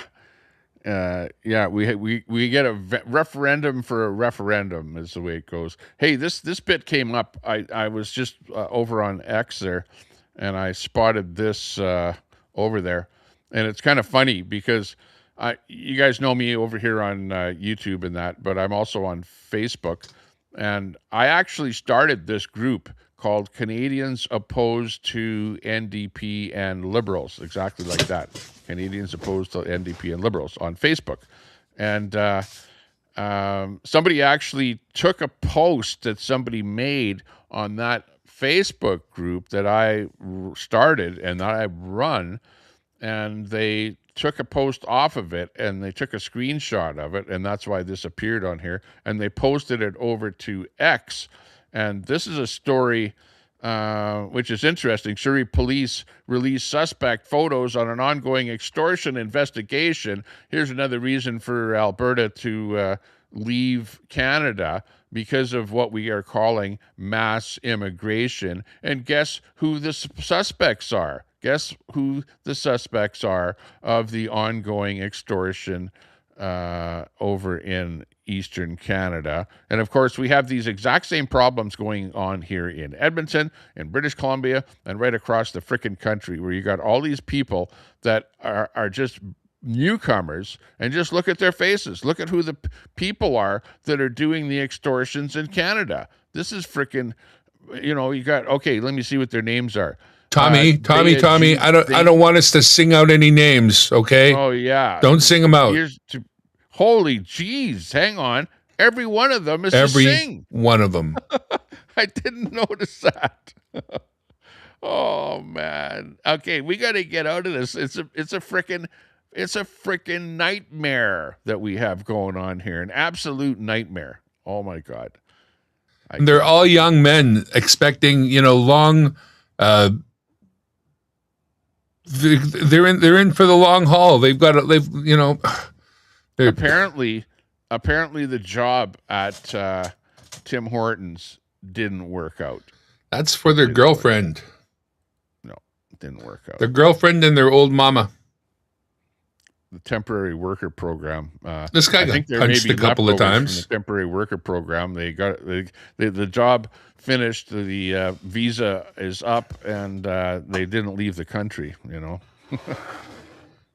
My course is over at the prestigious Sprott Shaw College I attended, and now I want to stay. I know I only had a student visa, but I don't want to leave. I shouldn't have to. I pay taxes. Yeah, exactly. Oh, I was going to play another bit here, but it was like 15 minutes long, and we don't want 15-minute long bits here. But it was a good one. I was talking to a friend about Rep by Pop, and he was suggesting that we would need to have equal representation in each province, let's just say. And I mean, that would be great, but that's a step even beyond what some people, talk about. That is representation by population. They say the East is overrepresented, the West is underrepresented. While that's true, if you actually do rep by pop exactly as it should be, we gain a couple of seats, they lose a couple of seats, but it doesn't change the balance of power. You're still going to be told what to do by the East. It doesn't change that.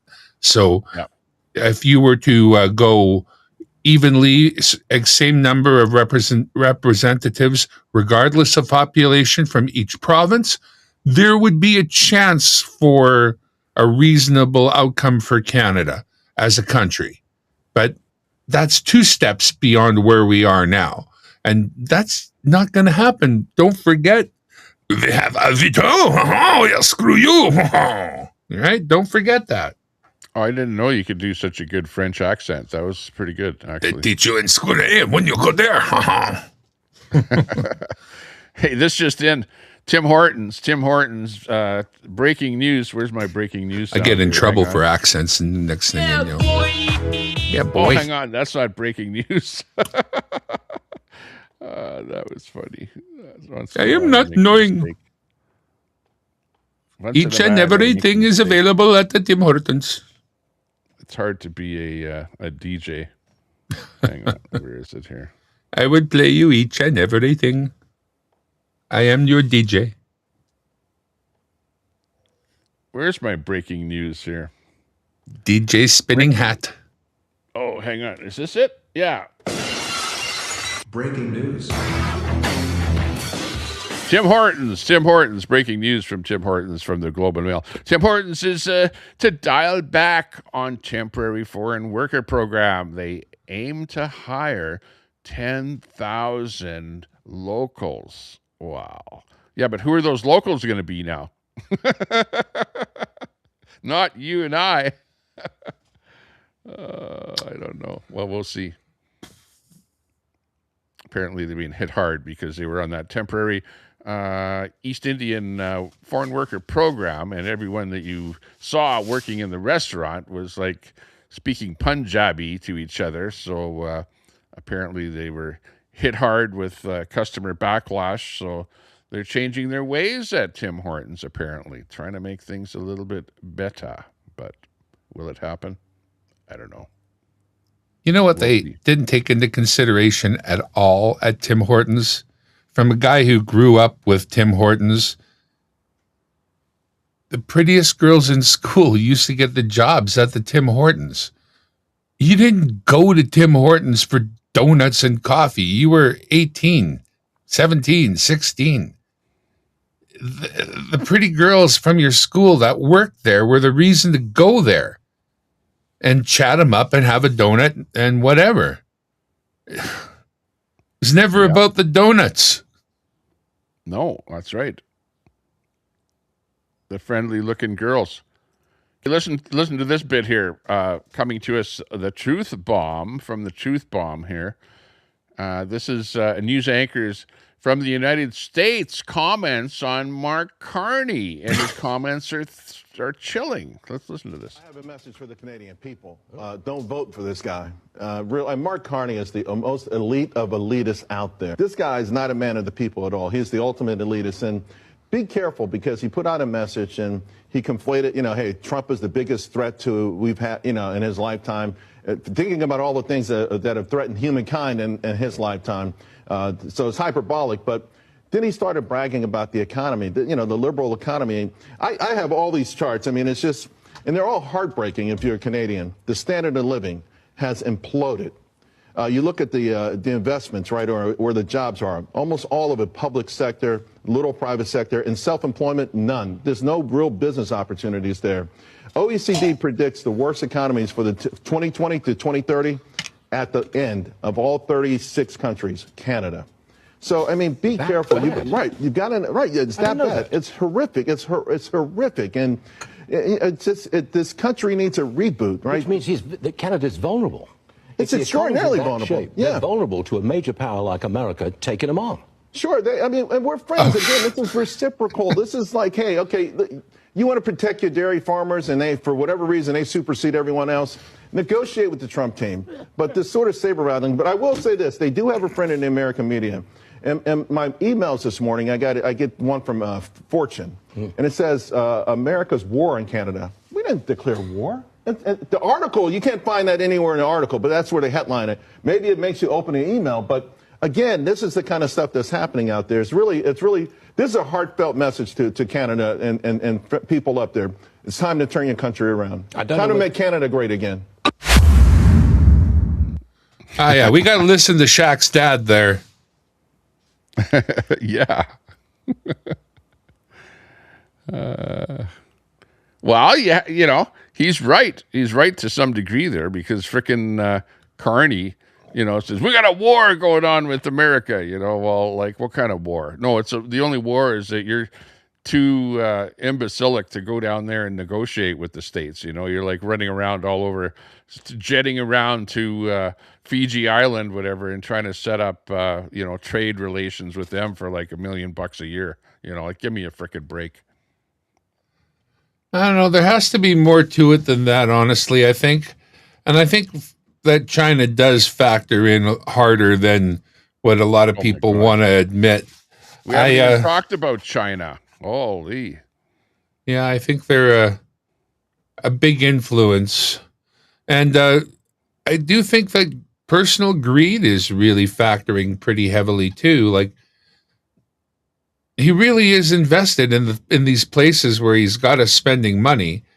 Now, did he invest in some of the great places that, you know, the future sort of needs? Like, we're going to need likely nuclear reactors. And so who makes them? Well, you don't want to go to some new company that's just freshly making them. You want to go to the company that's been making them for a long time and knows what they're doing. It's not that Westinghouse, you know, they were in the game a long time before they got bought up. Now they're a property of, you know, Brookfield or what have you, or there's that relationship. But there's still only a certain number of companies to turn to for this high-end stuff. They just managed to get themselves in there. I mean, heat pumps. Oh, heat pump. What do you know about heat pumps? I got a heat pump. We know that the train is a subsidiary of Brookfield. We know that. Right. And in the end, you got to buy your thingy from someone. And if everybody who makes them is Brookfield, well, then you end up buying a Brookfield heat pump, I guess. But yep. I just want my house cold in the winter, summertime, and warm in the wintertime. So, yeah. Well, Mark Carney is heading to New York to get investments for Canada, apparently. This is his latest thing. Read Brookfield. Now read this slowly. His wife lives and works for firms in the U.S. of A. His kids live and study in the U.S. of A. 91% of his portfolio is in the U.S. of A. And his home is in the U.S. of A. Like, come on. This is getting to the point where it's ridiculous. But yet, it is. Let's see. Brookfield moved its headquarters to the U.S. of A. Yeah, what else did they do there? It just goes on and on and on. CPP is heavily invested in the US of A, yet he tells Canadians we can't depend on America. Do you see the contradiction to this whole thing? It's like ridiculous. He's got it worked out, though. He'll be just fine, no matter how it turns out. It's sickening. And why is it that whenever you hear Carney stand up and say that he's going to spend another $2 billion, that somehow there's a tie to Brookfield? Like, why is that? But that's after sending $20 billion to Ukraine. You know, $2 billion for us, $20 billion for Ukraine, and I don't see how there's any way we can have a leader that's so invested in business that there's no way to disentwine him. It's so big that it's ridiculous to a certain extent to ask him to sell, to divest, because he's spent a lifetime putting together a portfolio that's very important to people, like it would be to you. You would hate to have to do a job that you've got to liquidate your portfolio for. but that's the kind of job we're offering. So you really shouldn't do the job. When you've got so many other things pulling you one way or another, and you've got to make choices in the best interest of one thing, the people of Canada, all of us collectively, one thing, you're not always going to make that choice. And depending then on personal greed will be the percentage of times you make a choice that is alternate to the needs and best, outcome of the people. And this guy's so compromised. We need like a poor man. We need... He's definitely not a poor man, that's for sure. No, we need the opposite of this guy. Investment banker owns... he may not own stock. We need a frugal person. Options in Brookfield. Many millions of stock options. Well, that's money. In their world, they know that too. That's just money. Same. Can cash it in when he gets them. Yeah. And, you heard about his recent trips on planes and money spent on food. I'm sure he doesn't do anything for us. He doesn't consider us as he does things. It's not a good look. And yet there are people out there that defend him. Yeah. And if elbows up, people. Well, that's it too. To the point where first time I heard elbows up, I thought that's dirty hockey. You go into the corner with your elbows up, you're just looking to hurt somebody for no good reason. It's not sportsmanlike. If Canada is known for anything, it's known for being sportsmanlike. Usually. So we're unsportsmanlike under the current. We put our elbows up. We shun our brother from the same mother that we fought alongside in how many wars. What happens to be the world's largest economy. How are we moving in the right direction? And that's the reason to support Alberta separation, an opportunity to take the ship and steer it in a different direction. Carney is just spending billions and billions, over $100 billion since he was elected. And there is no way for us to be able to pay for that other than to borrow money or to get those printing presses rolling. And he is printing more now than ever before. I saw some statistics on that, and this year is like way more than ever before. Let's watch this clip here from Keith Wilson. Keith Wilson has a 1-minute summary of constitutional things outlining Alberta's longstanding grievances with Ottawa, rather. No matter how you view the Alberta separation / prosperity project, it's an important clip to listen to. Let's listen to this one here. Quick, it's about a minute and a half. Where I do strongly disagree with the Premier is I don't think we've had the progress that she describes. I respectfully think she's overstating things. We haven't had a repeal of what's known in Alberta as the 9 bad laws. We still have the tanker ban. The oil industry here, as you know from your coverage, is very concerned about the feasibility of the combined cost of the industrial carbon tax, the Pathways project, the methane emissions. And Albertans who are seeking independence, concerns are not purely economic. Sure. There's serious concerns about other policies that have come out of Ottawa that we don't feel many of us align with our values. The No More Pipelines law was Bill C-69. That could be repealed and take us back to the environmental assessment framework that we had before that facilitated billions of dollars of investment and job creation. Yeah. And the Prime Minister refuses to go there. I just don't understand it. Independence. But everything comes at such effort. We have the world that needs our resources. Alberta could be single-handedly stimulating the economy, generating significant revenue for the federal government, dealing with this deficit problem, inflation problem, employment problem, social problems. And the amount of political capital and effort that the Premier Smith has had to put in just to getting the MOU And weekly, with respect, Prime Minister Carney seems to be adding new conditions. Most of us here in Alberta that are paying attention to this do not believe there will be a pipeline. Yeah. Will there be a pipeline? No. By the way, great editing. I never wanted to hear from her, and I didn't hear a word she said. Beautiful. Yeah. Rosemary, shut up. It's all fake. Remember, she said it's all fake. Beautiful hot mic moment. Yeah. Way to be, Rosemary. Good job. I can't believe you're still working there. But nice work. Yeah. Good to see you, Fry TV, in the chat there. Thanks a lot for popping Hey, in Fry. there. I appreciate that. We got Trevor in the chat there. We can't leave our chat out of here. He says the only thing a pipeline will do is make some rich guy richer. How will that help our homeless or addicted, or how many needing food banks? Yeah. You don't know how those are connected somehow? Remember that if there's a pipeline, that means it will be able to pull more oil out of the ground. And that's where the province makes their money from, right? Whenever there's more oil coming out of the ground, a cut of it goes to the provincial government, and the provincial government has more money to be able to spend on homelessness, on helping the homeless people, on food banks, on housing, on hospitals, on schools, on all of that stuff. So, the pipeline is good for the province, believe me. It's surprising that you don't know that. Exactly. Oh, Trevor, back again. And all that oil will be sold overseas.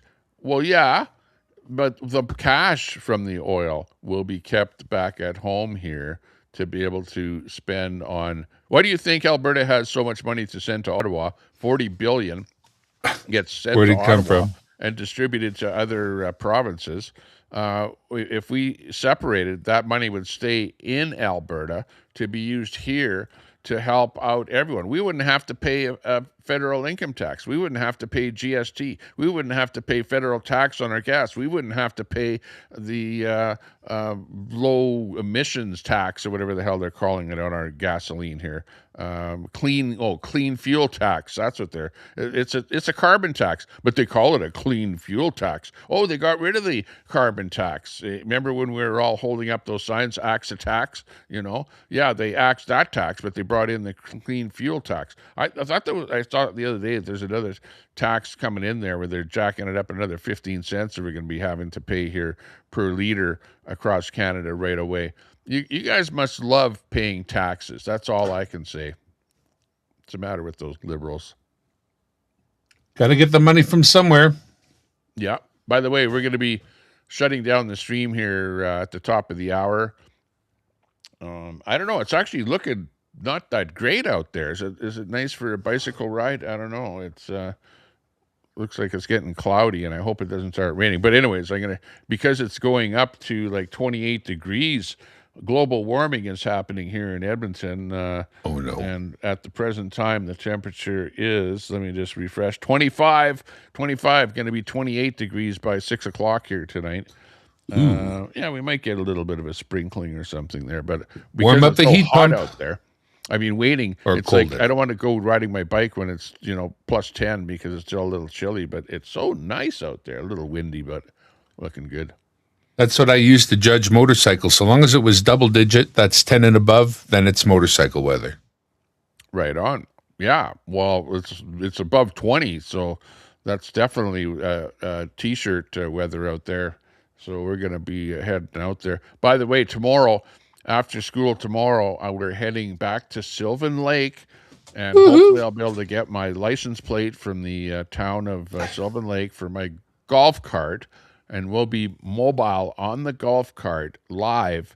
So look forward to those streams as we tour around Sylvan Lake and show you the cities and the houses and the lake and stuff like that. So we'll be having a bit of fun. But yeah, I'm kind of enjoying it here that we're going over some of the clips and stuff like that we're seeing. Oh, hang on here.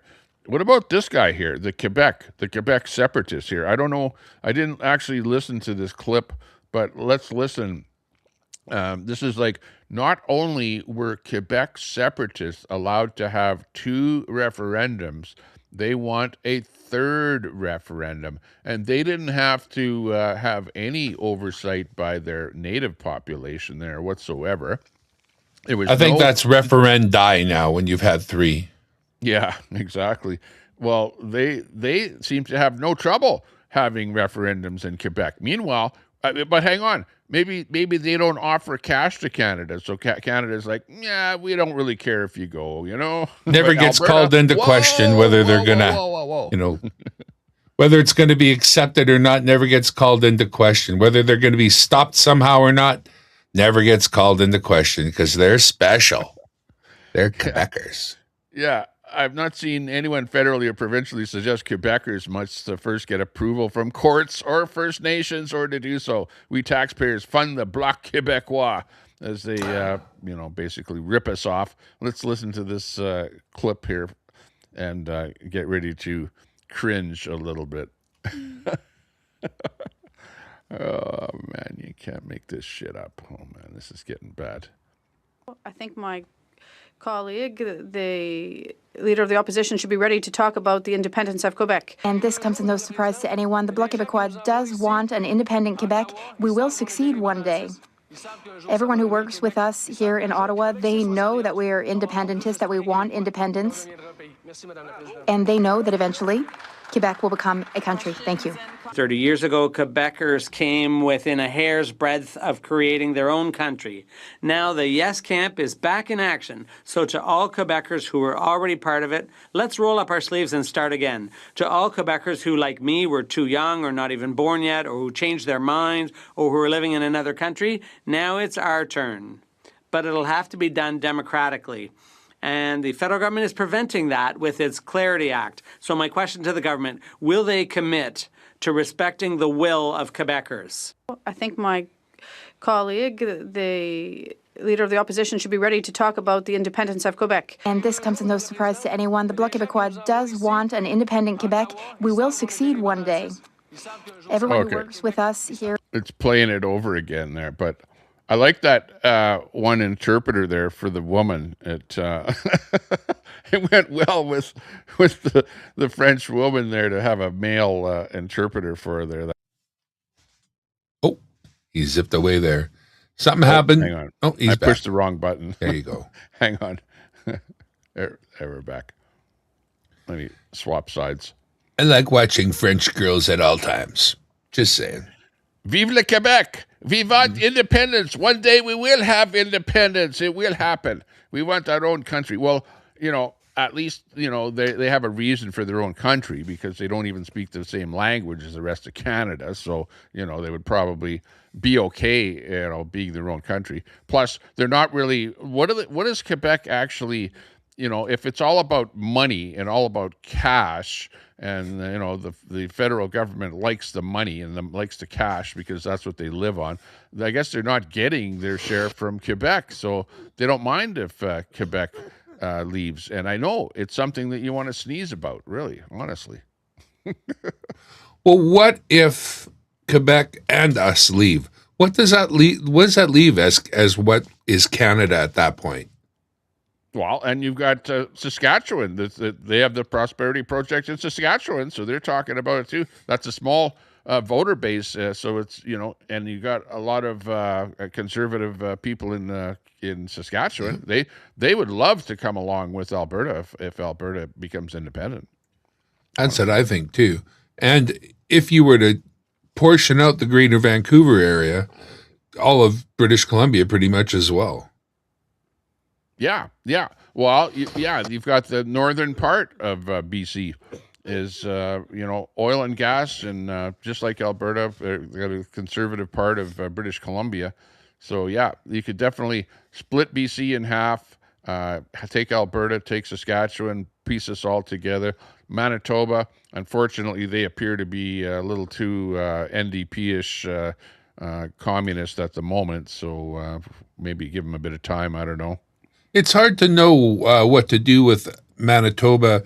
What do they bring? I mean, we got farmland. Yes, I know that. How is it for resource wise? I don't know of any particular resource that is prevalent in Manitoba. Yeah, well, maybe they're not really harvesting any resources. They're just like Quebec, leaving it in the ground, and we don't really hear too much about it. I don't know. Being their government leadings over the years, maybe they're just doing that. I don't know. Hard to say.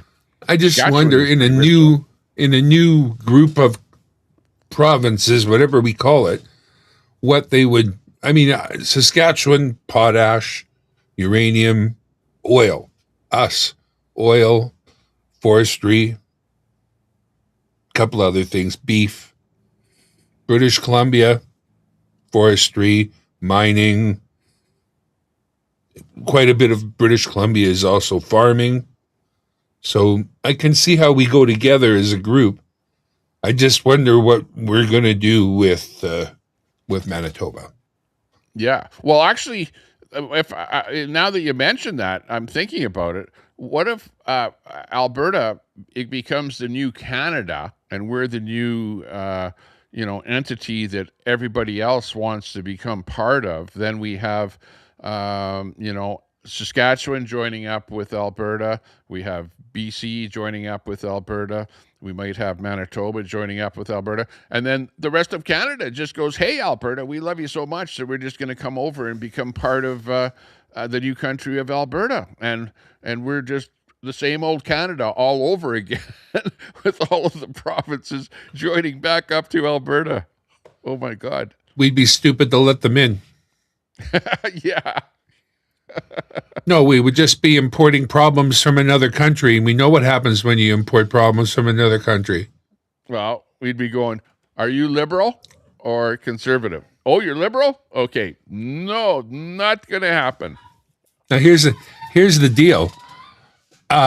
You're welcome to come, but we don't give the vote to anybody who immigrates.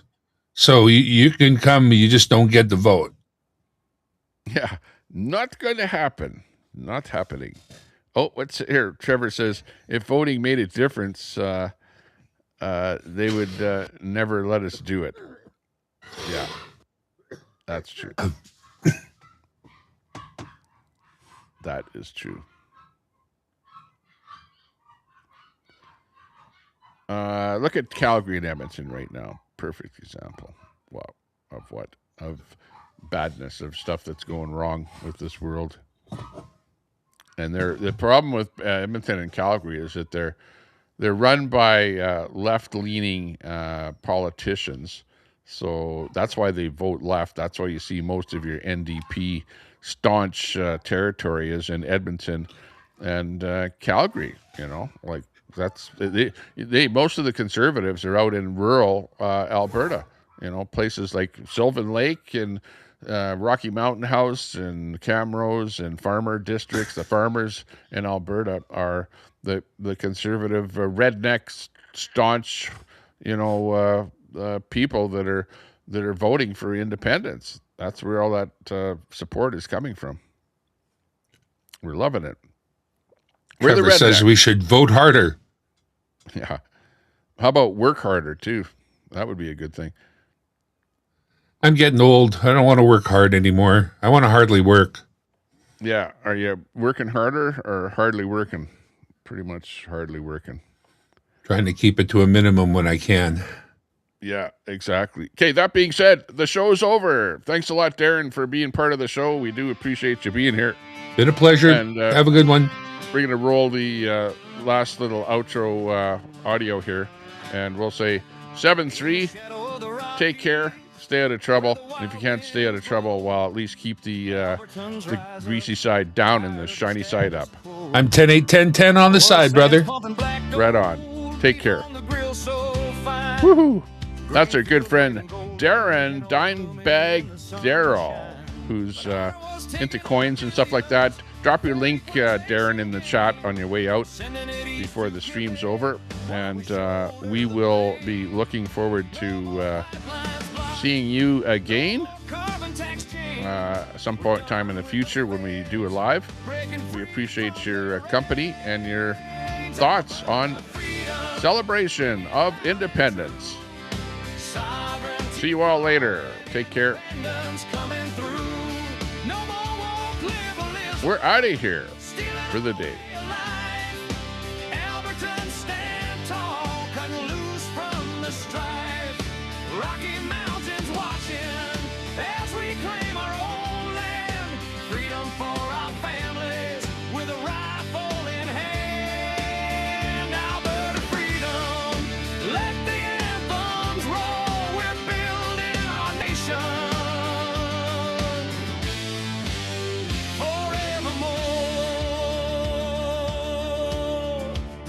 From the prairie to the peaks, where the eagles soar high. We're sick of the traitors calling us traitors, that's a lie. Equalization's a thief, stealing our hard-earned pay, while they push their agendas, turning night into day. Beef ranchers and farmers, grain silos stand proud. Oil rigs turning profits under Alberta's cloud. No more begging for ports, landlocked but strong we stand. We'll negotiate our future with the world in our hand. Alberta freedom, ringing loud and true. Sovereignty calling, independence coming through. No more woke liberalism, stealing our way of life. Albertans stand tall, cutting loose from the strife. Rocky Mountains watching as we claim our own land. Freedom for our families with a rifle in hand. And don't forget, wherever you're watching, hit that subscribe button. We appreciate an odd little subscription once in a while, and hit the thumbs up. Thank you very, very much. They say it's illegal, but self-determination's all right. Like Ukraine from the Soviets, we'll fight through the night. No more sending our wealth to fund their endless schemes. Our pensions rising, fulfilling our dreams. Tired of the liberals, their rules and their games. Albertans awakening, calling out our name.